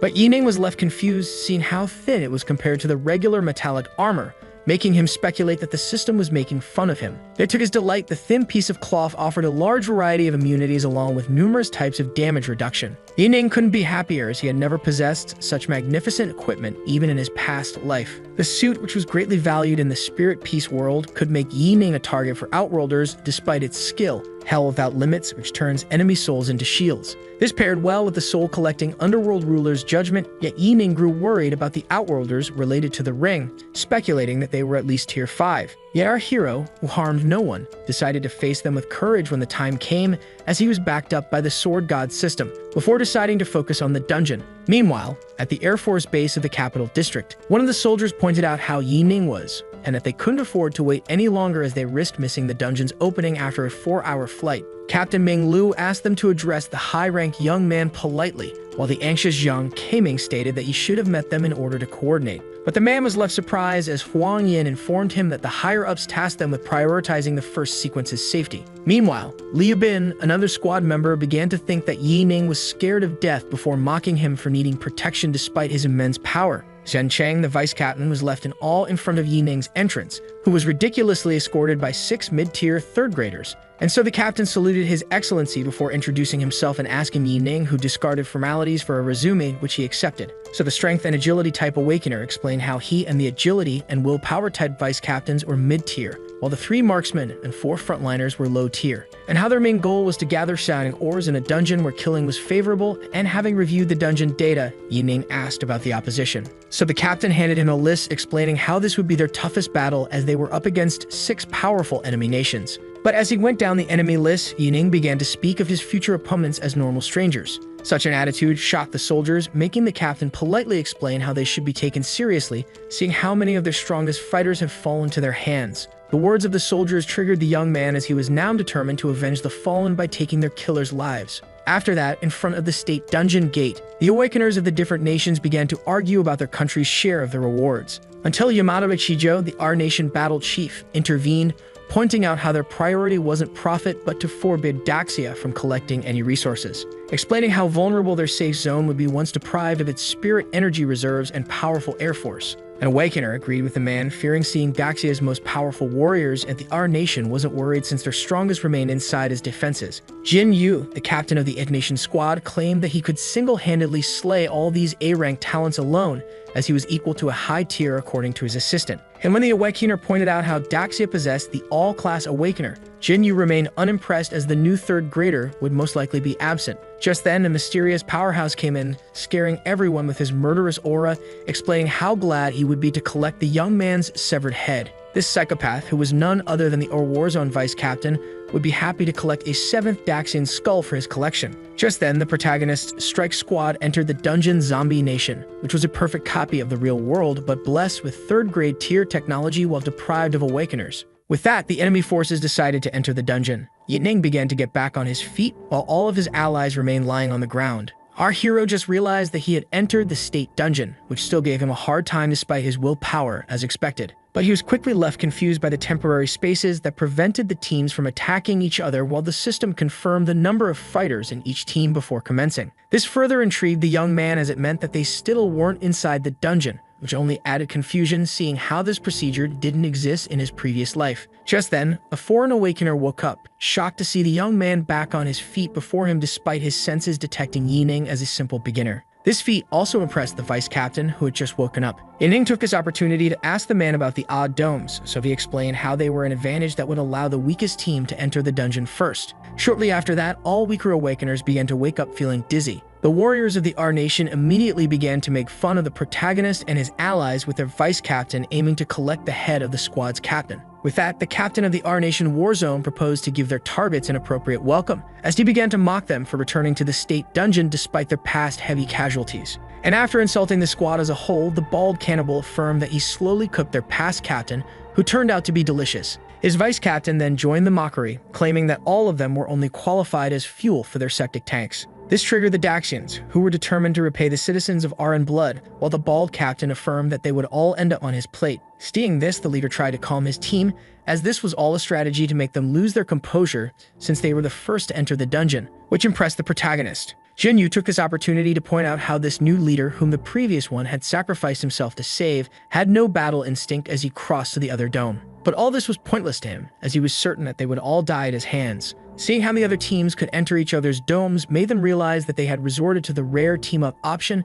making them realize that all their data was not true. Yamada and Shijo cracked a smile at the Daxians' surprised faces, yet Yining remained unimpressed since their numbers were all meaningless as long as they didn't have high tiers, while realizing that the fake intel was given by a traitor among them. The Warzone captain boldly claimed that they would spare them a painful death if they began to beg for mercy, or give him the girl as a tribute for his own personal use. These vulgar words triggered the female awakener. The F Nation took this opportunity to try and negotiate for some Daxian women in exchange for ores. The thirsty men in the I Nation were also pleased by this idea. Yamato Ichijo took this opportunity to mention how much he tortured Zheng Wei, the most gorgeous woman in the Daxian army, before explaining to the captain, who loved her and who wouldn't even dare to harm her, how many of them had assaulted her before while she begged for death after they left her to their mercy. The vice captain then mentioned how well he remembered how she felt. After hearing this, Ming Lu couldn't bear the anger any longer, as he charged at them, determined to get his beloved out of their grasp. And so the whole squad charged in, determined to use this desperate situation to take the warriors down with them, when suddenly, Yining ordered them to calm down and asked the captain to think carefully. As he deployed his overwhelming aura, the young man explained how a third grader couldn't be put to shame, having the ability to quickly detonate their own flesh. This made the cannibal realize that Yining was a smart one, assuming that his cold calculation resulted in him not knowing Zhang Wei. The captain reassured the young man, stating that they would still prioritize their safety and even use the military-issued item to save him so that he could avenge them once they were gone. Yining was surprised to see no resolve in their eyes despite not having entered the dungeon yet, so he decided to single-handedly eliminate the competition, being too lazy to explain. This filled the psychotic vice captain with joy, speculating that the all-class skull would finally be in his grasp. Just then, the waiting time ended, with the Daxia Nation entering the field 6 hours before the others. And while all the others were relieved by the system's kindness, Yining found it to be too embarrassing. Before entering the portal, the young man turned to Yamato Ichijo, promising to insert his skull into his posterior, before assuring all his other adversaries that they wouldn't benefit from the gift of mercy, which left all of his enemies filled with rage and annoyance. The Warzone captain began to grow suspicious after seeing the protagonist at ease, while his ally was more concerned with Daxia's enormous time advantage. But the vice captain was mostly excited about chasing and collecting Yining. The goals were to retrieve the anomaly data from 3 months ago, obtain at least a ton of energy ores, which could be increased by slaying the opponents, or locate the MC, Lin Ru, to unlock the rest. With that, all of the squad members rushed to locate a system able to reveal the coordinates of the non-player characters and accomplish all goals in 6 hours. When suddenly, the young man unleashed a sword attack, alarming the others as they would now be wanted by the NPCs, yet Yi Ning was determined to carry them to victory. The young man disagreed with the team's tactics, stating that they should just rush to their goals, explaining that he planned to lure his enemies into the dungeon before executing all of them, and then taking control of the vehicle. All were left confused as the alarm was turned off by the young man. But the young man affirmed that those were military secrets before ordering them to enter the vehicle, before demanding a transfer of leadership from the captain for this mission alone.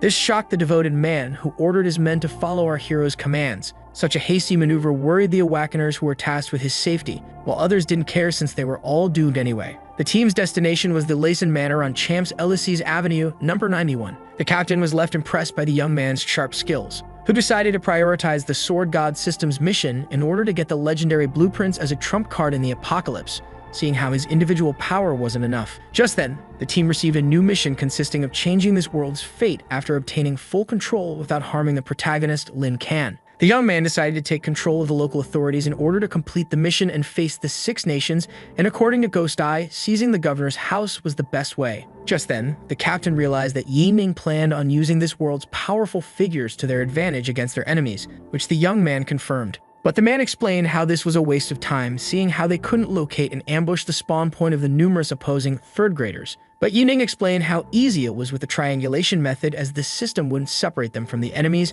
and how their destination must be very close. The young man then explained how he reduced the potential location of their spawn point to a single region, despite it being too large. This made the captain point out how they should attack the enemy teams immediately, and how the 2 most important characters were Professor Clerk and Lin Ru. By taking the midpoint of their locations and integrating it with a found area, and knowing that the system wanted them spawning in unseen places, the spawn points were reduced to a few spots. Such incredible precision and planning left all of the squad members in awe. And since spawn points must be somewhat close to the objective, Yi Ning's calculations only became more precise as Ghost Eye attributed more clues to make him certain. After 1 hour, Yi Ning, along with the strike squad, finally arrived. But as soon as they arrived, the guards charged at them. With that, Yi Ning ordered his forces to fight back without resorting to lethal force, as he severed every enemy's external contact. And so it began. The Awakeners used their skills and swords to fight against guns and bullets. Seeing these odd abilities, the soldiers opened fire. But the Awakeners kept unleashing skill after skill, taking out the soldiers in the least lethal way possible,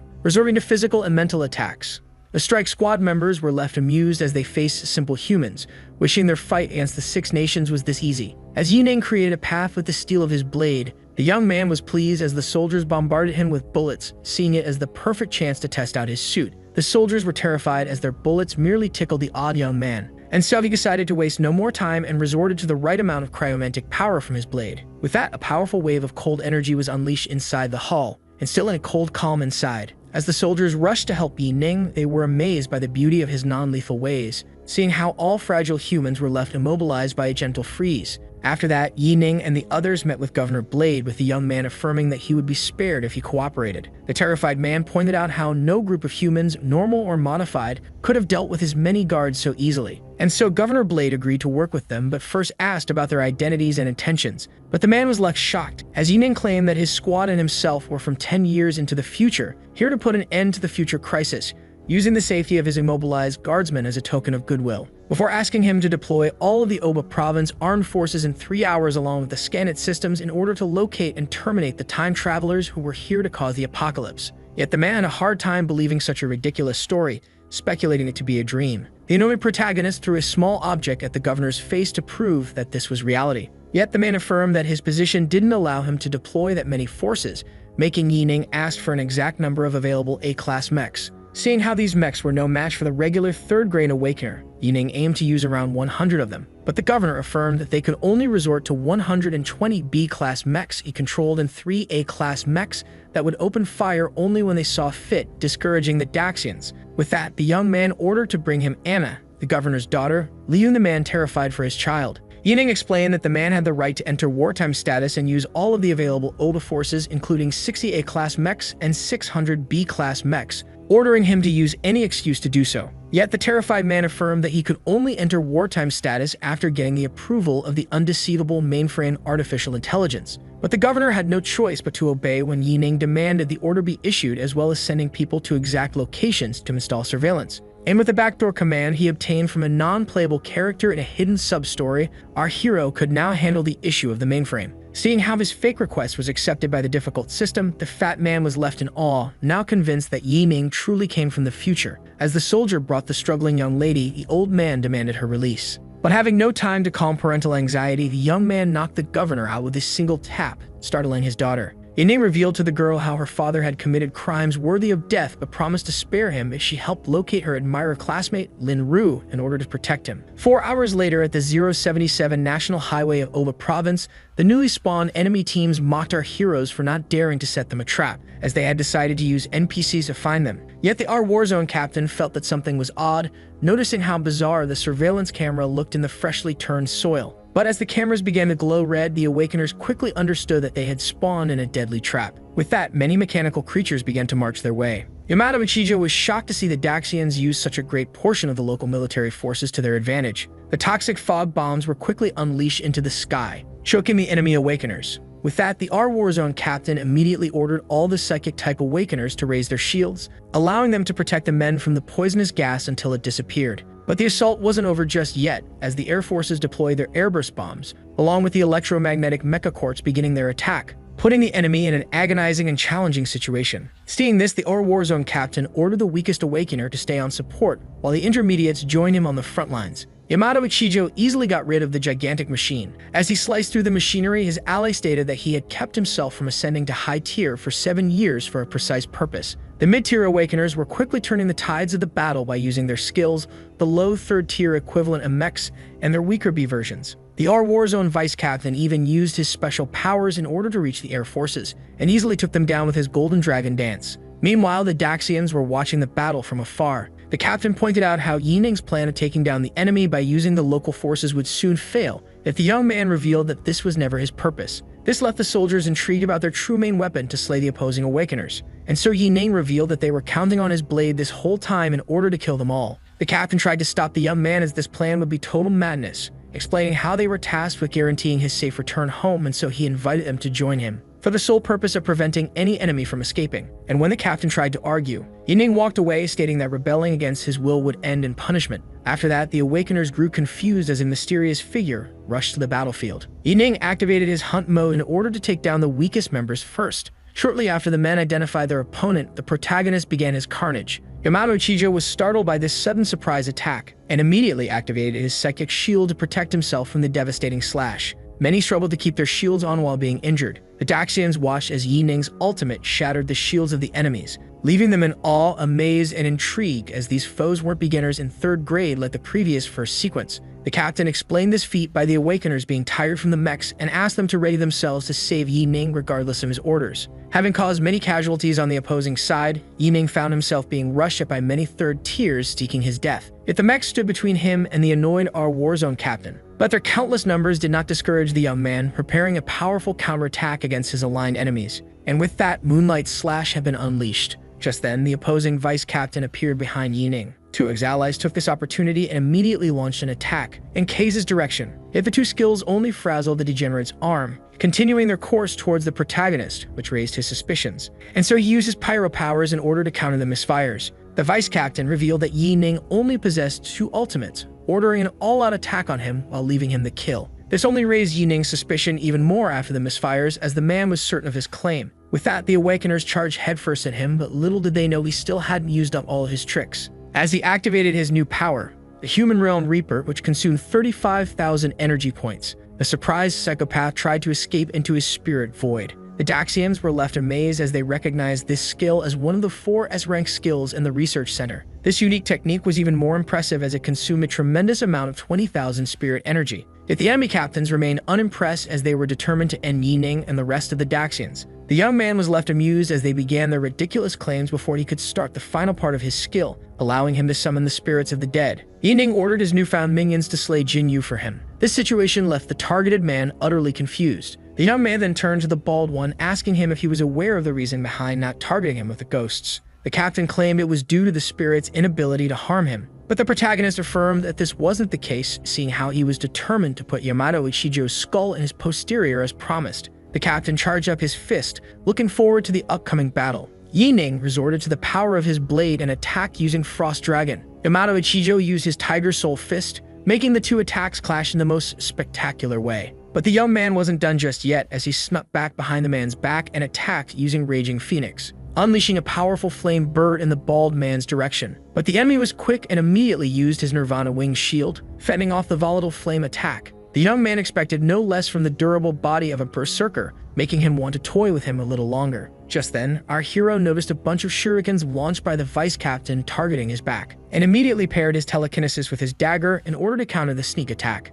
Yamato Ichijo took this opportunity and tried to ambush Yi Ning from above with his Megura Shower. Seeing how both the captain and vice captain were teaming up against him, Yi Ning decided to finally reveal his true power. And so the young man used his Fallen Heaven defense, blocking the R Warzone chief against all odds. Yamato Ichijo couldn't fathom the fact that a low-tier third grader possessed such power. The young man affirmed that this skill had not reached its end, and so he used his Fallen Heaven locked impact, immobilizing the enemy captain to his horror. Even when concealed, the psychopath could feel the hero's tremendous power. Meanwhile, the H Warzone captain affirmed that mid-tier third grader ghosts couldn't possibly harm him, claiming that he would terminate their summoner. Yet the man was left horrified by the sudden explosion that appeared out of nowhere, instantly obliterating him. Yi Ning couldn't be more pleased after discovering that the skill he mostly relied on for defense had an offensive power equal to Sword Storm. His power was so great that it even made his own allies doubt his humanity. So the video ends here. If you don't want to miss the next part, activate the notification bell, and see you next time on Tob's channel.